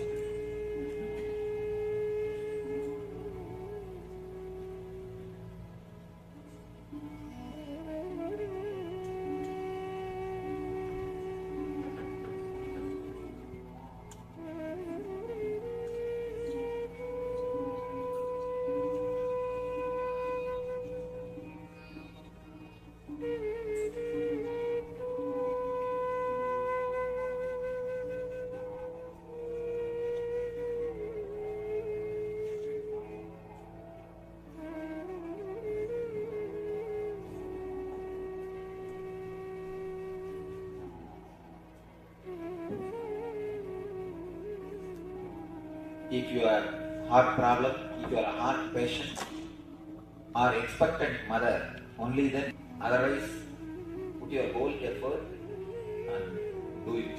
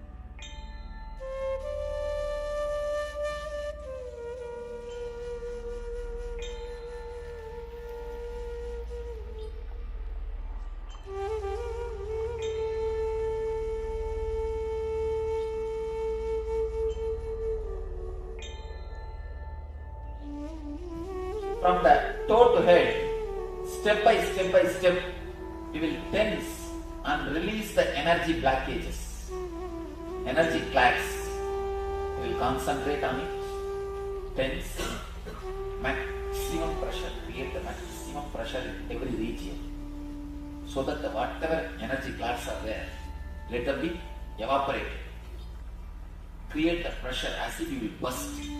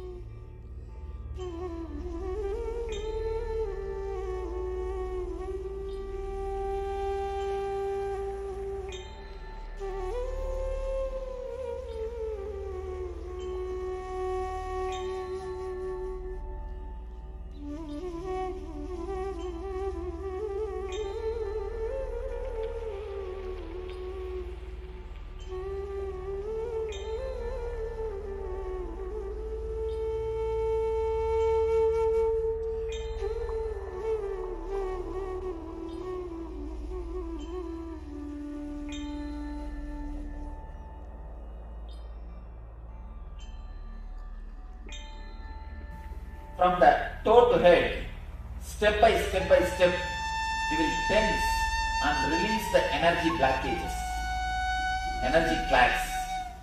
You will concentrate on it, tense, maximum pressure, create the maximum pressure in every region, so that the whatever energy clasps are there, let them be evaporated. Create the pressure as if you will burst.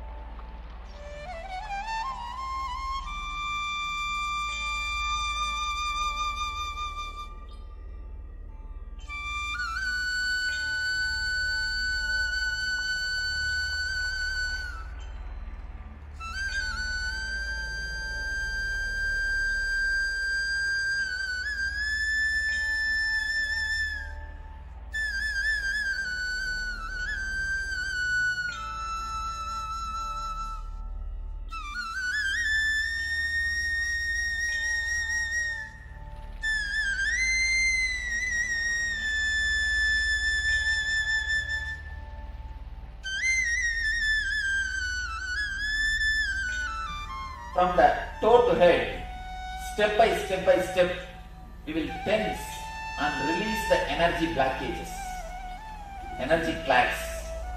We will concentrate on it, tense, maximum pressure, create the maximum pressure in every region, so that whatever energy clasps are there, let them be evaporated. Create the pressure as if you will burst.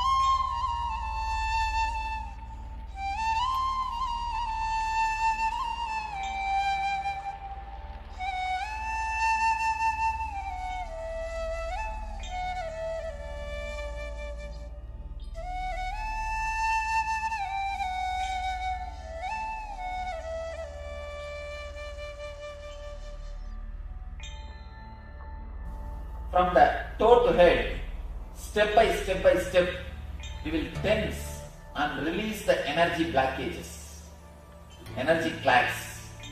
We will concentrate on it, tense, maximum pressure, create the maximum pressure in every region, so that whatever energy clasps are there, let them be evaporated. Create the pressure as if you will burst.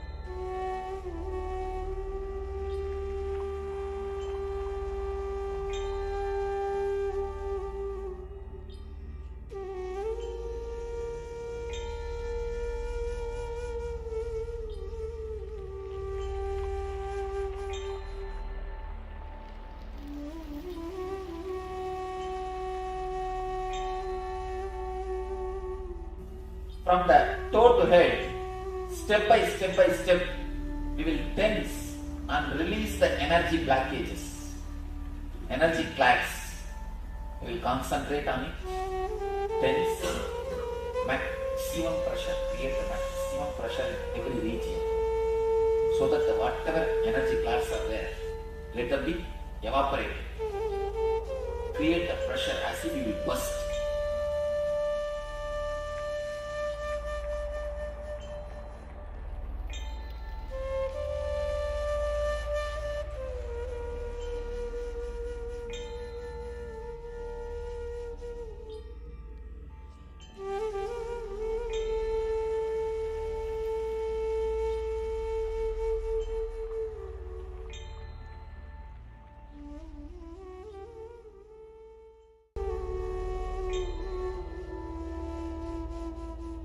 Visualize it, step by step, then eyes.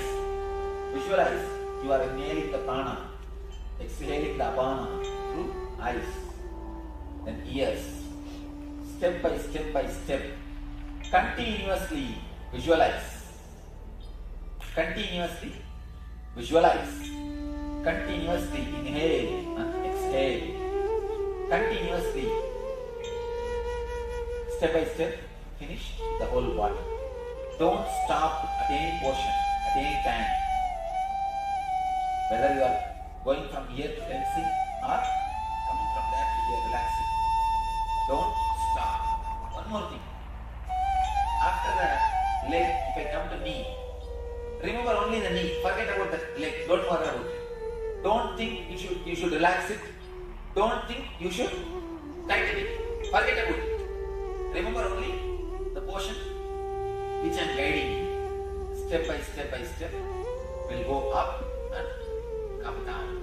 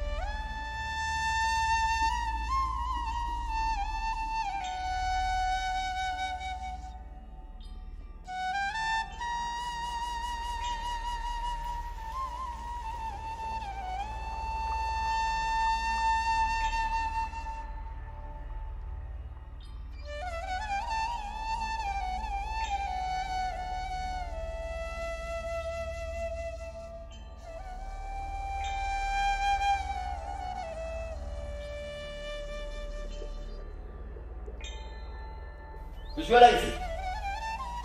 Step by step. Then eyes. Visualize. You are inhaling the prana, exhaling the apana through eyes. Then ears. Step by step by step.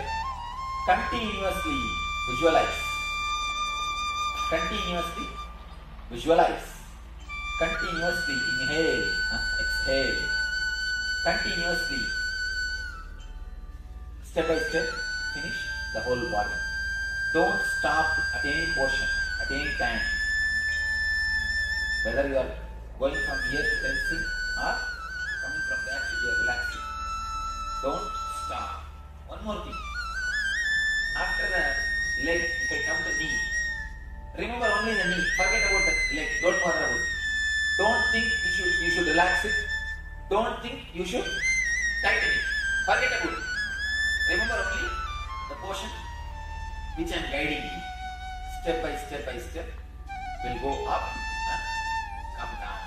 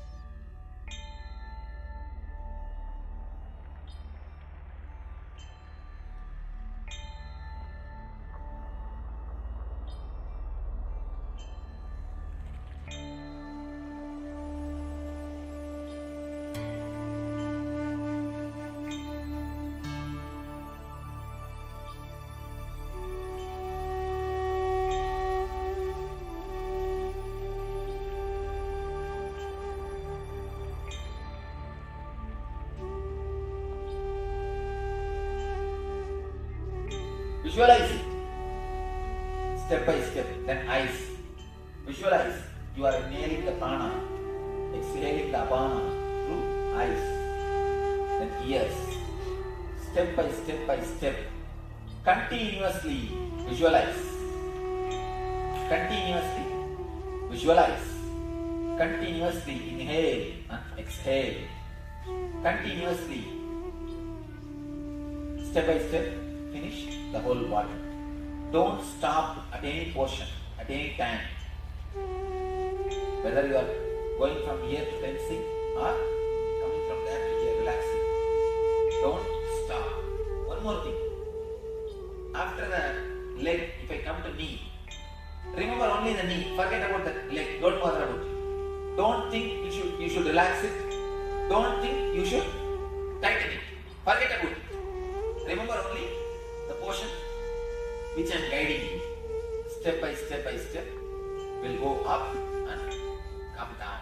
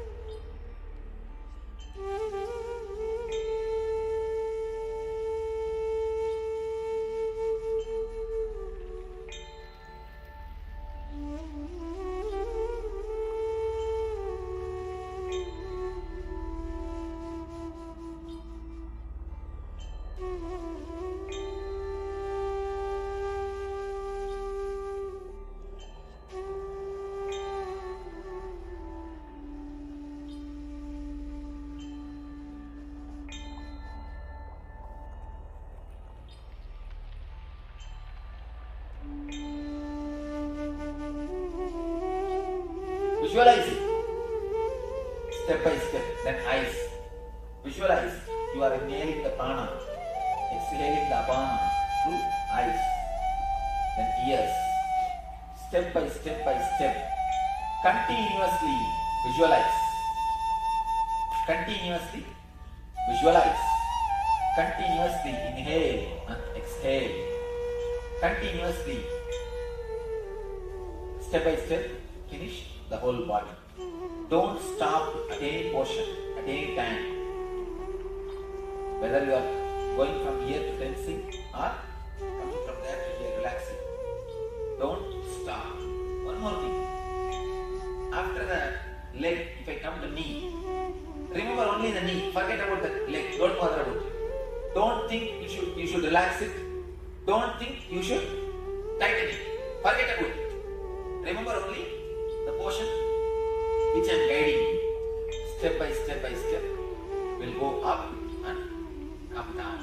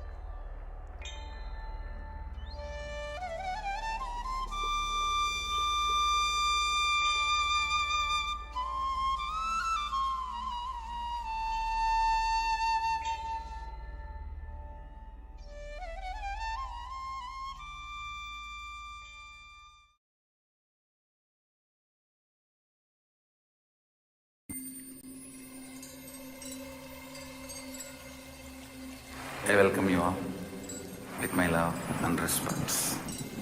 Let you all open all your three eyes. Om Nithyananda Paramashivoham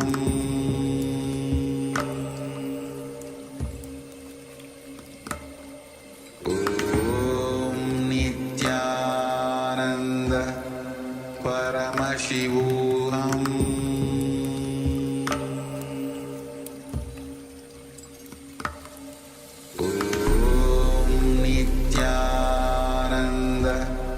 Paramashivoham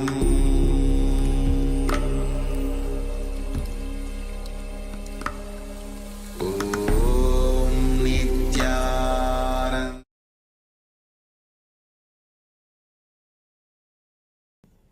You will neither have physical depression, means the chronic fatigue, deep lethargic feeling, and all these things, and nor the mental depression. The more you are depressed, less you will sleep. Understand? People always think, depressed people always sleep, Swamiji. No. The more you are depressed, less you will sleep. Because at the time of causal body, the subtle body will enter into causal body. At the time of subtle body, the causal body will enter into subtle body. They both will not get along with each other. They both not getting along with each other is only expressed as a depression and insomnia. Depression and insomnia are very closely related diseases. Physical lethargy, mental lethargy, and insomnia. All the three are very closely related. We should mainly concentrate on one thing. Beef is the food which will create total physical lethargy. Our country is suffering because of beef mainly. Beef is the food which will create total physical lethargy. So naturally, mental lethargy. Next is depression. Obesity, depression, insomnia. All the three problems are connected to the same root, which is the major problem of these countries. All these three. Am I right? These three is the major problems which we are facing. No? 60% is obesity.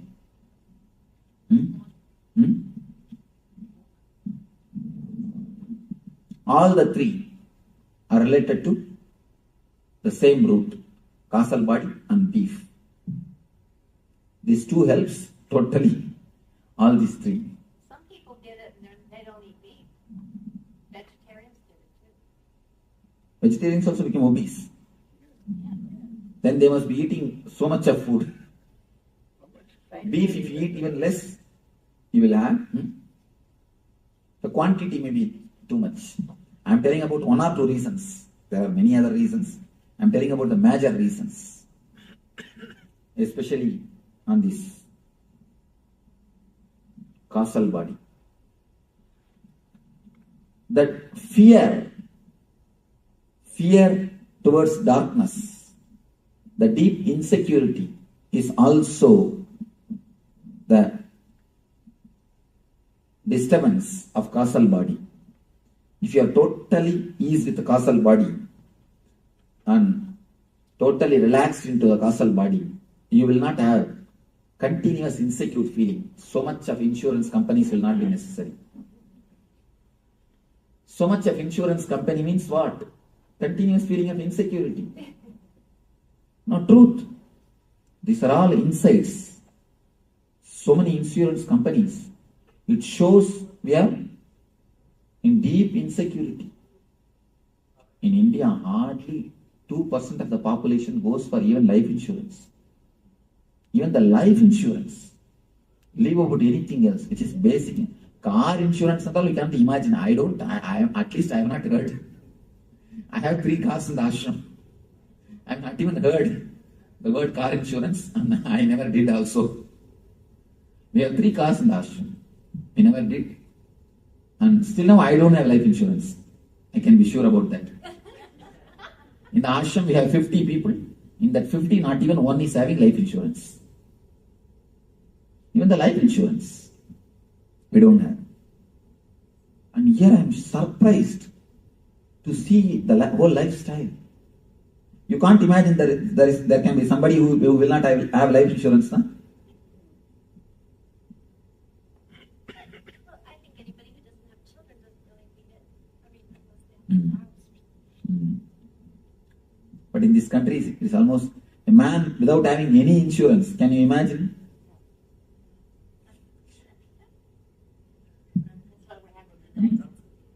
Huh? Without health insurance, that is what? Huh? What insurance? Oh, car insurance. You can't even drive. Law. See, how laws are created. Collective thinking. Anyhow, but I am surprised to see. Now, I am not blaming. It's a good in a way because people are helped and even if some accident, it is not that India is not having accidents. So much of accidents are happening, and nobody is there to help. Here, at least you are getting helped by the insurance company. That is okay. But I am telling the mental setup. The mental setup. But the way you see, you must take insurance and do everything. All the outer world things, nothing wrong. But we must work to remove the insecurity also. That we have forgotten. Apart from taking insurance and making all the security for the life, you should start working on the mind also to remove the insecure feeling. That we have not done it. That is the place we failed. And the East, they did everything to remove the insecure feeling, and they forgot to make the security for outside. Both miss one item. I think both can be brought together. Anyhow, now, very simple but highly effective meditation technique to make ease and relaxed feeling into the causal body. With this meditation, if any of you have the insomnia or depression problem, do this meditation. At least for 21 days. You can simply fall into sleep and you can simply come out like a fresh flower. Coming out of sleep like a fresh flower is what I call health. Health means when you get up from your bed, your steps from your bed to your bathroom, your steps should not be steps, it should be more like a dance. Then you are healthy. Then you can be sure you are healthy. You are alive. You are vibrant. If you fall totally into sleep, you will come out totally fresh and alive. So some comment? Something?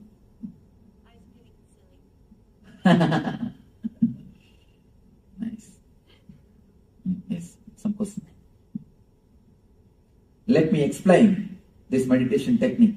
It is time we should fall into this technique. It's nothing, just you are going to meditate on deep darkness.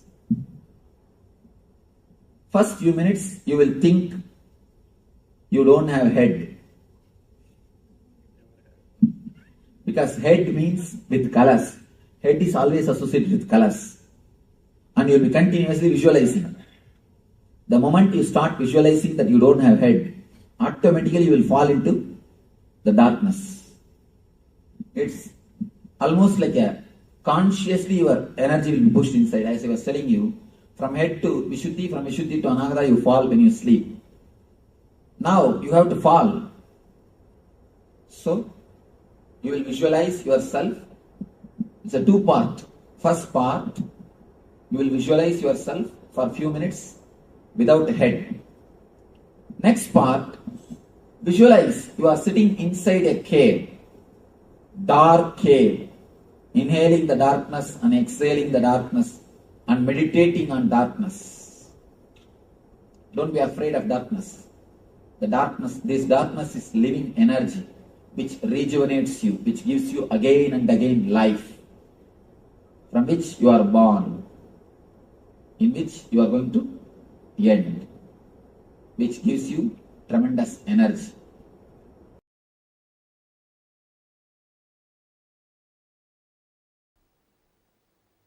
So first Nitya Kriya for digestion, Jadaragni Kriya.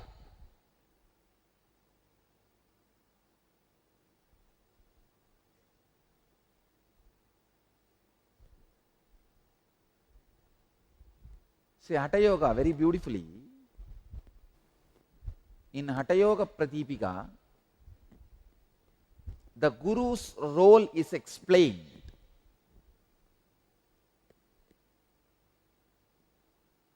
Let me describe that and move to Kriya now. Supta Guru Prasadena Yata Chakrati Kundali Tada Sarvani Batmani Vidyante Krantayopicha.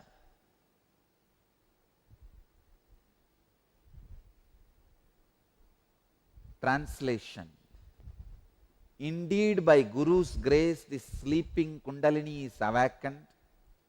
Then all the lotuses, chakras, and knots, grandhis are opened. Supta Guru Prasadena Yata Jagardi Kundali Tada Sarvani Batmani Vidyante Krantayopicha. The process you are going to do not only will cure your digestion problems, it will awaken your Kundalini energy also.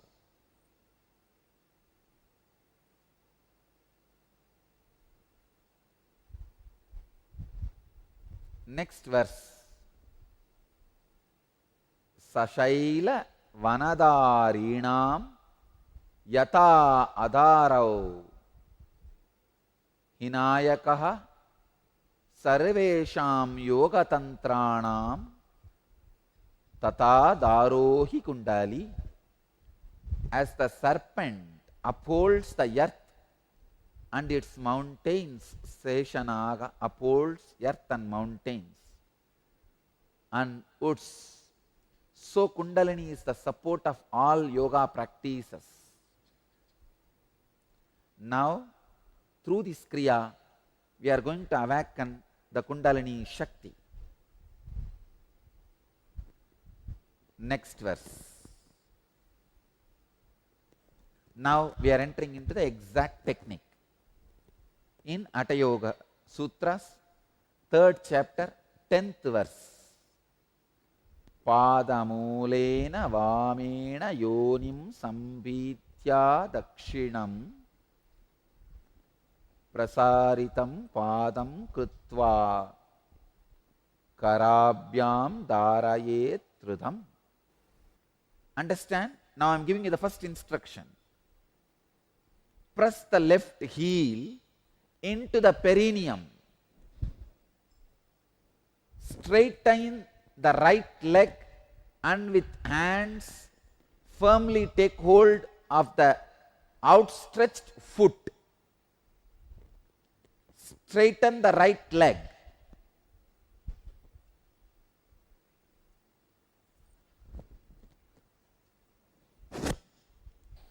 Please understand?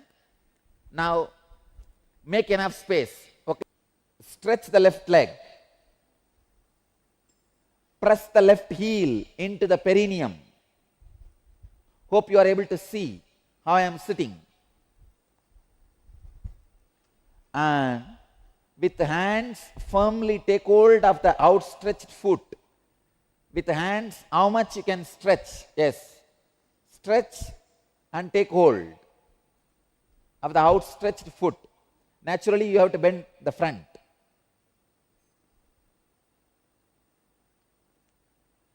You may have to bend the front. Do it as much as you can.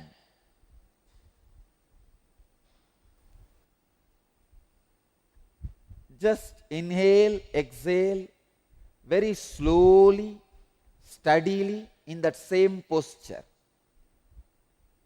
Inhale and exhale slowly and steadily in that same posture 11 times.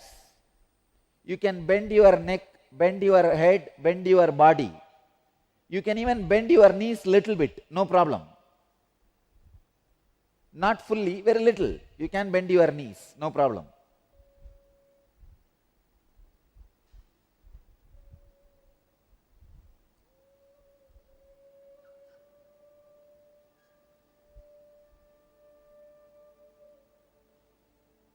Inhale and exhale at least 11 times very smoothly in a relaxed way.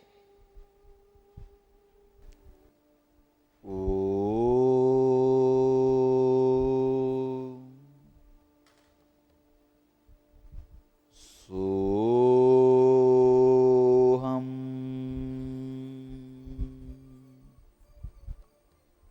Ham Sam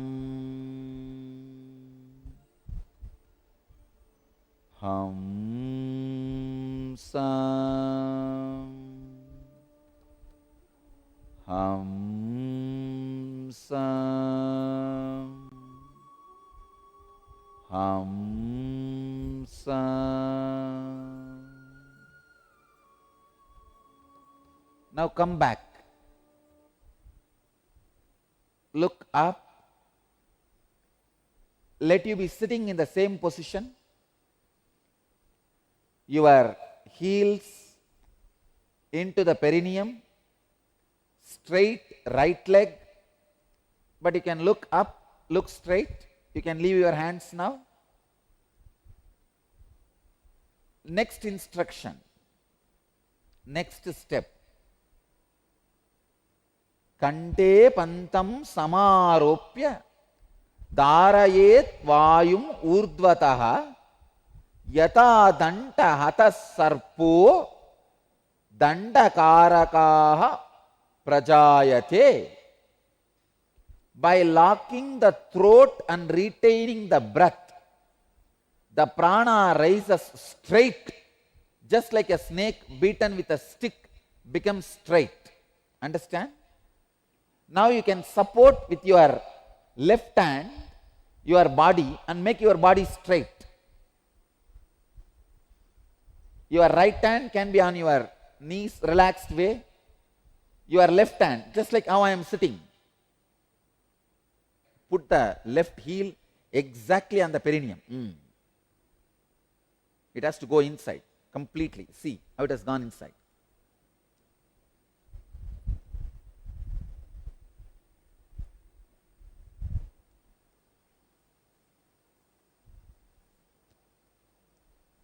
Let me now give the instruction, second instruction. Lock the throat and retain the breath. How? Just turn the tongue. Turn the tongue and lock it. Turn the tongue and push it up. That is locking the throat. Now, turn the tongue and lock the throat. Do not allow inhaling and exhaling as long as you can. When you feel you can't hold anymore, allow the inhaling and exhaling. Again, lock. Lock and hold as long as you can and release when you can't. Again, lock and hold as long as you can. Do this 21 times. Now you will see the intense Kundalini awakening and the stomach, whole digestion system.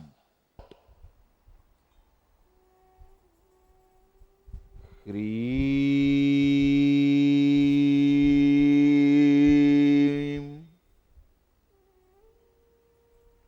Hreem.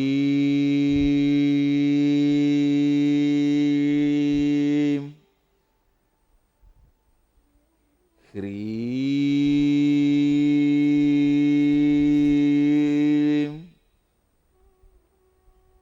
Hreem.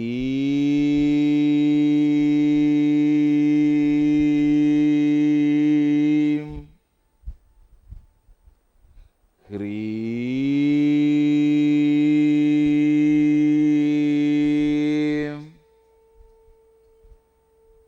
Hreem.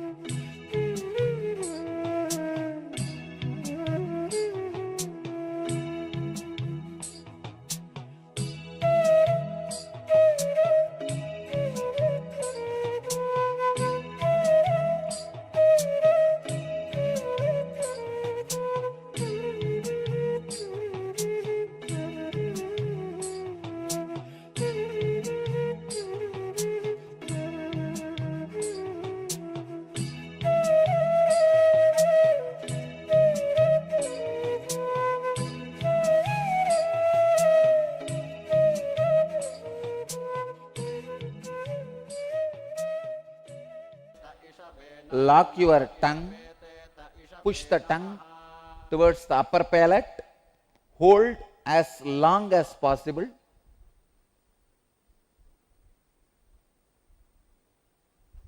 When you feel you can't hold anymore, relax, exhale slowly and gradually, not quickly, and again hold. Holding as long as you can. Do this 21 times with closed eyes. Your body can be straight, You can use your left hand to support your body. Right hand can be relaxed on your knees.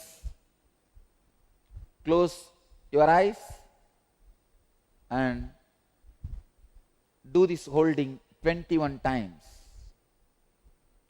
Om Hrim.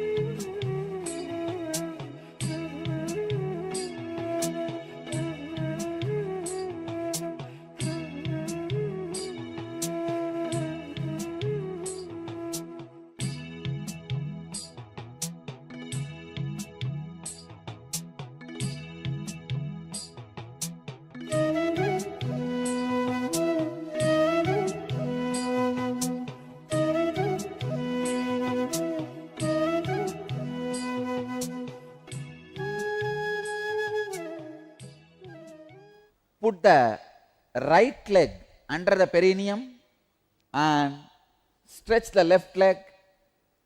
Do the same. Let me give you the sutra. Chantrangedu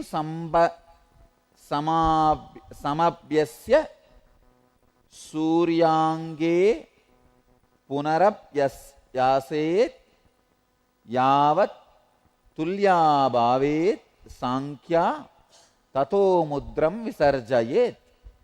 After practicing on the left side, practicing on the right side, when the number of rounds is even, discontinue and release the mudra. Please understand? Now put the right leg under the perineum, stretch the left leg, and now again turn the tongue and lock it in the upper palate. Hold as long as you can. When you feel you can't hold anymore, exhale slowly. Don't exhale quickly, slowly and steadily. Hold as long as you can and exhale slowly, steadily. Do this 21 times again.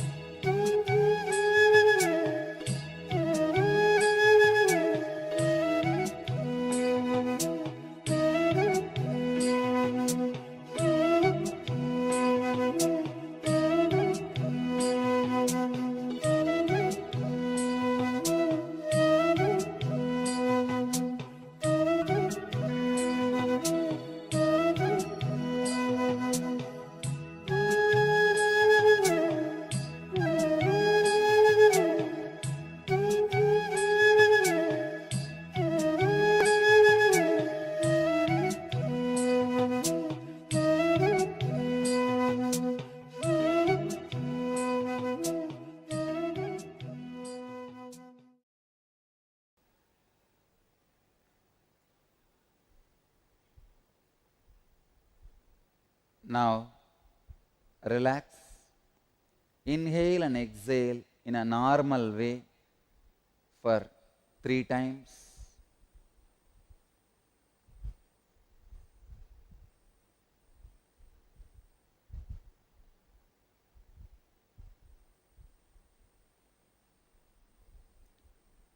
Now I will describe the benefits of this process. Iyam kalu mahamudra mahasiddaihi pradarshitaha maha kleshadayo doshaha shiyante marana dayaha mahamudrancha tenaiva vadanti vibudot tamaha. Understand, this process removes worst afflictions of 5 koshas and the cause of death. Especially when this process is done by a pregnant woman every day, never there will be abortion. Every day, pregnant women should do this process till the last day. Till the last day she should be able to do this.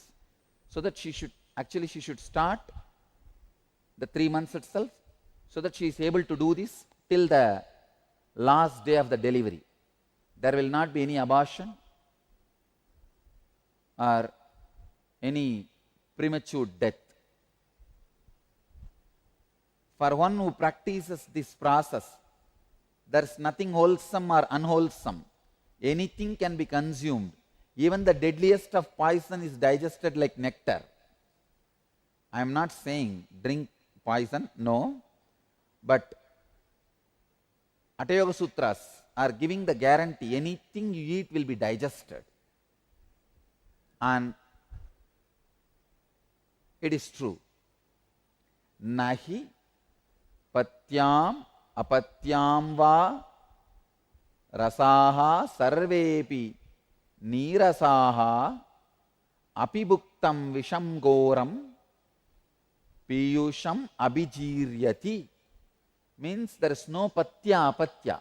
Anything you eat will be digested. Next verse. Kshayakushta kudavartha klumajirna purohamaha tasya doshaga kshayam yanti mahamudram tu yobhyaset.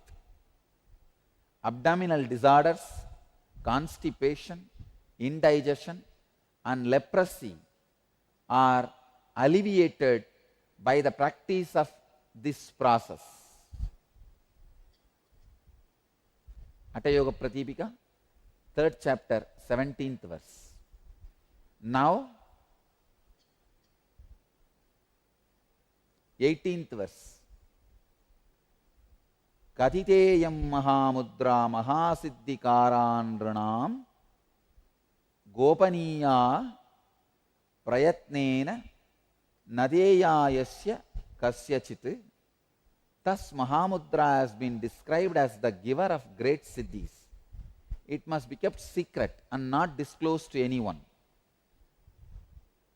Hatha Yoga Pratipika, 3rd chapter, 18th verse. Thus this process has been described as the giver of great siddhis. It must be kept secret and not disclosed to anyone. Understand?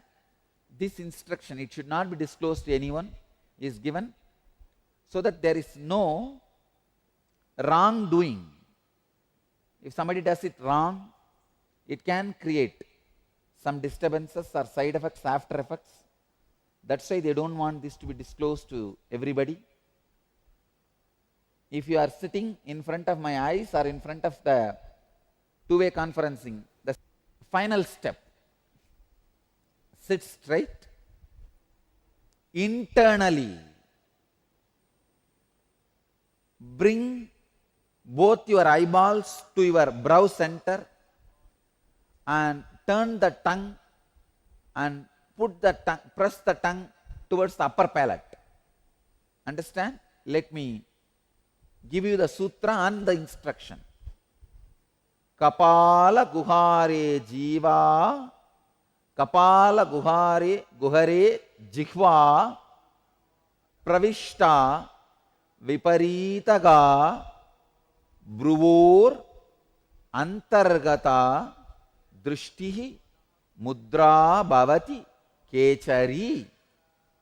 Kechari mudra is turning the tongue backwards into the cavity of the cranium and turning the eye inwards towards the eyebrow center. Turn the tongue backwards and press it towards the upper palate and bring your both eyes, turn them inwards towards the brow center.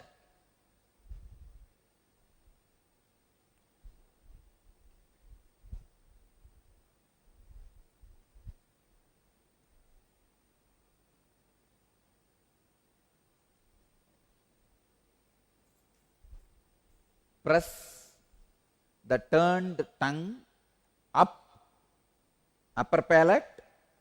Second, turn your eyes inwards and towards to the brow center. Lock like this. When you feel you can't hold anymore, then exhale slowly. Again lock it. Do this 21 times. Up.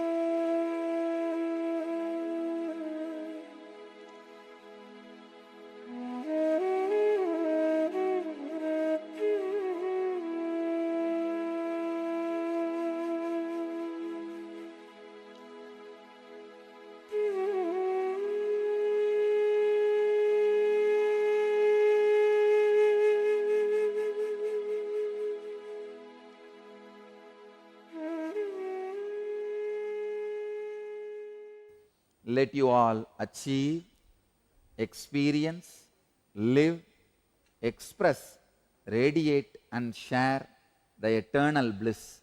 Nithyananda. Thank you.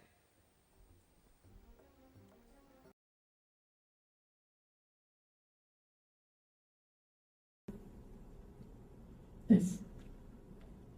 Sorry, maybe I'm fighting with words, but then without I means there is no consciousness in that stage at all. You just imagine that night time there is no sun at all. Can you say in the night time there is no sun? No, we cannot say that. But the sun is there. We can't see. Sun is there. We can't see. Same way, the consciousness is there. We can't see. That's the without I.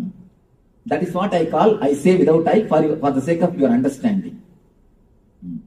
We can't say. There is no space where there is no I. There is, in a way, you can say, there is no time where there is no sun. There is no time when there is no sun.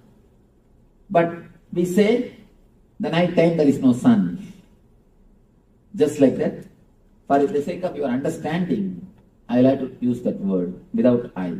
Swami, we can say unconditioned I. We can say in that state.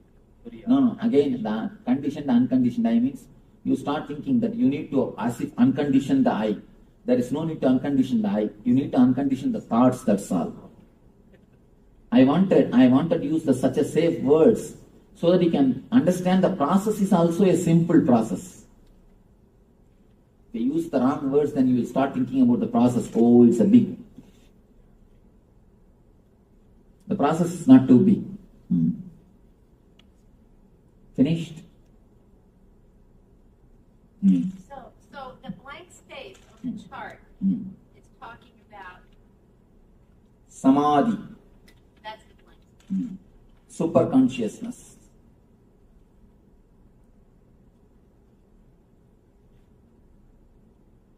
Let me explain about the physical body. Enough, don't take notes. If you take, the moment you bend for the notes, I stop speaking.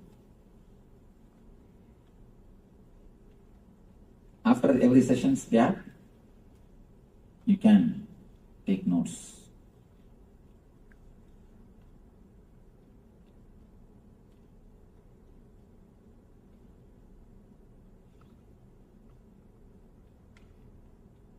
About the food, ahara, few things.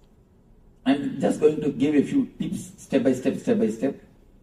I'm not going to give you rules. Don't have any rules in your life. If you have, the moment you start having rules, immediately you start hating the rules.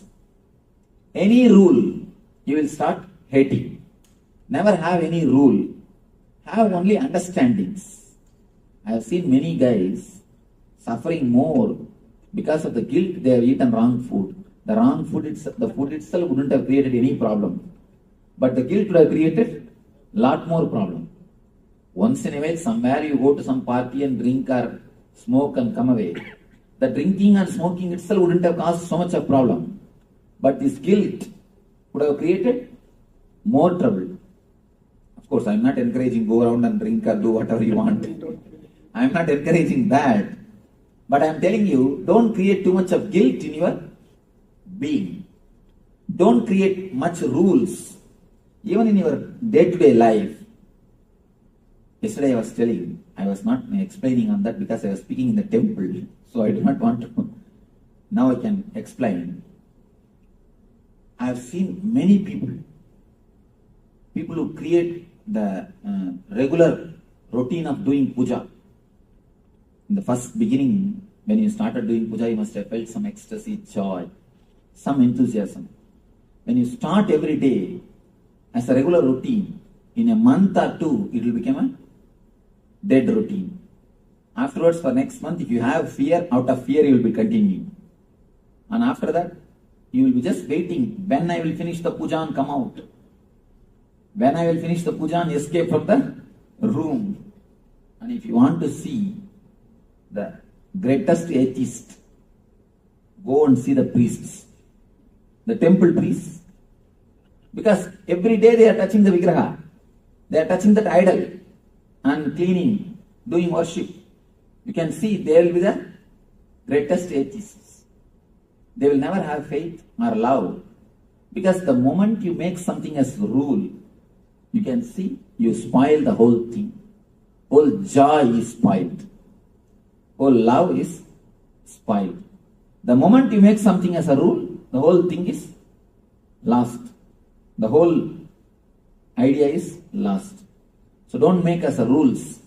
Make these few things as an understanding. So make these few things as understanding about your life. Let me give the few understandings about food. Don't take any food which can make your logic imbalance, which can make you lose your consciousness. Means alcohol, drugs, and the food which makes you continuously feel sleepy, lethargic. That's all. No other rule. That's all. Only these two rules, which makes your consciousness dull. Don't allow those things inside your system. For example, what for you are eating? Tell me. What for you are eating? To live. For energy. After eating the food, if you feel dull and lethargic, feeling like going and sleeping, what it means? Overeating or wrong food? Overeating or wrong food. So, don't allow the food inside your system which immediately makes you feel like sleeping. Basic thing. There is no need for anything else. The second thing, when you eat, don't entertain restlessness in your being, and don't eat the food cooked by the people who are restless by themselves. Here comes little difficulty. Here comes little difficulty. First thing, in understanding and in practicing. First let us understand why. There is a beautiful saying from an enlightened master. When you cook, don't think you put only your ingredients. You put your thoughts also and cook. Your thoughts are also added when you cook.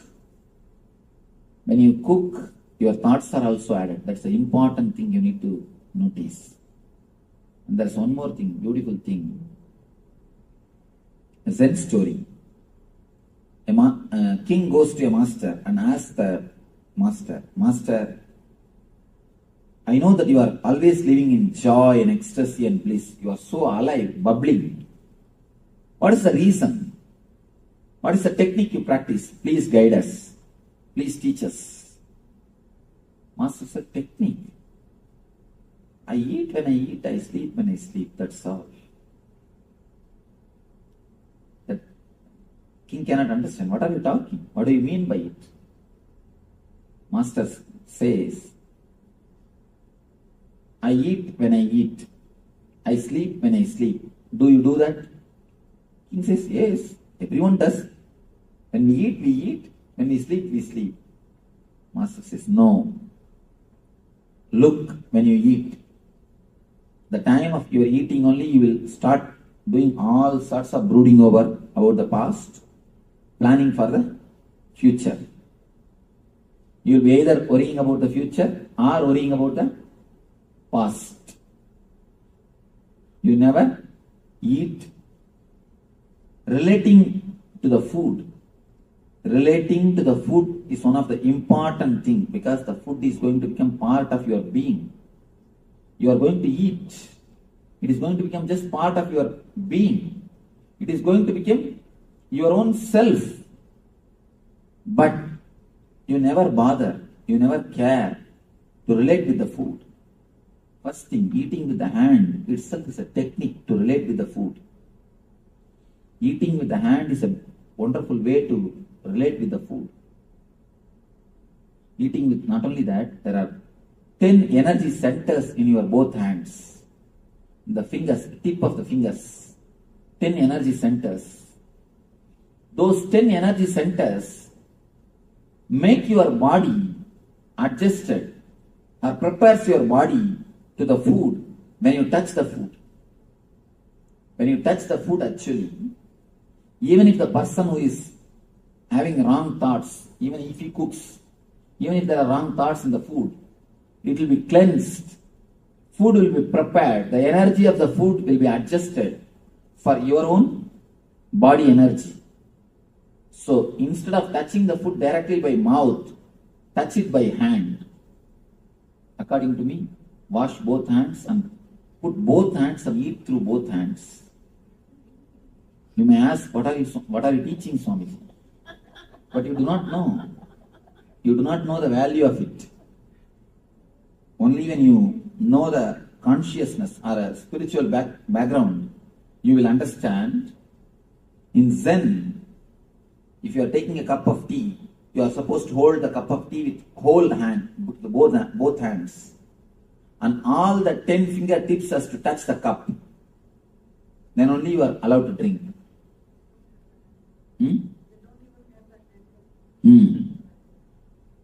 Then only you are allowed to drink. And not only that, you do not know consciously how much makes the difference. Try today, just try today. Wash your hands thoroughly. Put both your hands and feel the food and take the food little by little and put the food in the mouth and nicely enjoy, relish, deeply enjoy and swallow. Don't just grab the food. If you grab the food, you do not even know the quantity. And it will go inside so much, you will not even know the quantity. See, when I say, this all looks very simple. But eating is the habit, your basic habit. Everyday activity. One more thing, people come and tell me, Swamiji, I don't have time to do meditation, I don't have time to do dhyana, I don't have time to do puja. I tell them, don't bother at all. Just convert your eating into meditation, that's enough. If you practice these few basic things, the very eating itself will become meditation. The very eating will become meditation. You can't say, I don't have time to eat. Do you say? You eat properly. So, instead of saying, I don't have time to meditate, convert the eating into meditation. Let the eating itself become a meditation. Start eating in a very meditative way. Put both hands and, if possible, sit with closed eyes for 1 or 2 minutes and don't bother about any other work. First, don't watch TV or don't do anything else when you eat. Put both hands. Feel almost you are praying. Be in the mood of prayer. Be in the same mood of meditation and start putting the food inside your body. You will see your whole being is totally different. And not only that, your body will automatically inform you when to stop. At particular time you will stop. You will never overeat. No animal suffers the obesity. We are the only animal who suffer obesity problem. Have you seen any animal suffering obesity problem? In India, cows will be tied just near the straw. Straw will be 24 hours it will be available to them. But they will never overeat. They never suffer overeating. If 1 or 2 animals overeat means maybe a habit from you. They picked up from us. You are keeping the pet food always for the dogs. Have you seen any dog overeating? Yes, you have seen, means you are training them. You have trained them. And you see, now I am surprised. The pet animals here, they catch cold. In India, I have never seen any animal catching cold. I have never seen. Here, because too much when you take care, it becomes almost like you. All the attitudes of human beings are picked up by the pet animals. No wild animals catches cold. No wild animals suffer so much of disease like pet animals. These poor guys, because you are giving food, they take your mental setup also. They pick up your mental setup. They pick up your attitude, your lifestyle, your everything, and it suffers. I have not seen any wild animal suffering the loneliness, but all pet animals suffer loneliness. Leave them alone and go.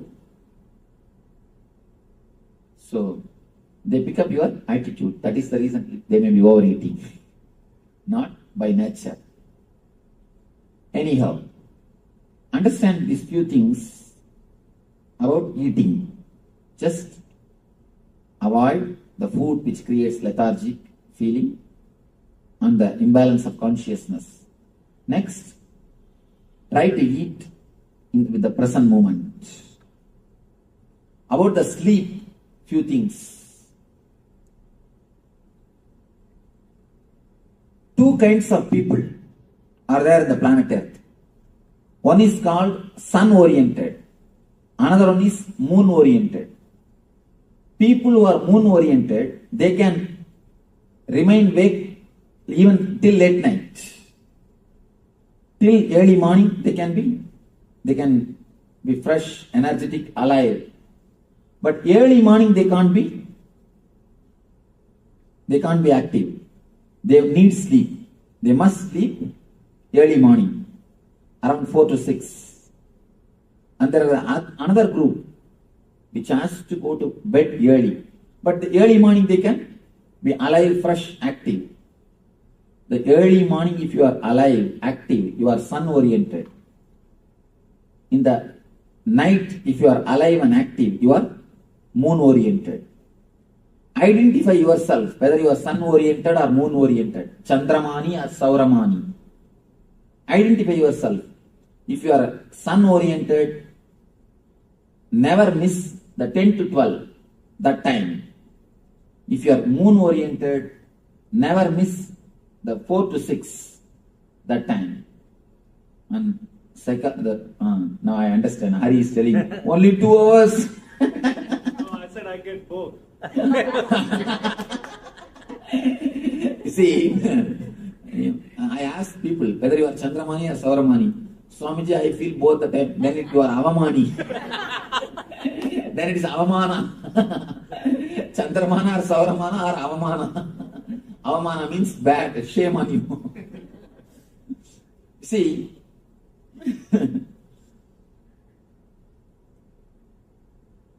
the modern day psychologists, they are proving for a healthy man, 2 to 3 hours sleep is more than enough. But they are making a condition. At particular 2 hours of your sleeping time, your body temperature falls 2 degrees. Your body temperature falls down 2 degrees.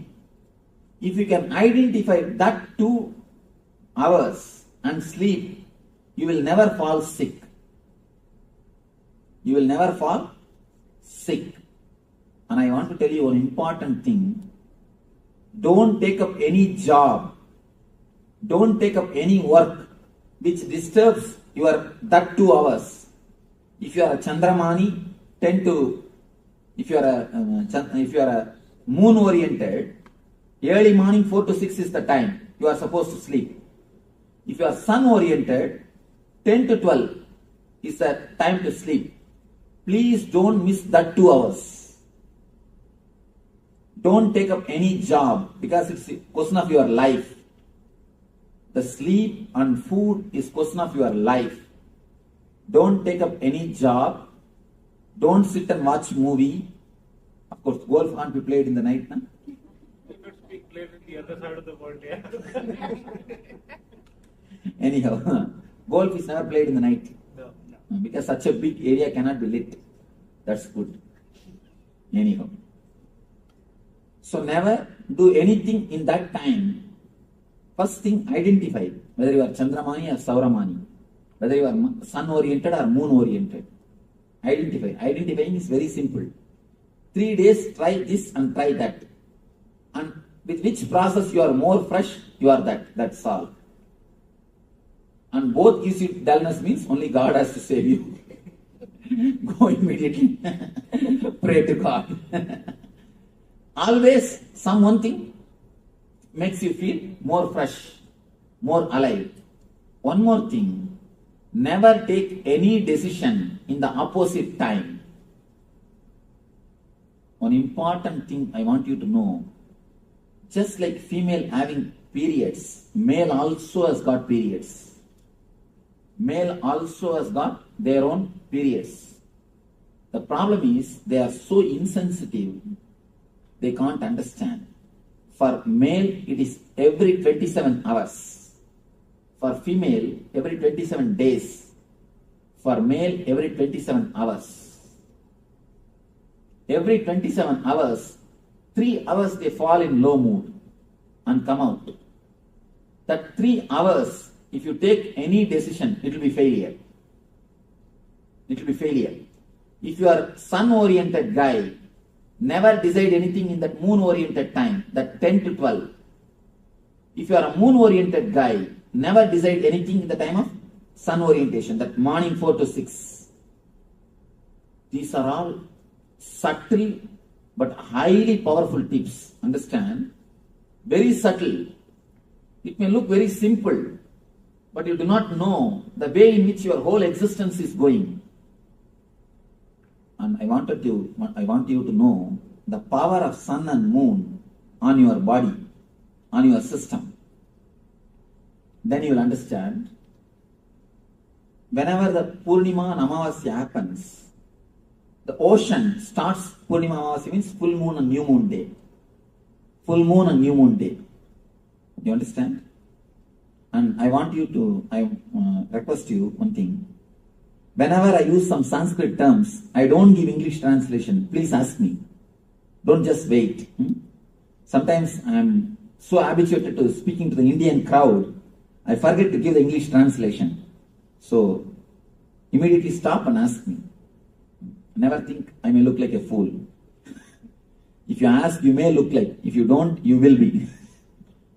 So,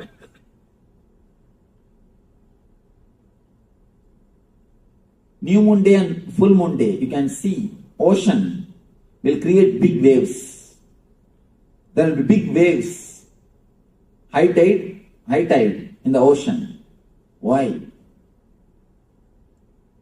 Always the pull of the moon makes the salt water aggravate. Salt water gets aggravated by the moon's energy. In your body also, 80% is salt water. Your body also gets aggravated. Have you heard? There is a understanding. The half-mad people, they will become full on the Purnima and Amavasya day, and full moon and new moon day. Have you heard of this? Huh? Oh, in the full moon and new moon day. One more important thing you need to understand. Mad people are called lunatics, lunar and lunatics, because their mind goes up, comes down along with lunar. Lunar and lunatics. Lunar means the sun. Moon. Lunar means the moon.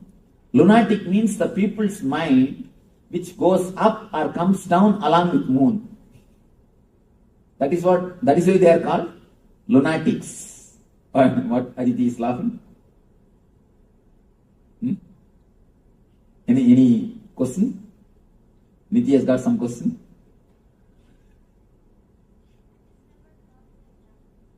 You remember? That is why I am here, you are there. Lunar and lunatic. Along with the moon, you go up and come down.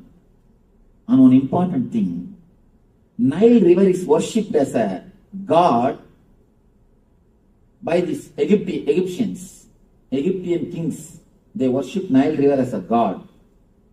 Nile river is the only river which has got live history, the live recording of everyday water level for last 4,000 years. You know, there is a recorded history of Nile river for last 4,000 years. For last 4,000 years, every day, what is the water level? There is a record, clear record, written record. Nile is the only river which has got a clear written history of everyday water level. You will be surprised. And one more thing, why I say about this, one more important thing. Based on that water level itself, we are able to come to a clear conclusion what type of the moon energy was playing.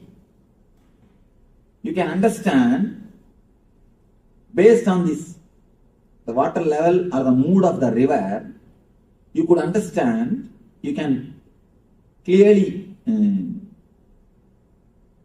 find out the eclipse, the solar eclipse, solar eclipse, lunar eclipse, all these things. Now the people who work on astronomy, they are shocked to find the coincidences. If the lunar is there, exactly the same kind of the lunar, all the lunar eclipses, the same kind of water level is recorded. All the solar eclipse, the same kind of water mood is recorded. When these two are compared, it's almost as if Nile is directly controlled by this sun and the moon. They say a clear-cut view, not even once or twice it misses. A clear-cut view. We can predict very clearly when flood will come and when flood will not come. What is wrong call? When flood will come and when flood will not come. We have such a deep association with sun and the moon. So find out whether you are lunar oriented or solar oriented, whether you are sun oriented or moon oriented, and arrange your sleep time according to that. Never sit and watch cricket. Never torture your body at that moment. If you allow your body to rest in that moment, that's more than enough. That's more than enough. Naturally, you will see you are continuously recovering. Your physical body, your health comes back to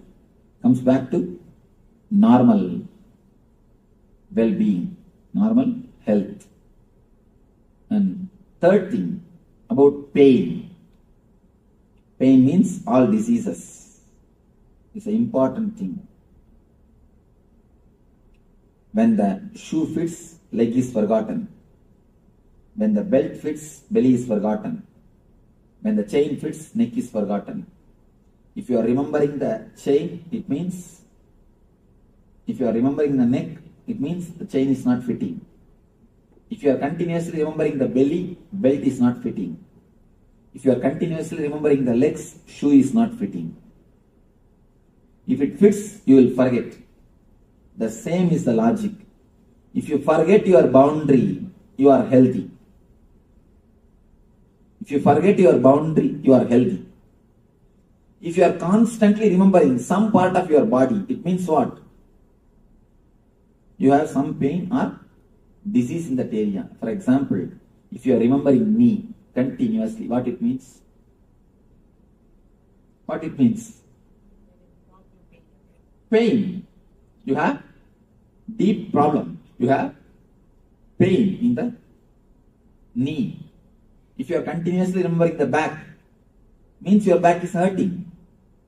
If you are continuously remembering the tooth, you are doing dental meditation instead of transcendental meditation. You are doing dental meditation. So, if you remember something constantly, some portion of your body, means it is not fitting. It is not falling in tune with your body, with your being. And you are remembering some portion means why you are made to remember. Actually, what is happening at the time of pain? At the time of pain, only one thing happens. Your attention is requested by that part of the body. We don't live throughout the body. Understand one important thing. You don't live with your whole body. If you hate some activity, immediately you hate that portion connected to that activity also. If you hate to do some work, immediately you hate the body connected to do that work also. Why you are laughing? No, that's true. If you hate to write or read, you start hating the eyes, you start hating the hands. Why do you think so many kids have to wear specs? Why do you think they get all the eye problems? When you hate to do some job, automatically, naturally, you start hating that part of the body also. You start hating that part of the body also. Here I have to tell you a small incident. It's even though a little awkward, I have to tell because it is such a truth. It's such a deeply connected truth. I have to tell this. One of our devotees, she attended NSP. She stays in America only, in America. She had a tumor on the spinal cord. A big tumor. You can see, you can even feel that's such a big tumor in the spinal cord. For last 12 years, more than 12 years, she herself is a person who is in the medical field. Because of that, she underwent surgery also. Even after the surgery, it again came back. Nothing could be done. It is there, it is there, it is there. In our meditation camp, we have a session like opening and telling about your guilts. We work on the people's guilt. What all the guilts you have from the past memory. One by one we bring it out and I explain about the guilts. In that session, she suddenly started weeping profusely. And she said, I have a deep guilt because I have been abused when I was 6-7-year-old girl. When she was very young, she has been abused. And not only that, again the same man who is her own relative exploited her when she became little elderly person also. And just yesterday I read a pamphlet. I read an advertisement in the book. In America, 1 among the 4 kids are abused. I was shocked. 25%. 1 among the 4 is too much. 25%. And it's recorded. Only recorded thing, not unrecorded. I do not know how many come out and open it. It's recorded. Anyhow, after again, when she became a little grown up also, that person has abused her. When she said this, it was so painful to take that guilt out from her and to make her feel relaxed and comfortable. It took at least 10 minutes for me. Of course, with a lot of energy and with a lot of understanding, insight, she has been comforted, relaxed. And you will be surprised, shocked to hear, in 10 days the tumor disappeared. Really, it happened. In 10 days the tumor disappeared. And already 6 months over, it has never come back. It has never come back.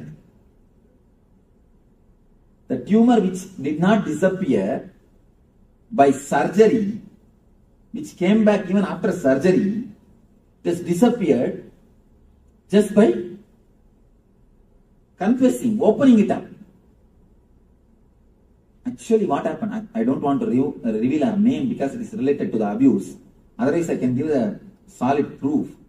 It's such an important incident. You all need to understand how things happen in our body. When she was abused, she started hating the part of that body itself. She started hating the Mooladhara. That naturally created more complications, more and more complications, and created a tumor. That hatred, the tension which is built up, which is created in that area, has become a tumor. When you hate some job, some work, you start hating that part of the body also.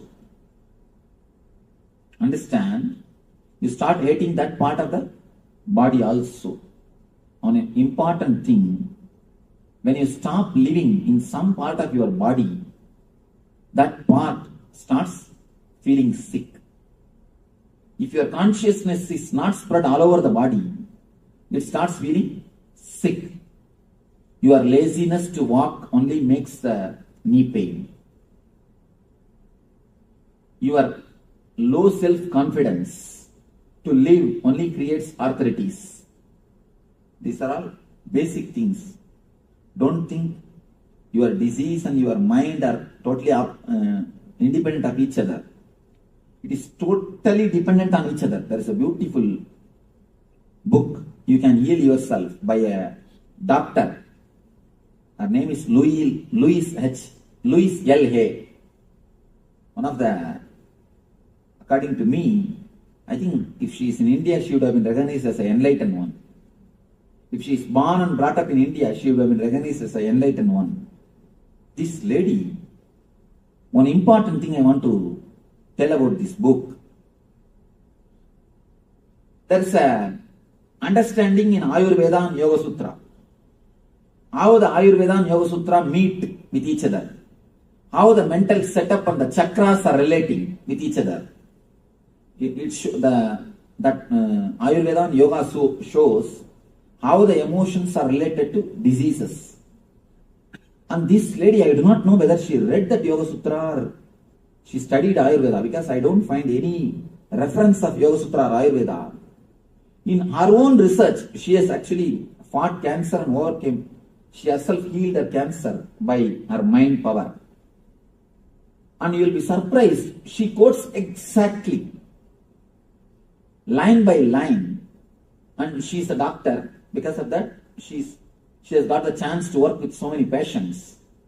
Our researchers are finding she's recording. I'm shocked. So clearly she records the mental setup, exact mental setups which creates the diseases. An exact mental setups which creates the uneasy feeling. An exact remedy for it. The unchanging or changing the mental setup.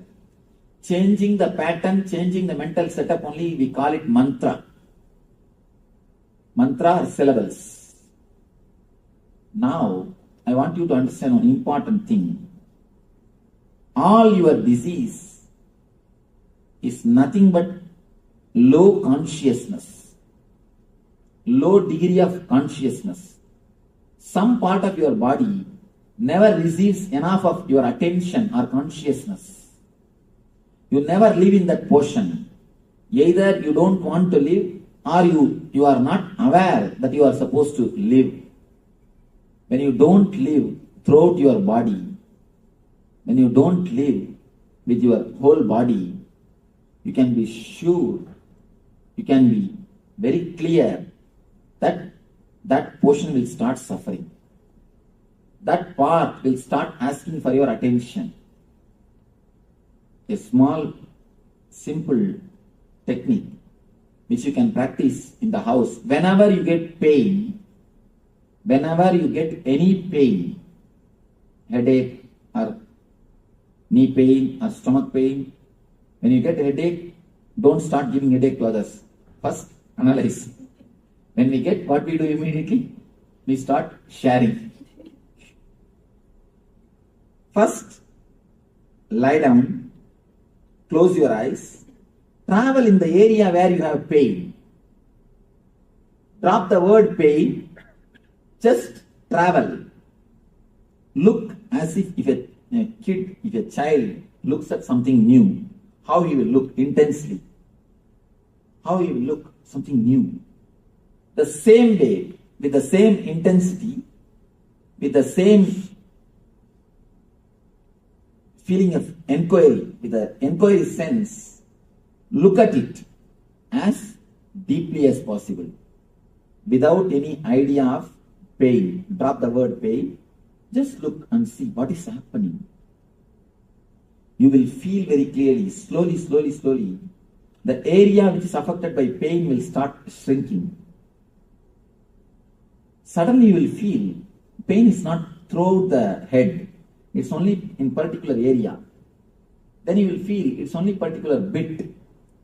Then you will feel slowly it will come to only a point, particular point. And if you look into that point, it will simply disappear. All pain is just requisition from that part of your body to your being to give little awareness and consciousness to you. That's all, nothing else. You may think, what, Swamiji, you are giving such a simple example and we know how we suffer. You never have any pain, that is why you talk all these things. Let me explain to you, really the incident happened. I put my hand in Kantasa car. Kantasa car. Here Kantasa is available? No. Kantasa is a heavy car. I don't know whether they make it out of stone or not.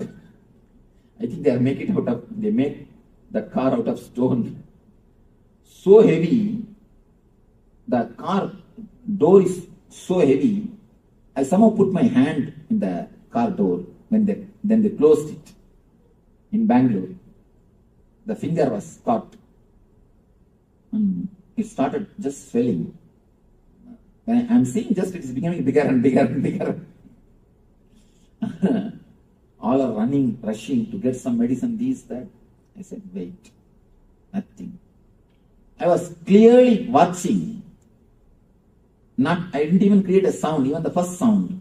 When it hits, even that sound was not created. I was clearly seeing the energy being supplied from our navel center to that area. It's like army rushing to do the job. Army rushing to protect if some flood or some cyclone. Immediately army is rushing to that area to do the relief work. Just like that, gush of energy is coming from the navel and it is moving towards your hand to that area. I saw very clearly the gush of energy only you call it as pain. The repairing work is going on. You don't have so much of patience to watch it. That is why you start shouting, screaming, oh pain, pain, pain. Pain is nothing but maintenance work. Body is doing its maintenance work. Body is doing its maintenance work. And it puts the stop symbol. Don't move the hand. Please cooperate with maintenance work. That stop symbol only is pain, nothing else. When you see the maintenance construction work in the road, they put a cop and the stop symbol, no? Just like that, so that you will not disturb the construction work and maintenance work. Same way body says, I am doing a maintenance work here. Please wait, don't come. Don't move, cooperate. That's the same symbol. I saw very clearly, and not only that, just removed that nail and threw it away. And in few days, the nail came back. Just in few days, no medicine, no injection, no bandage, nothing. Just allowed the body to heal itself. It got healed, over. Totally it took some 5-6 days, that's all. Nothing else. Of course, I am not telling you to do the same thing. I am telling you at least cooperate. Apply the medicine, do whatever you want, that is different. But mentally cooperate. You can heal yourself very much. When you forget your boundary, you are healthy. If you are constantly remembering your boundary, you are in pain. Now we will enter into a small meditation technique to forget the boundary, to remove the unnecessary stress collected by you, unnecessary toxins collected by you. An important thing. Just like a blood clot, there is one thing called energy clot which happens in your system. Blood clot happens if there is something wrong in your body. Energy clot happens if there is something wrong in your emotional system. Now we will enter into a meditation technique to melt, to clear the energy clouds and to remove the unnecessary toxins and to awaken the body intelligence. In this meditation, you are going to do 2 steps. First is, you are going to tense your body as much as possible to speak step by step. Step by step, you are going to create the maximum possible tension so that the energy clouds which is created in you will be released. The energy clouds will be released. And second thing, you will go step by step from toe to head, part by part. Pressurize or tense as if that portion will burst. As if the portion will burst. Go deep, step by step, till the head. And after that, from head to toe we are going to come. This is the second step, is the important step. This is from Yoga Sutra. This step is important technique from Yoga Sutra. According to Yoga Sutra, every part of your body is breathing. Understand? According to medical field, only your nose is breathing. According to Yoga Sutra, every part of your body is breathing. Every part of your body is intelligent to take the prana shakti directly from the air. It takes energy directly from the air and directly it relates with the existence. That is why in India, yogis, they sit under the underground for 2 years, 3 years. I have seen a guy who sat in the underground for 1 year. Neither food, nor water, or air. Totally glass case. Tight sealed glass case. He sat under that 1 year. I asked, how at least he breathes? He said, we don't know, Swami. Then he came to the ashram, our ashram. He's after all a yogi, not enlightened. So he heard about me and he came to take my blessings.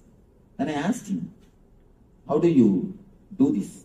He said, Swamiji, Yoga Sutra is this technique, Swamiji. The technique which you are going to do now. According to this technique, it is not only the technique, it is a truth. According to Yoga Sutra, every part of your body has got intelligence to take energy directly from the sky, from the ether. See, understand? A plant, a normal plant, when this can produce its food directly from the air, can't your body produce? Your body is much more intelligent system. Much more intelligent system. Can't it produce? It can.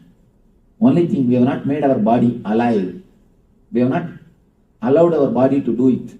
We have not given so much of understanding to our body to do it. The second level technique, you are going to breathe through every part of the body. Understand? Important thing. Your head should breathe separately, inhale and exhale. Your eyes should inhale and exhale. Step by step, part by part. Visualize actually as if your body is separately inhaling and exhaling. That part of your body is separately inhaling and exhaling. Feel the same thing, step by step, part by part, throughout the body. Feel that portion has become empty, porous. For example, head means feel that head has become porous. Every hair hole, through hair hole, you are inhaling and exhaling. Shrink or expand that area. Feel it is shrinking or expanding along with the inhaling and exhaling process. Step by step, your whole body should inhale and exhale. This will awaken your innate body intelligence.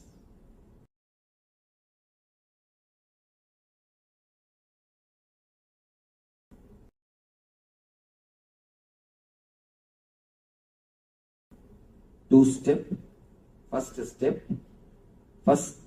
step which you need to understand, tensing and cleansing.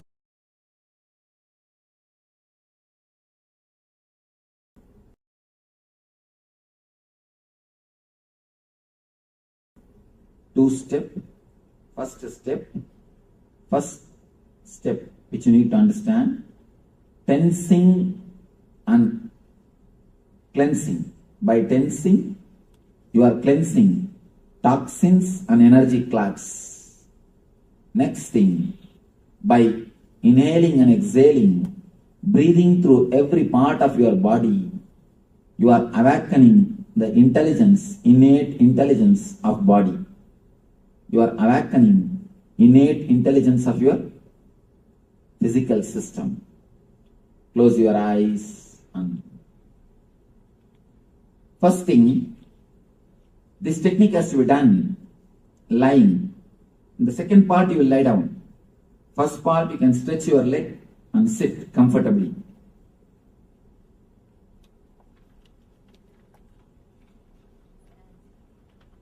Make enough space to lie down. Yes. Yes, please tie the ribbon. Now she can sit on the chair itself. Anybody heart patient or underwent any surgery in last 3 months? What?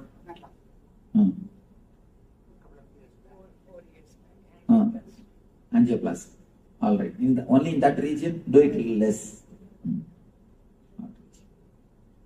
Please tie the ribbon. You are requested to tie the ribbon so that you will not look in between the meditation. She is surprised why we asked to tie the ribbon. Number 7. Stretch your legs out.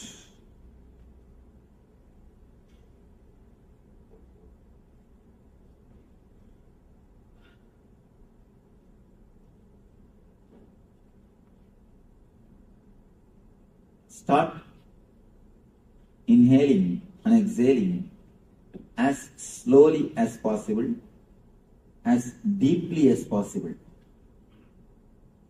You are inhaling and exhaling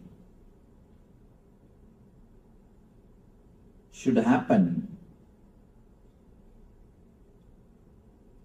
throughout the body.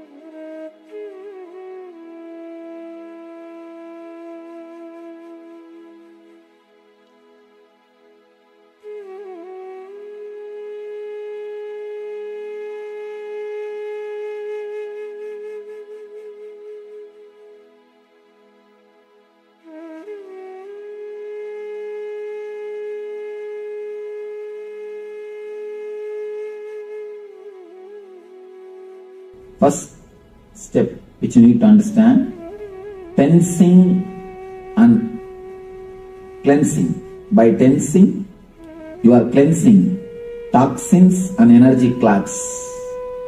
Next thing, by inhaling and exhaling, breathing through every part of your body, you are awakening the intelligence, innate intelligence of body. You are awakening innate intelligence of your physical system.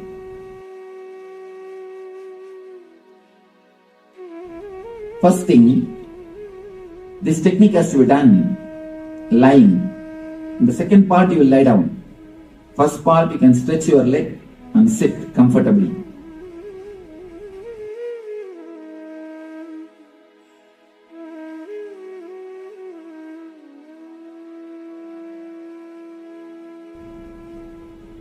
Start inhaling and exhaling as slowly as possible, as deeply as possible. You are inhaling and exhaling should happen throughout the body.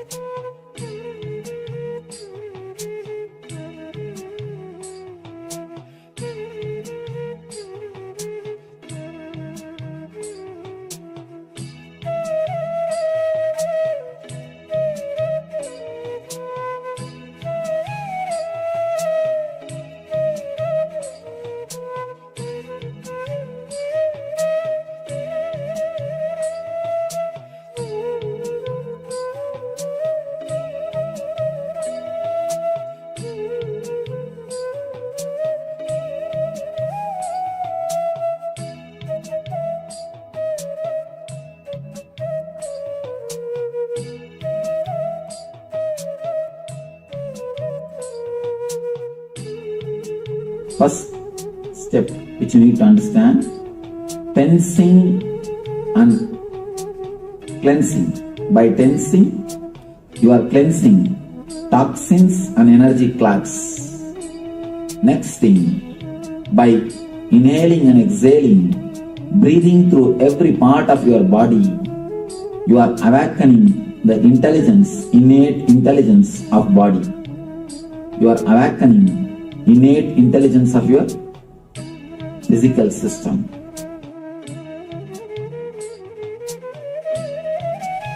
First thing, this technique has to be done lying. In the second part, you will lie down. First part, you can stretch your leg and sit comfortably.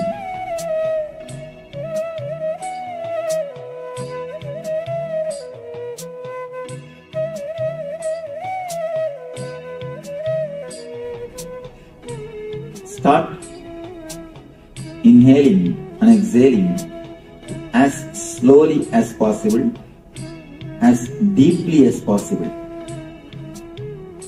Your inhaling and exhaling should happen throughout the body.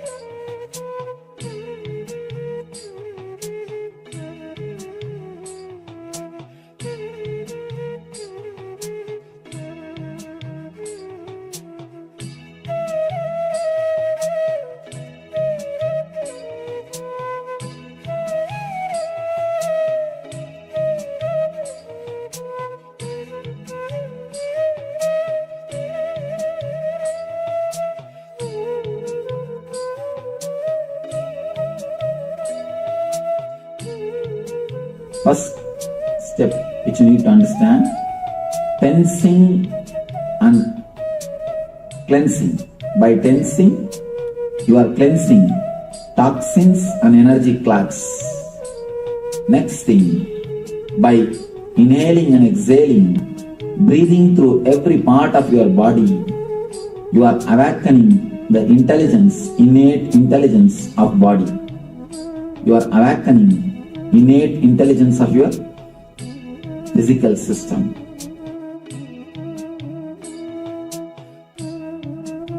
First thing, this technique has to be done lying. In the second part, you will lie down. First part, you can stretch your leg and sit comfortably.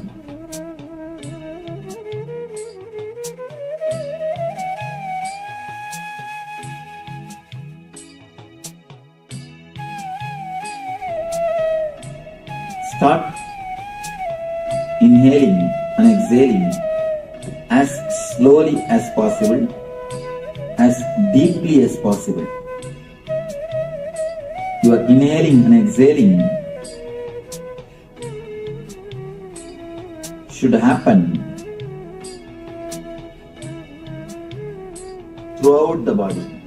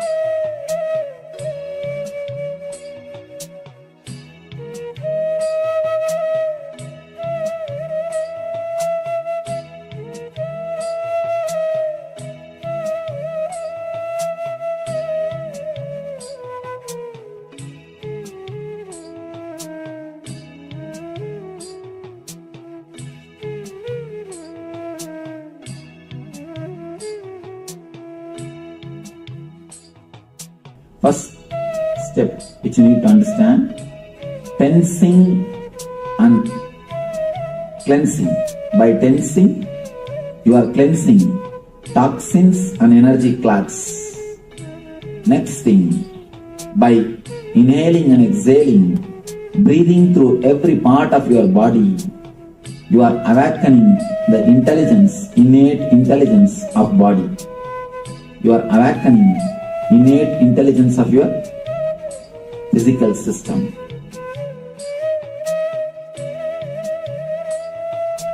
First thing, this technique has to be done lying. In the second part, you will lie down. First part, you can stretch your leg and sit comfortably.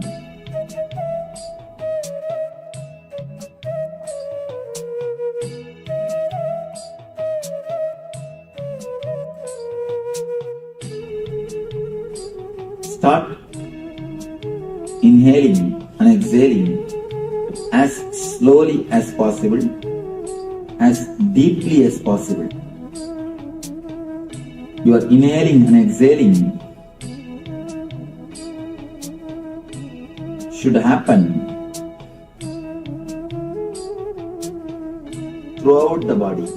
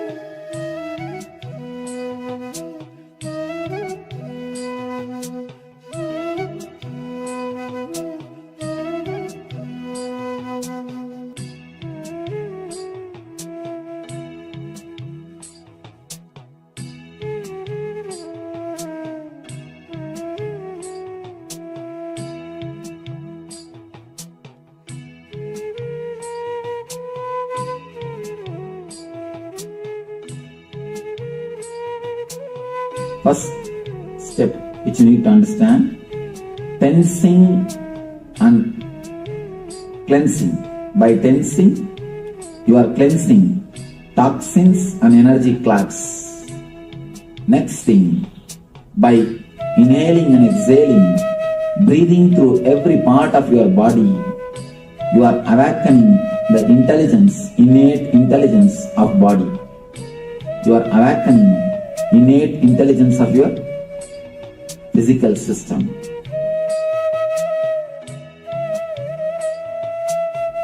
First thing, this technique has to be done lying. In the second part, you will lie down. First part, you can stretch your leg and sit comfortably.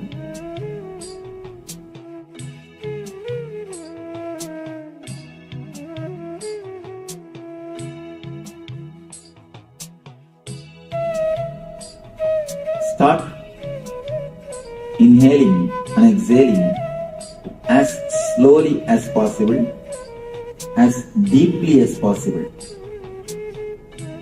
You are inhaling and exhaling should happen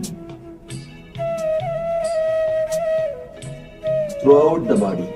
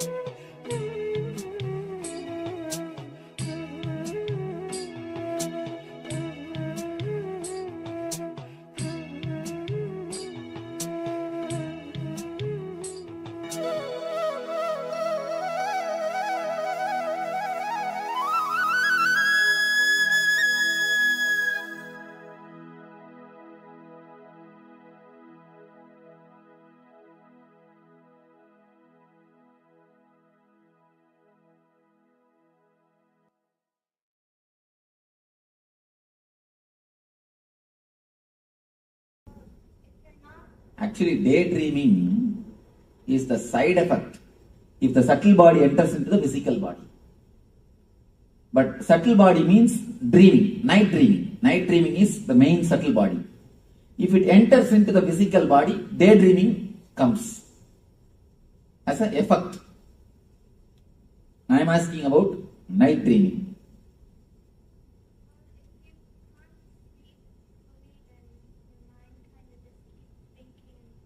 All right. Let's go to Aditi.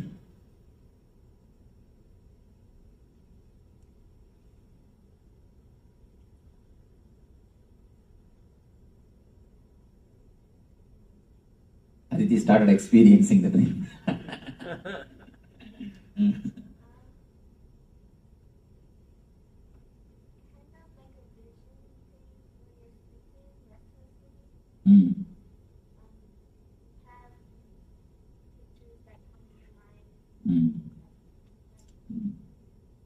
Okay. Stuff means when these kids use the word stuff means that much only I know. That kind of stuff, Swamiji, that's all. It means more than that there is no words. All right, let us go to Manisha. Tell me why dreams are coming.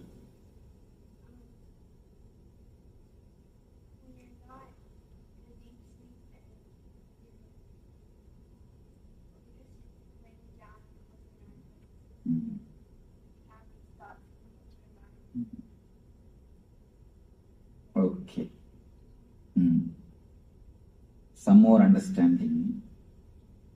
We will go to number 6. Yes. Can you pronounce your name?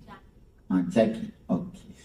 You mentioned earlier something about like a pressure valve, letting off the steam. I think that it's processing. That's right. Cynthia.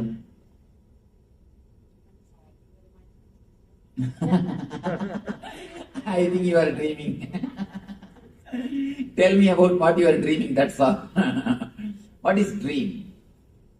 Night dreaming, not daydreaming, night dreaming.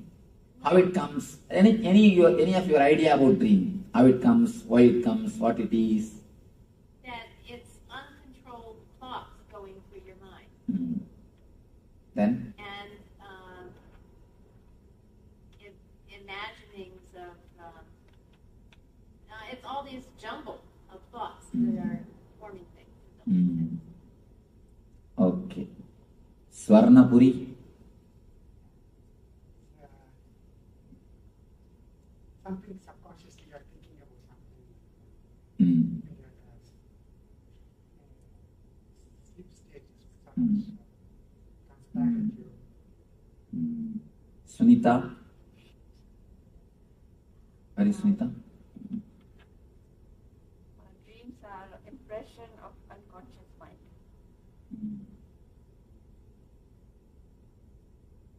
Something from Hari? Hari wants to tell something? Oh.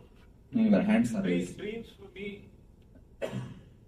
for me is almost a carry forward of your conscious stage when you worried, think that's carried on into the dreams majority of the time. But a lot of times, sometimes I also think dreams are kind of guiding you or giving you a very important message if you want to understand. I told you that whenever you receive messages, it is a vision. If you can remember in 4 color, it's a message for you. It's a vision for you. If you remember by 2 color, it is a dream. What is 4 color meaning? When you get up, morning when you get up, and try to remember the dream, what you saw. If you remember vividly, including the colors, if you, for example, if you have seen the wall, are you able to remember the paint color? If you see a person, are you able to remember the dress color? If you have seen some animal, are you able to remember the color of the animal? If you are able to remember all those things, then be very clear, it is not from subconscious, it is from superconscious. Because anything from subconscious is 2 color. And one more thing you need to understand, animals cannot recognize color except this color. Animals cannot recognize except this color. That's why in bullfight they put these red clothes. This is the only color they can recognize. All other things they can see only as a black and white. When you are in unconscious also, you can recognize only this color. No other color you can recognize. But if you recognize only this color, don't think you are having vision. If you can recognize all the 4 colors, all the different colors, then be sure it's a vision. If you are not able to recognize 4 colors, never bother about the dream. That dream is no value. It has no value in your life. Now, what is exactly dreams? I am talking about the dreams which are 2 colors, not 4 colors. Tell me about the 2 color dreams. I experienced a long time when I was carrying something, 3rd month, I saw Nagaraj long time around the morning, 4 o'clock. So you saw in the 4 color? No, black and white. Then it has no value. Then it has no value. What I am telling, tell me why and what is your idea or insight about the dreams? Is it a continuation of the inner chattering of the mind? Okay, that's a wonderful insight. Then something from... Sometimes your happiness or your sorrow or something comes at the morning. That also comes. Whatever bothers you in the day.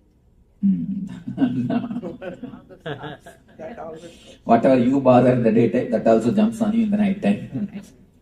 That's one more thing.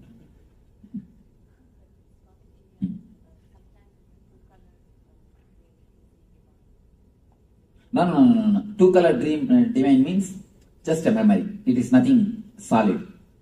Whenever divine or any vision appears, it always comes as a 4 color. You will remember vividly.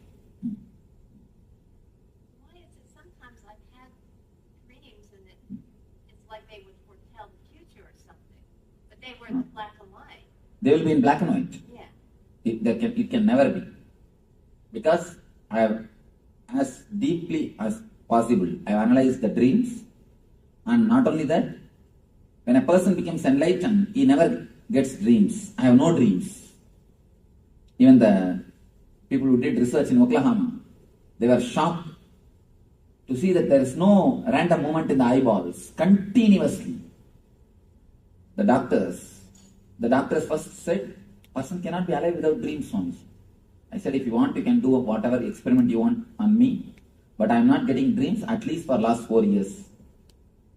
The moment I became enlightened, from 2000 January 1st till today, no dreams. Totally no dreams. I said, you do whatever experiment you can. If you have any machineries, I invite, you are welcome, but I don't have dreams. Then when they were doing the experiments, they were shocked.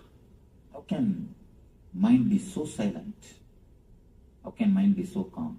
I tell you, from my own authority, because I have crashed the dreams, I know the whole infrastructure of dreams. If it is black and white, then some way it clicks. Maybe it has worked out by clicking, not as an intuition. See, sometimes you get 10 thoughts. If one works out, you think, oh, that itself I thought. You don't bother about all the 9 which did not work out. You understand? You think all the 10 possibility, and some one possibility has to work out. So naturally, what do you think? Yes, that day itself I know. You imagine all the 10 possibility, and if one works out, you connect that with that which worked out, and you say, oh, I had the dream. No. You should understand, all the other possibilities also your thought. All the other possibilities also your design. So if you look at from this view, you connect it and see. Only if it is a clear memory, vivid memory. Let me explain. Because this needs a lot of insight, this waking. If you can actually analyze and understand this dream body, you will be liberated so much from so many kinds of problems. There is a beautiful sutra. The world is made of the same stuff in which dreams are made. If you understand, the moment you understand the dream, the reality is dream, you will get the power to make your dreams into reality. Understand? The moment you realize the reality is dream, you will get the power to make your dreams into reality. Because these two, where they meet, there is the source of energy. These two guys, this waking and the dream, where they meet, that is the source of energy. If we can analyze this one and understand, you will very clearly understand why you are facing failures and why you are facing success. You will be so clear about your failures and success, you will never bother, you will never be touched, because you will know. Generally, we only play both games, man. You create reasons for your failures and you create reasons for your success. And which is more, that wins. Finally you think, oh, I have failed. But the reasons for failure also is created by you. The problem is you create it in the other subconscious state, the dream state. So you do not know you did it. Most of the time, you invite disease. And not only we invite, we send email, telegram, and telephone call, leave voicemail message.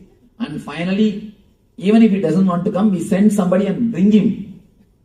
The moment he comes to our house and opens the car, the moment he enters into our house, we say, no, I have not invited you. I thought somebody else will come. You are here. And I thought somebody else is going to come. But suddenly I thought that Jackie is going to come. But now only I am realizing that Cynthia has come. You see, after doing the whole thing, when the disease comes to your gate, then you say, no, I never expected you will come. I expected somebody else will come. We only do everything subconsciously. But we don't realize we do it. So analyzing these two states is an important thing for the success of the life. Now let me explain. See, if you get the thoughts, if you just get the flashes from the energy of the causal body, it will be just two-color dream. Same thing, if you get from the energy of the super consciousness, the empty column, that will be a solid vision. When you remember early in the morning, if it is a solid 4-color, then it is from this empty box, the samadhi state, from Turiya, some glimpse of Turiya. If it is 2-color state, then be very clear, it is glimpse of the sleep state, causal body. It is just oscillation of causal. It is not oscillation, it is not from the Turiya. Many people come and tell me, Swamiji, I saw this God in the dream, that God in the dream, this vision in the dream, that vision in the dream, this spiritual, this experience in the dream, that experience in the dream. I always tell them, recollect whether it is 4-color. That's the only scale. Is it 4-color? Is it very vivid? Is it experiential? Then it is true. Otherwise, don't bother. Go and sleep. Go and rest. No, next day if you remember, that's enough. Third day naturally you will not have memory. Not third day. Only yesterday dreams, today. Actually, the dream memory will be there totally itself only 1 or 2 days. Afterwards, you cannot have it in memory. If you again and again make it very solid by remembering, it may be there. Otherwise, it can't be. The memory of the daytime itself is torturing us. If you have a little more memory, after night time also, you will become mad. Anyhow, so let us analyze what is exactly dream. Dream is nothing but your suppressed desire and fear. That's all. If you want something to happen in some way and it did not happen continuously, then you dream it and feel fulfilled. For a small example, you can understand this. I was about to say that. If you are fasting for maybe, for example, for 3 days. If you are fasting for 3 days, naturally the third day night, in the dream, you will have a good feast. Any of you have experienced this? If you are fasting, you should not eat anything, not the modern kind of fasting. The modern kind of fasting is a wonderful fasting. Having 2 liter milk, a little bit of banana, and few bhaji, and telling, oh, I am fasting, Swamiji. Not that kind of fasting. A real original fasting. The ancient days, people used to do that without even drinking juice. No, water is allowed. Water is allowed without even drinking juice or milk. Just by water. If that kind of fasting means, immediately you will have a dream. Anything suppressed, naturally you will see, will come up in the dream. All the suppressions will come up in the dream. The same way, if you don't want something to happen, the desire means you want something to happen. If you don't want something to happen, you never wanted that you should fall sick before going to exam. But I have heard from many people, even after they become 40, 50, they get dreams that they are sick and exam is there. That they are sick, they are missing the exams. They have forgotten the exam. Even after 30, 40. If you don't want something to happen, some accident, and you don't want somebody to appear in front of you, you don't want somebody to know some secret of your life, you will see in the dream that as if that person came to know, and as if that person saw you, you will be meeting him, you will start experiencing everything in the dream. You will start experiencing the whole thing in the dream. Few basic understanding. Whenever you wanted something and you are not able to, whenever you do not want something, but the memory is there. See, you do not want something to happen means, again the memory is there, you are fighting with that memory, that's all. That memory which you are fighting naturally will go more deeper and deeper. It's like there is a ripple in the lake. You go by boat to silence the ripple. Can you silence? Can you silence the waves of a lake by going by boat? When you go and try to fight with the waves, you will create only more waves. Same way, if you hate or if you are afraid of something, you will be creating only more and more deeper waves, more and more complications. When you create complications, naturally you suppress the whole thing. And they come up in the dreams. They come up in the dreams. 4 major levels of desires. I want you to understand. 4 major levels of desires, which continuously comes up in the dream. There is no need to control the desire. The main problem, the very word desires creates an attract feeling in our being. We always wanted to control. Either you run behind the desire madly, or you suppress the desire totally. Either you run behind or suppress. You never use the desire as energy. Desire is actually energy.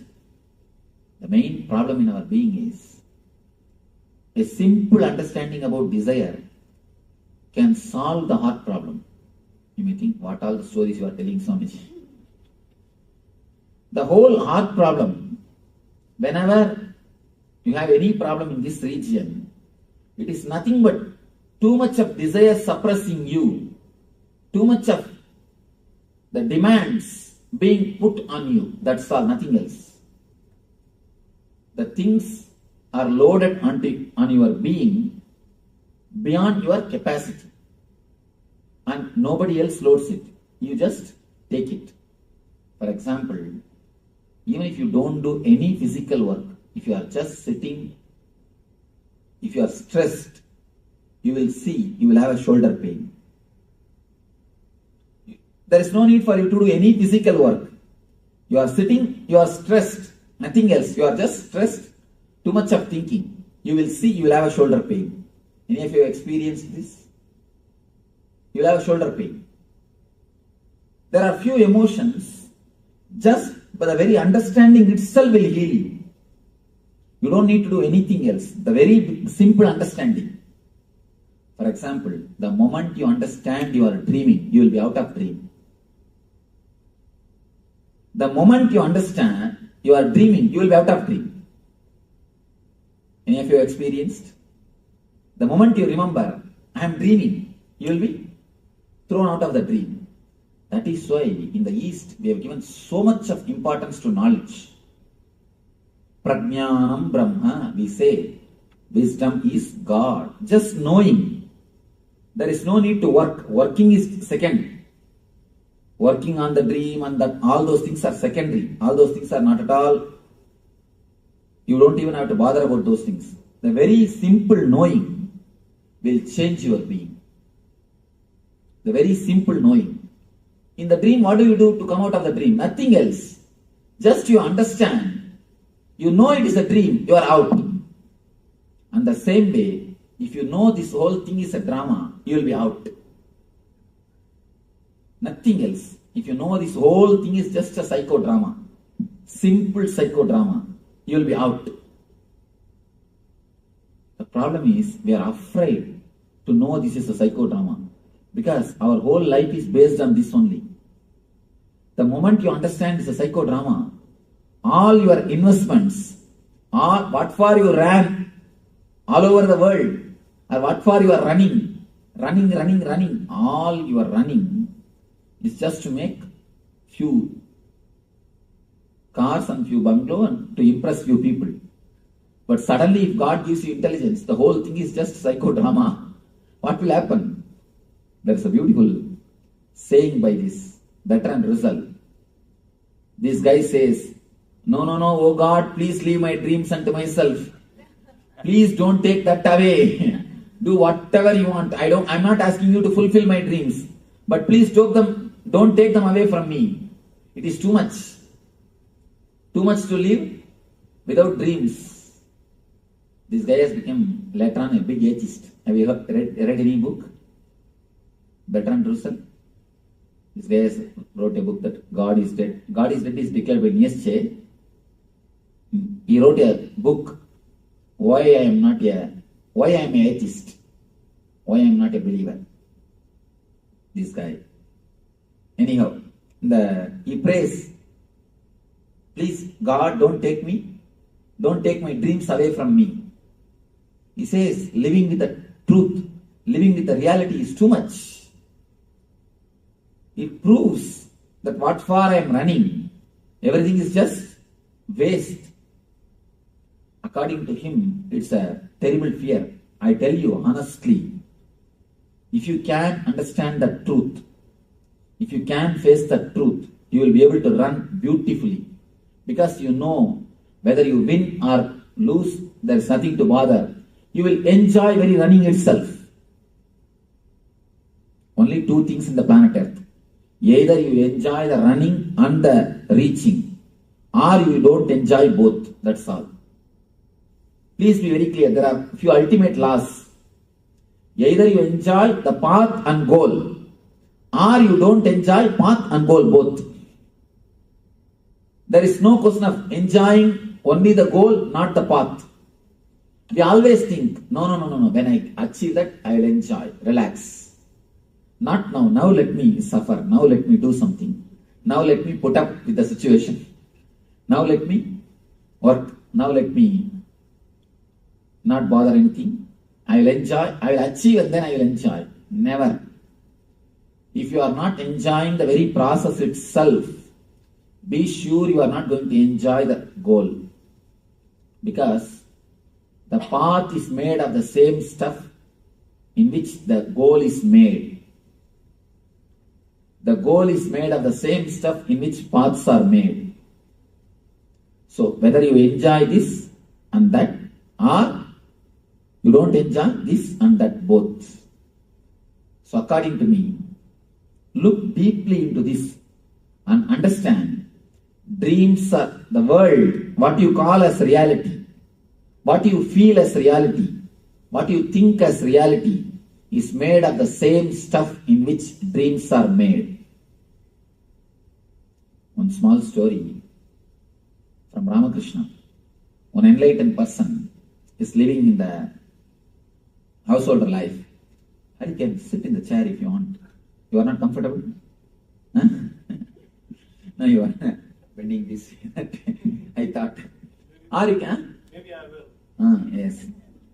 Or you can sit comfortably, stretching your legs out, nothing wrong. See, she is comfortable. That's what women, you see, they are very comfortable. You see, if you want to learn how to do any work as lazily as possible, you can learn from them. Any work, how to do it without moving much of the body or any other. Because they have to handle too many things now. They have to handle too many things. So small things. They know how to do the work without moving the body much comfortably.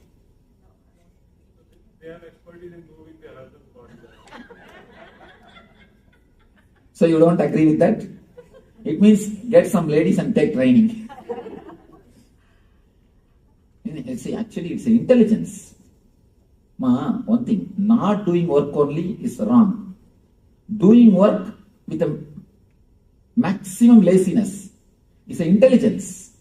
Means what? You are finding techniques, method to do the things very right way without taking much struggle, without struggling much, without taking too much stress on you. It's an intelligence. I am praising you, ma. Maybe it's a concentration.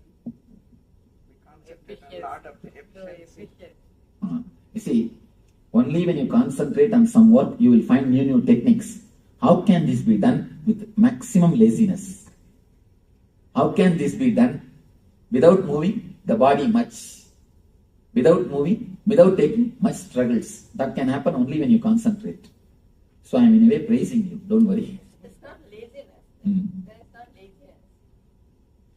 Then what other names you want to give? Well, how can you do it in the least amount of time or, things like that. But it's not laziness. See, you can say it in polite, beautiful terms.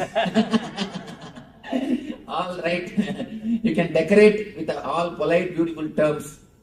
But because I am that type of guy, I never move my body and just sit. You can see in my room, I'll be just sitting and doing the whole thing. I'll have my books nearby. Everything will be very near. Nothing will be too long because I won't even move the body too much. Because I am like this type of person, I know you can use it better terms, but it's nothing but a laziness with intelligence. All right. This small story I was telling, one grihi, householder but enlightened person. Suddenly he lost his son. He was not weeping at all. The whole family was weeping and wailing and crying. His wife started yelling at him. You fool, you have no brain, you have no sensitivity, you have no compassion, your son is dead, you are not weeping. Then he said, of course, little difficult to feel this is practical, but it is practical. He says, of course, don't think I am not feeling, I am feeling. Don't think I am not feeling compassionate, I'm insensitive, I am feeling, but I am worrying. Yesterday night in dreams, in my dream I had 7 sons. I lost all of them when I woke up. Should I cry for them or cry for this one son? That is what I am thinking. There's one more small story in Zen Buddhism. This will give you much deeper insight. One Zen master, early morning he woke up from his bed and started weeping, started crying. All disciples gathered, "Arey, you are enlightened man, why are you weeping? What happened? You are not supposed to cry. What happened?" He said, "No, I dreamt as if I have become butterfly." This guy said, "What is there? It's ordinary dream.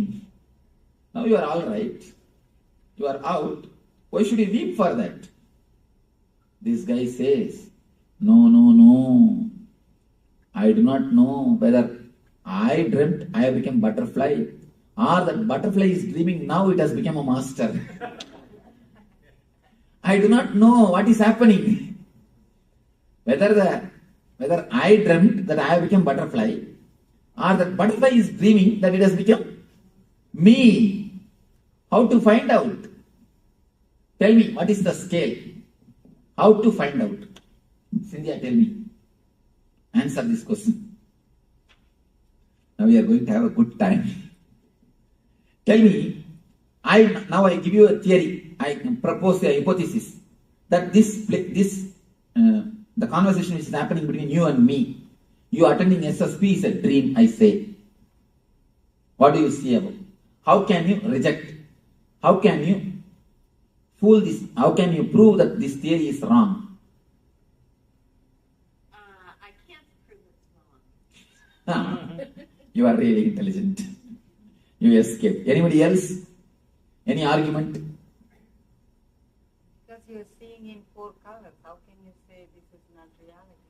When you see the dream, what do you say? What do you feel? No, you asked that, how can you say this is not reality, right? Right now what's happening? When you see a dream also, you see only in 4 colors. You won't remember when you come to this state. When you see it only in the 4 color. Then how can you say that's not reality?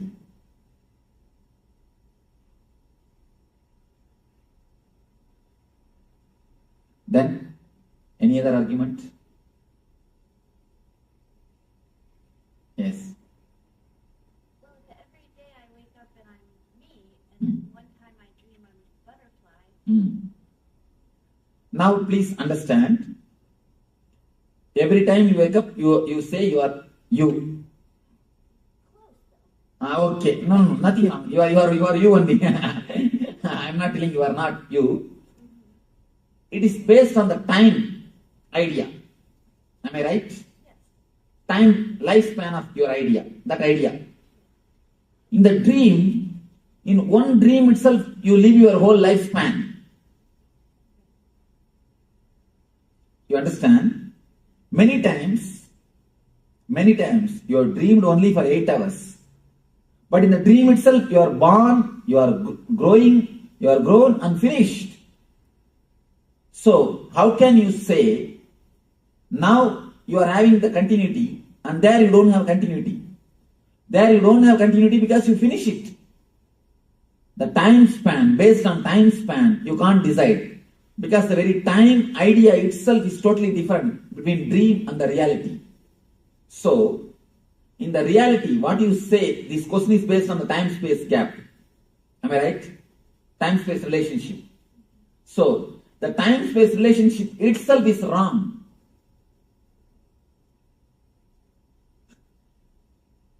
The same thing, if you are near a person who is headache for you, who continuously tortures you, with whom you don't feel happy, comfortable, even half an hour will look like a eternity, long time. Why?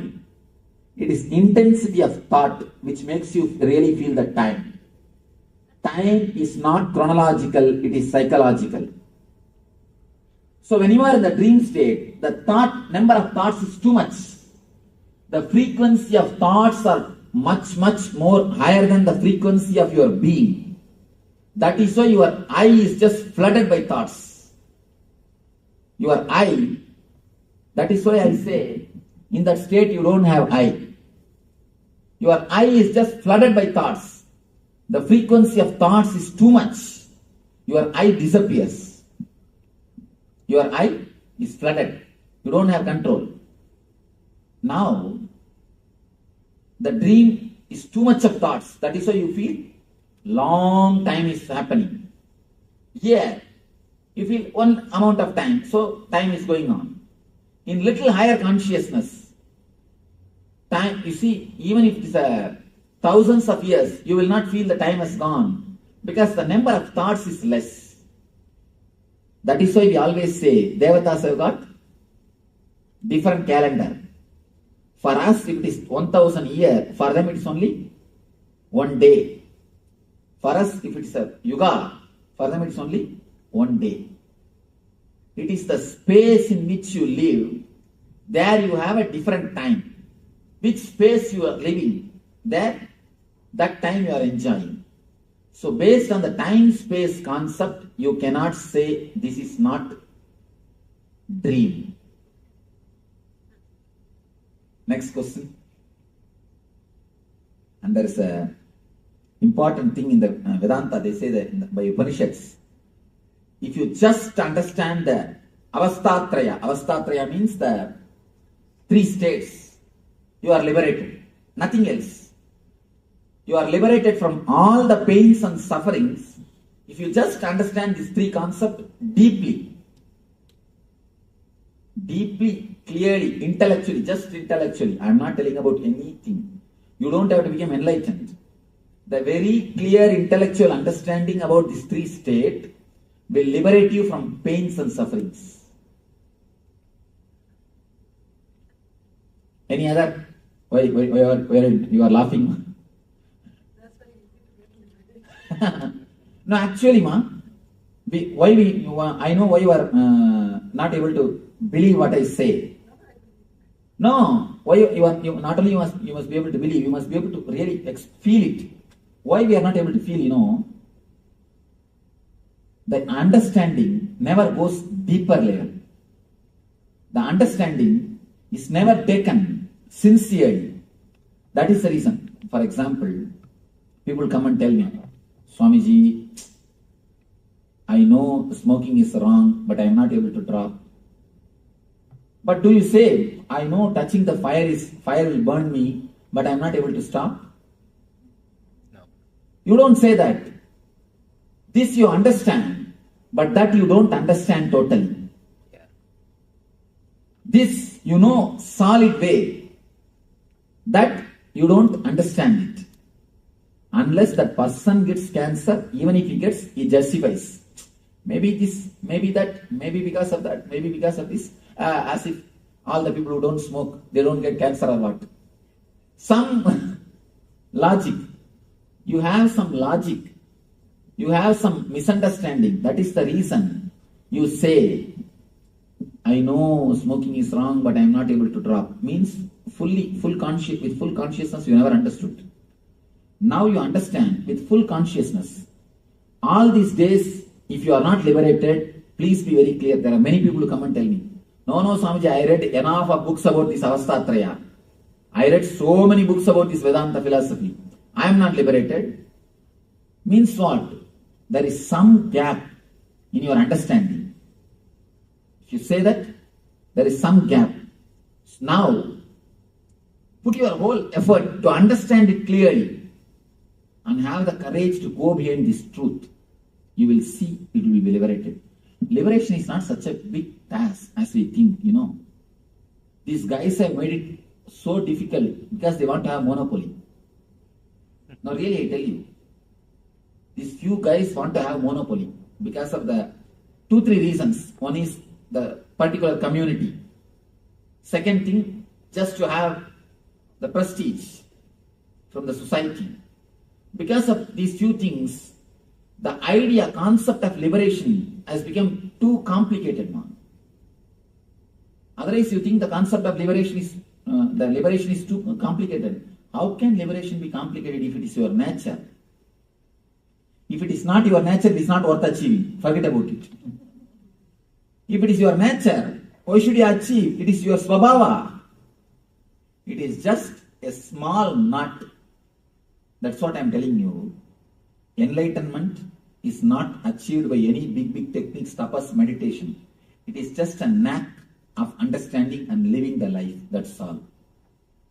Enlightenment is a simple knack of using your mind, using your understanding and intelligence in your life. That's all. This intelligence, this understanding, if it can clearly go into your being, if you can clearly analyze only one thing, only one important thing, you should spell out all your doubts.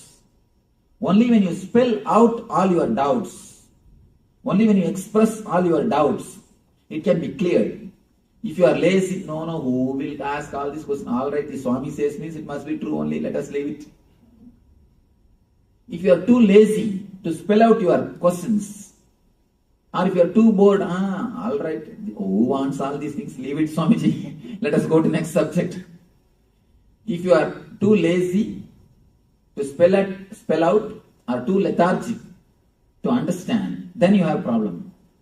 If you really sincerely look into it. Not lethargic, I think it's the understanding power is not there.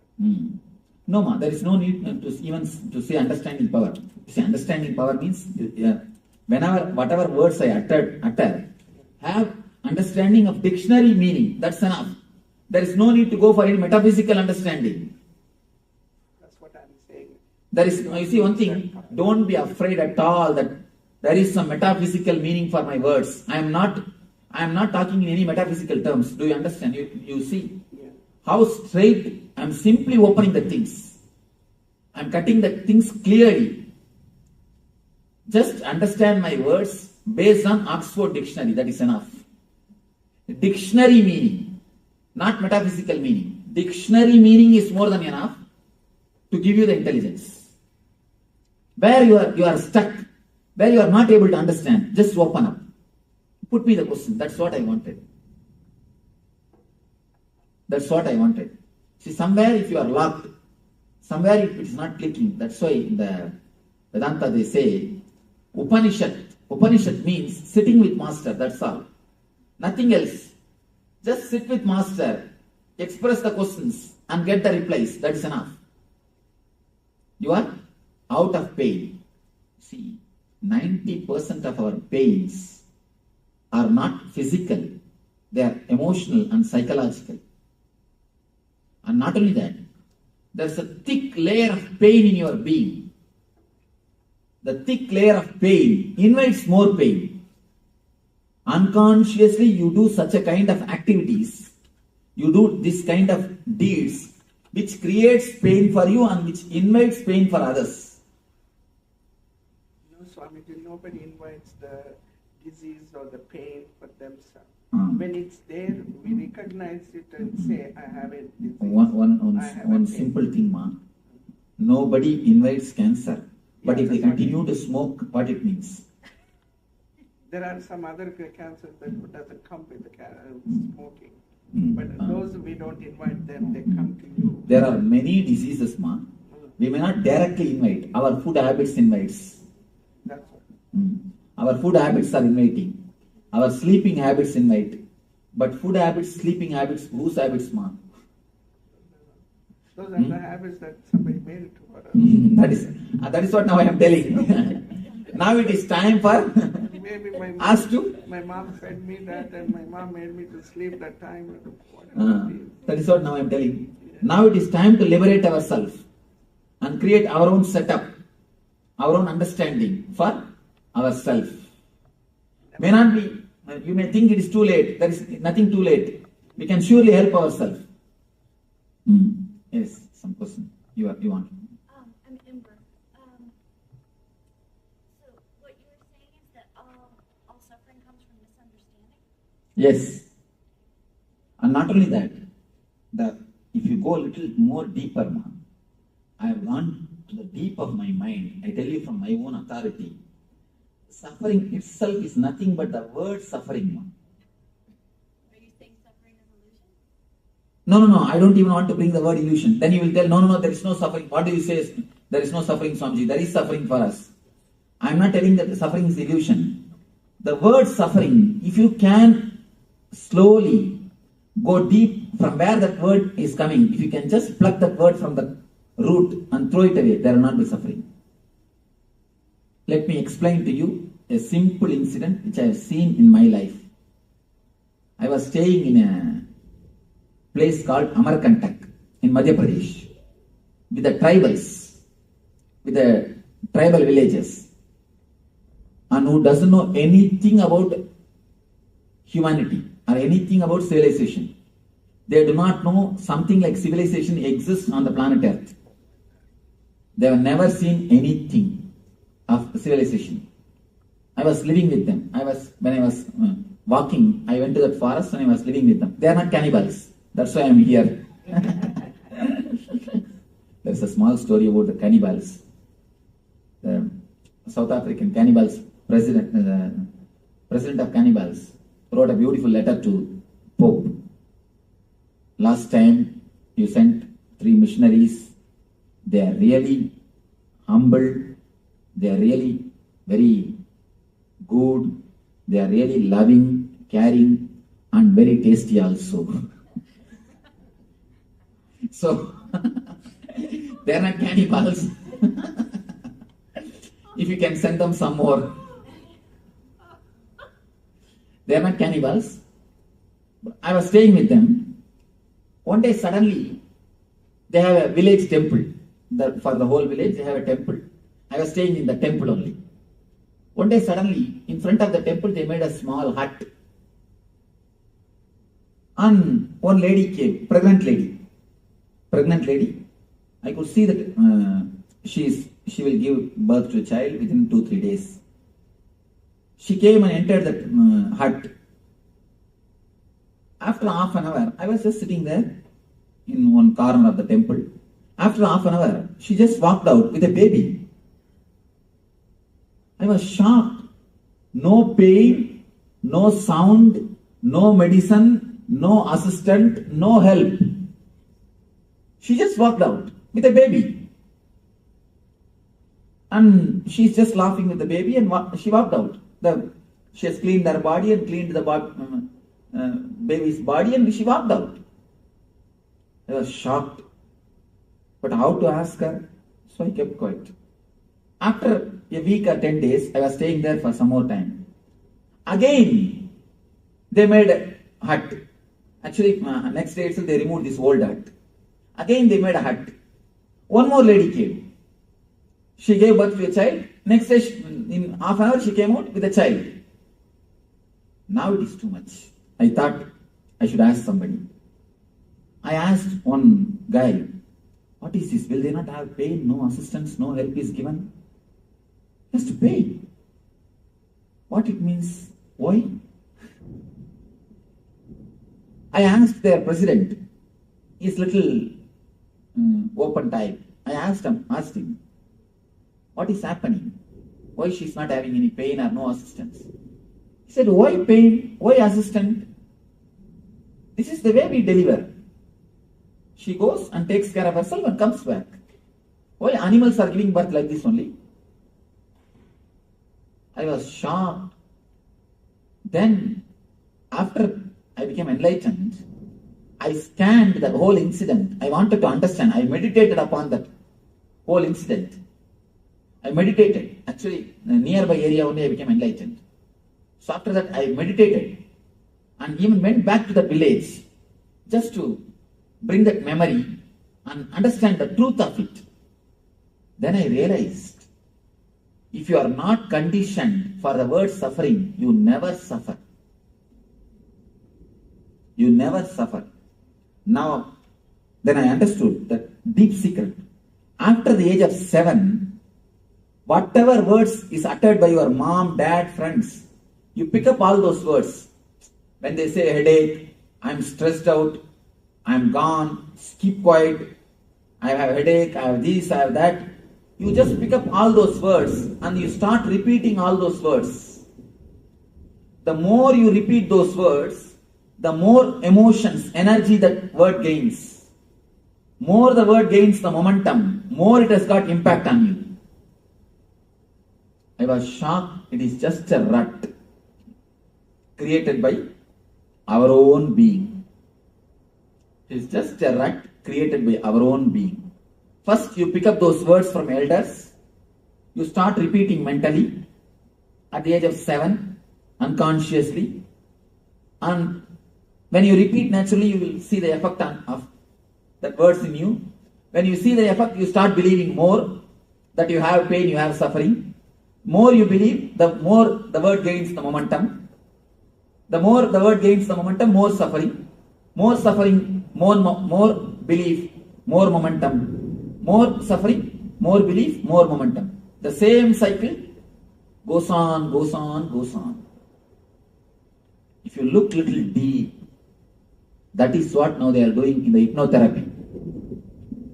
In the hypnotherapy, they hypnotize a person and they put a burning charcoal in his hand and they say, you are not getting burned, you are having a beautiful flower in your hand, you are having rose in your hand, you are having a beautiful flower in your hand, you will be surprised. Not only the person never gets burned, when they remove that charcoal, the rose smell is there in the hand.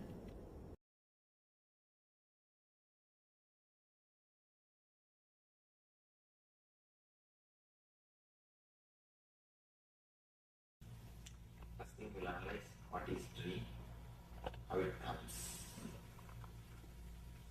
Dreams come, different kinds of dreams. How, why, any idea? Dream? That's something that you do every night, probably daytime also. Important. Actually, we do it in the daytime also. It's a bit complicated, but I think from my experience, sometimes if you eat certain foods and you go to bed, you have very strange dreams. Or you observe deeply. Even the food is associated with your dream. Please understand what is said is truth. The certain kind of food you will have always the same type of nightmare. That's true.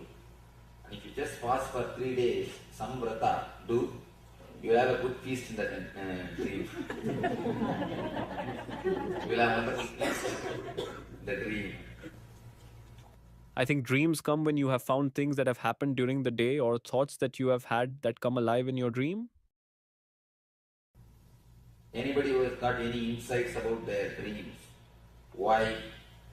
Any idea? Any special idea about the dreams? You are welcome.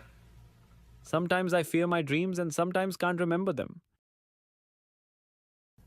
Yes, I'll answer. Why? Can you say anything about dream? Some of the dreams come, some of the things, like the relations you see tonight, the next day it does happen.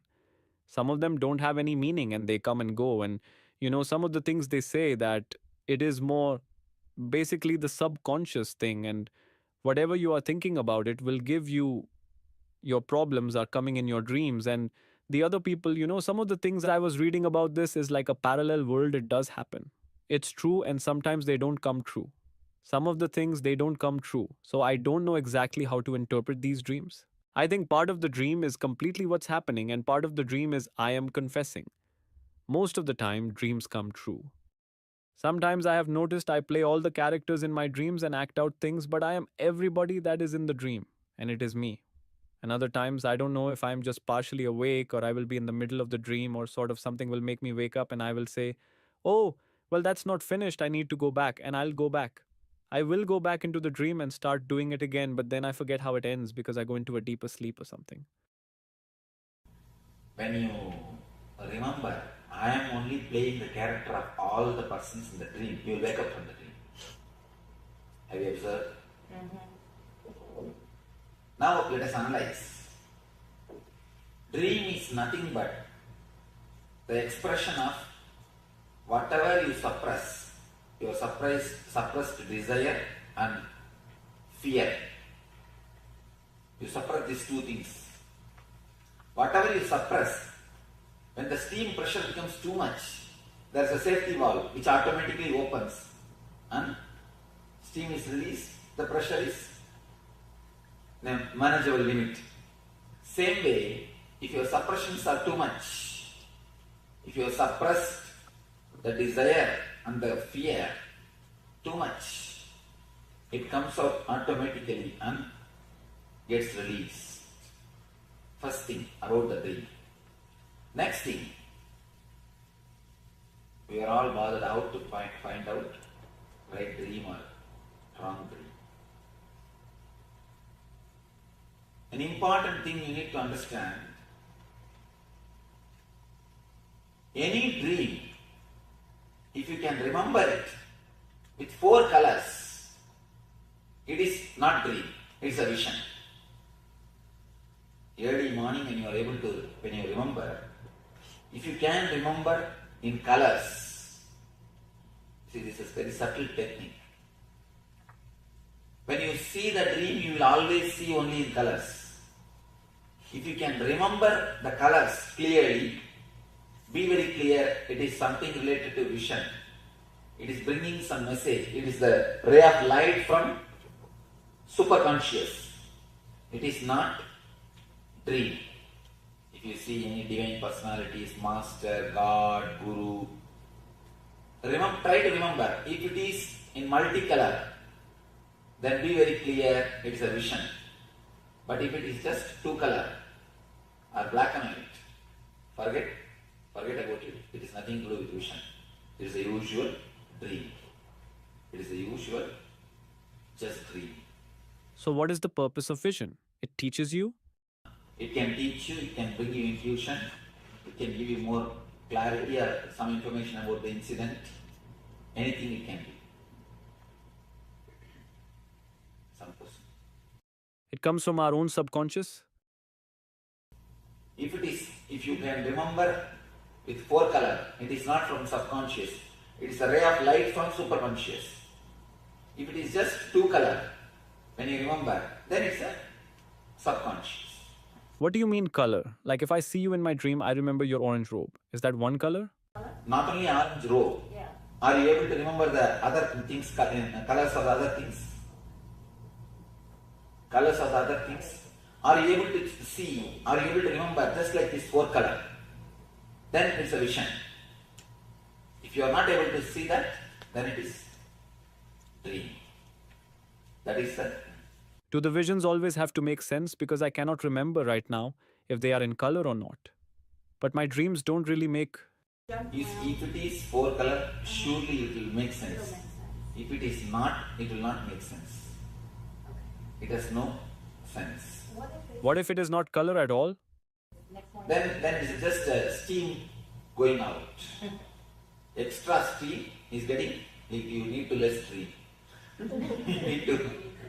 You need to dream less. It is just actually, when the steam is too much, if too much of suppression is there, of fear and the greed, there is an automatic mechanism which opens, automatic safety valve, which opens and releases the steam. And automatically, you maintain your steam pressure. The automatic safety valve is what we call dream. Is there any significance of seeing death or sometime you dying? There is no other significance except this 4 color and 2 color. No other meaning, interpretation for any dream. Should we just ignore them as... Simply ignore. Because people say when your dreams are falling makes some sense or something like... No, none of them have got any sense. People who never dream, they never have a dream, they just sleep and wake up. No, it can never be. Only an enlightened master can be like that. Swamiji, what is the significance in dreams? You said that everybody dreams whether you remember it or not. Remembering and not remembering has no meaning. Remembering 4 color and 2 color, only that has meaning, nothing else has meaning. Because normally people associate that if you can't remember, they say, oh, you slept deep. That's what they say. No. It is not that. Even if you don't sleep deeply and if you are continuously disturbed, you will have the same problem. You will not be able to remember the dreams. What about the sleepwalking? That is something to be analyzed. No. Let me explain why you asked the right question. When this subtle body enters into the physical body, the sleepwalking, restlessness, even when you are sitting, you will be just shaking the legs. All these problems starts happening when the subtle body enters into the physical body as an uninvited guest. Many times, the subtle body just walks into these two bodies. When it walks into the waking body, then it starts creating trouble. You see, sometimes you will have a nightmare, get up, and you will see still the heart is beating and sweating. And the same way, if the subtle body enters into the causal body, it enters into the causal body also sometimes. If it enters into the causal body, it causes insomnia. You will be lying in the bed, rolling, you will never sleep. You will never sleep. You will be just rolling on the bed. So whenever the waking body enters into these two bodies, it creates this type of problems. Settling up here, and when I got home, I thought I should be able to fall asleep well. But instead, I thought I would be exhausted, and I didn't feel exhausted. But it was like this. I couldn't sleep all night, even though it was so late. And I was so tired from, working a long day. Standing up. You have done ASP? Mm-hmm. In the ASP, I speak about the second layer energy. Do you remember? When you work beyond your capacity, whenever the emergency things are done, the second layer energy opens. If you have a deep love or desire, then again second layer energy opens.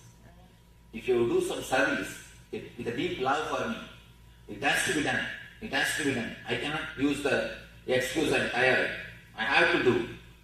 When you have the excuse, I'm tired, oh dear, Shantipai, I'll come tomorrow, Shanta Reddy, I'll come tomorrow.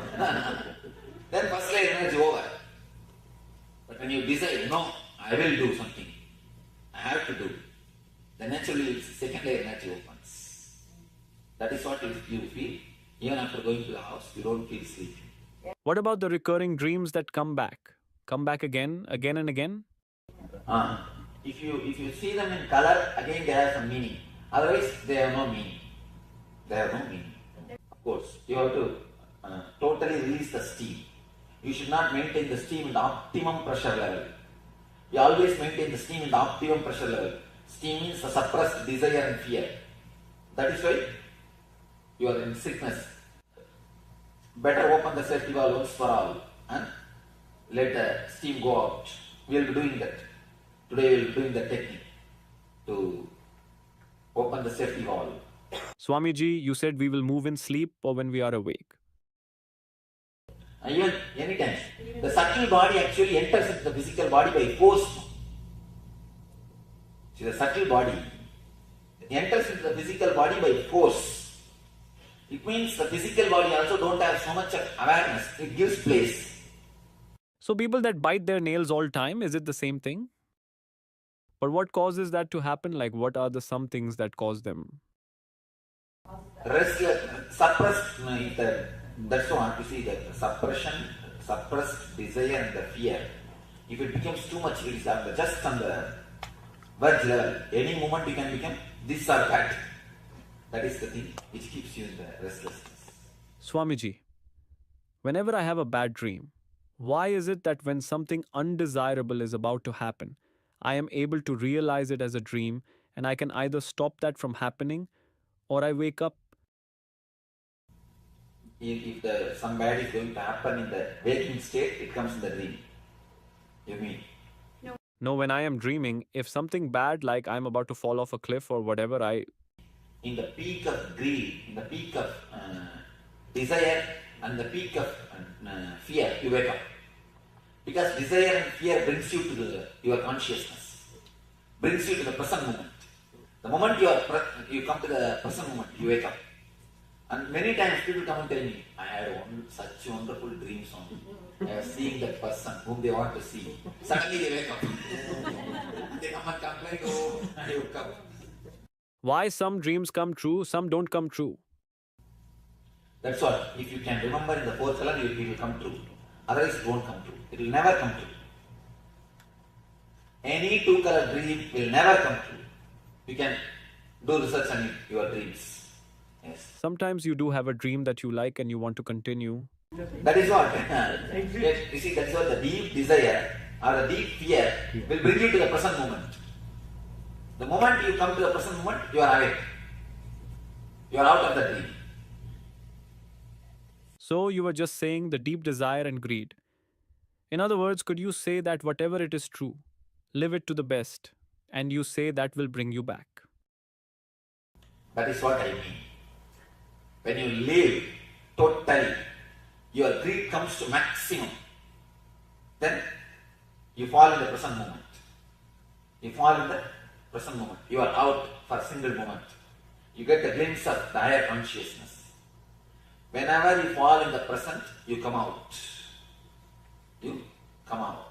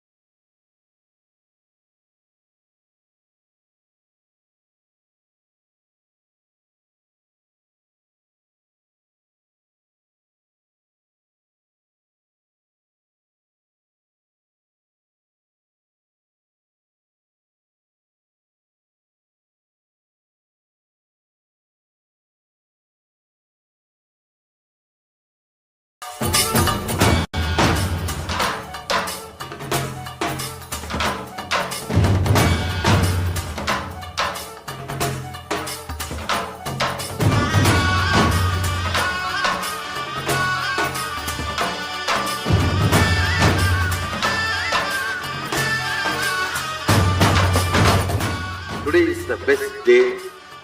Sadashiva appears for Brahma and Vishnu early morning in the form of light shaft. Means the consciousness which is beyond time and space enters into time and space. Sadashiva declares, let me become many to celebrate myself. So morning we celebrate he becoming many. You can see every deity, every god, we go on light the lamp. So each, the Sadashiva himself becomes many. So whole campus we went round. It was such high energy. So again the many becomes one. Not only spiritually, even socially, this celebration forms a very important part of my life. Because this is the only celebration I enjoyed from my birth, at least in this body.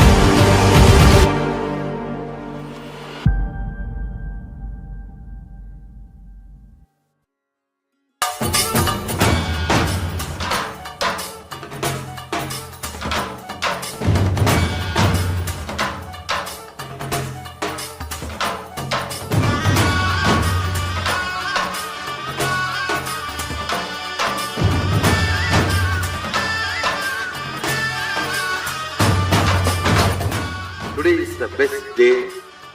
Sadashiva appears for Brahma and Vishnu early morning in the form of light shaft. Means the consciousness which is beyond time and space enters into time and space. Sadashiva declares, let me become many to celebrate myself. So morning we celebrate he becoming many. You can see every deity, every god, we go on light the lamp. So each, the Sadashiva himself becomes many. So whole campus we went round. It was such high energy. So again the many becomes one. Not only spiritually, even socially, this celebration forms a very important part of my life. Because this is the only celebration I enjoyed from my birth, at least in this body.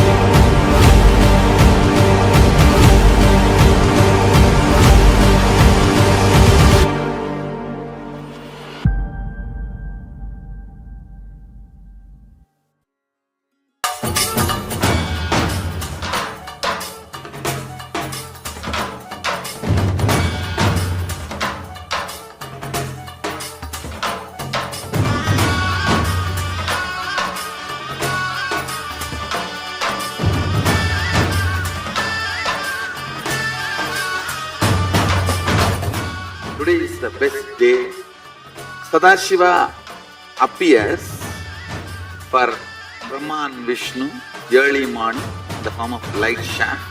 Means the consciousness which is beyond time and space enters into time and space. Sadashiva declares, "Let me become many to celebrate myself." So morning we celebrate he becoming many. You can see every deity, every god, we go on light the lamp. So each, the Sadashiva himself becomes many. So whole campus we went round. It was such high energy. So again the many becomes one. Not only spiritually, even socially, this celebration forms a very important part of my life, because this is the only celebration I enjoyed from my birth, at least in this body.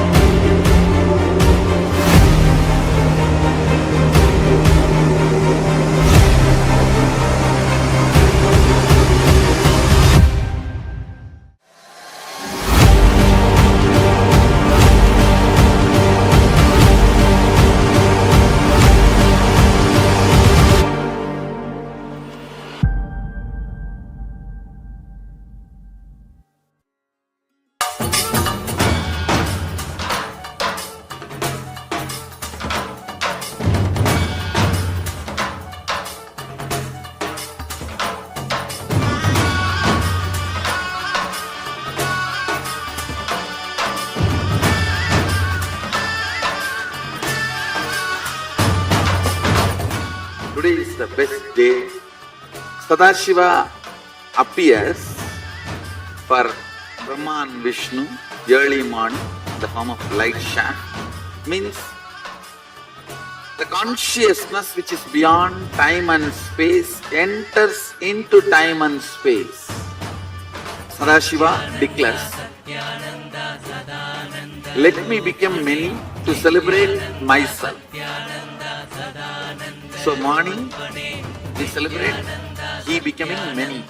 You can see every deity, every god, we go on light the lamp. So each, the Sadashiva himself becomes many.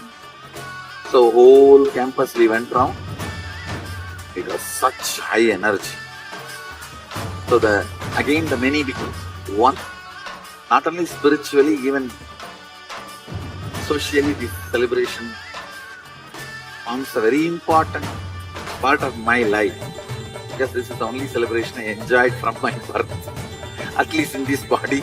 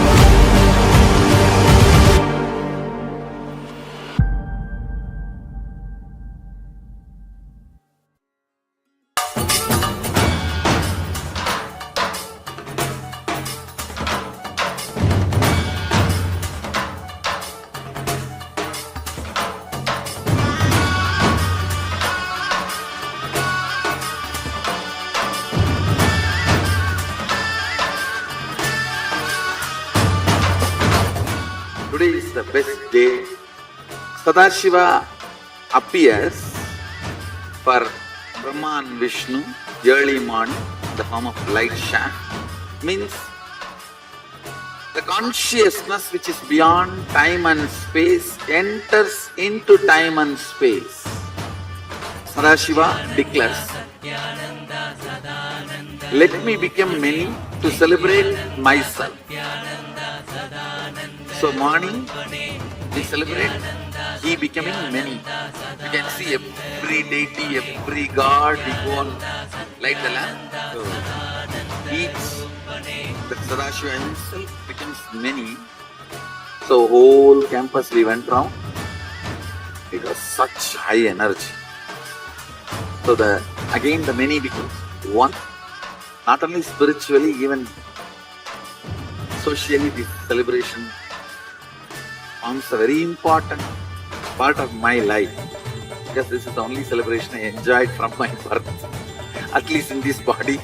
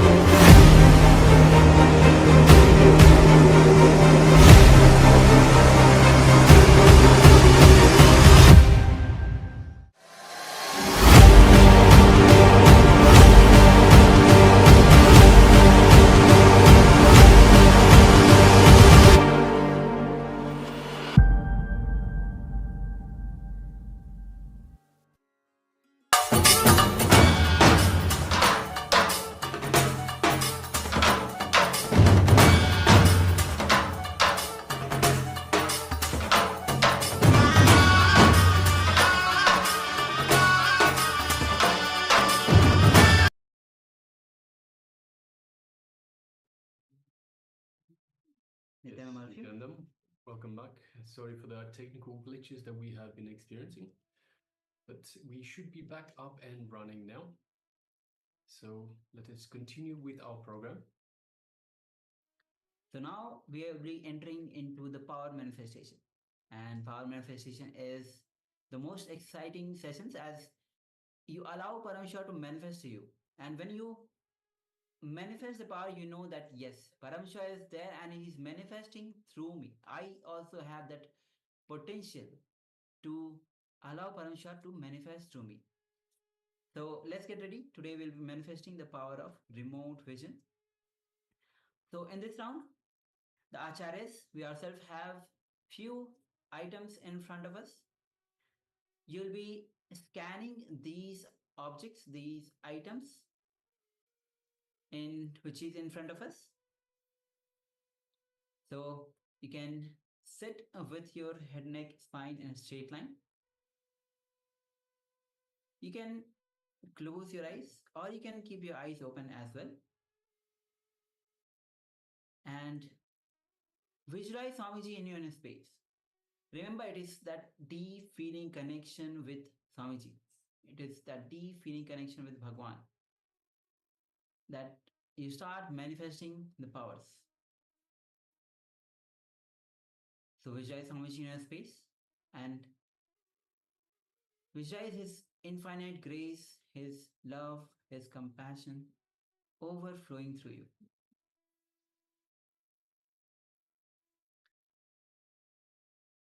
Gently bring your awareness to your third eye. And through your third eye, gaze to Swamiji's third eye. And start to unclutch from every single thought. Go on unclutching.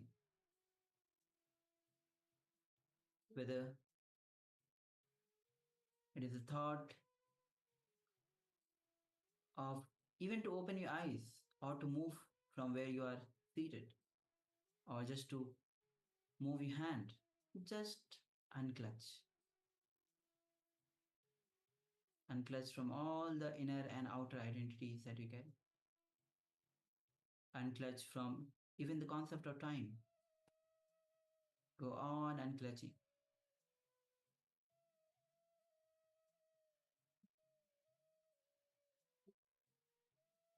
And finally enter into the space of that pure unclutched space, the pure nirvikal samadhi. Now let's start chanting the Mahavakyan. Om Nithyananda Paramashivoham. Om Nithyananda Paramashivoham. Om Nithyananda Paramashivoham. Now, as you keep chanting the Mahavakya, let's manifest this power of remote scanning. You can start scanning the objects with a strong declaration.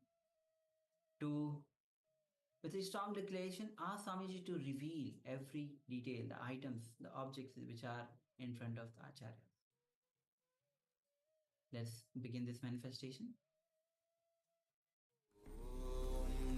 Nithyananda Paramashivoham.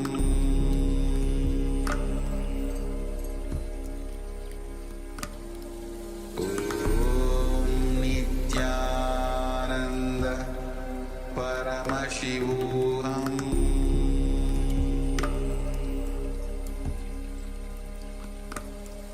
Om Nithyananda Paramashivoham.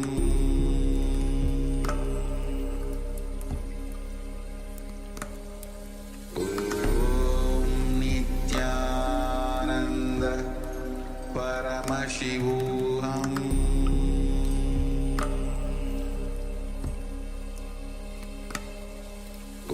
Om Nithyananda Paramashivoham.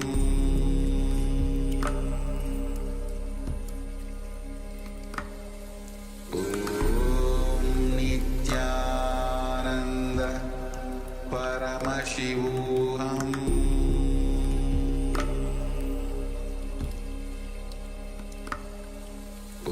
Om Nithyananda Paramashivoham.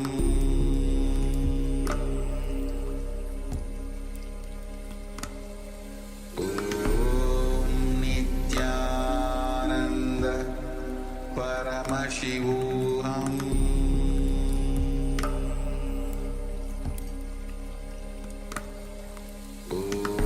Om Nithyananda Paramashivoham.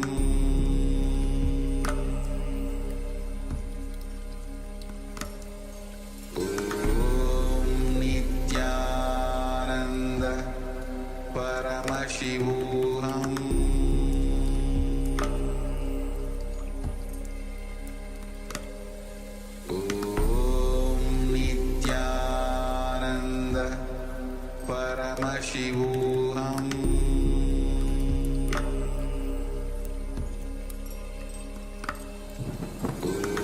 Om Nithyananda Paramashivoham.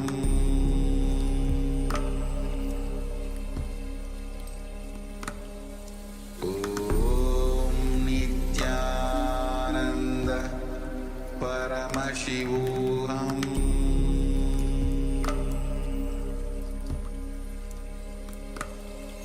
Om Nithyananda Paramashivoham.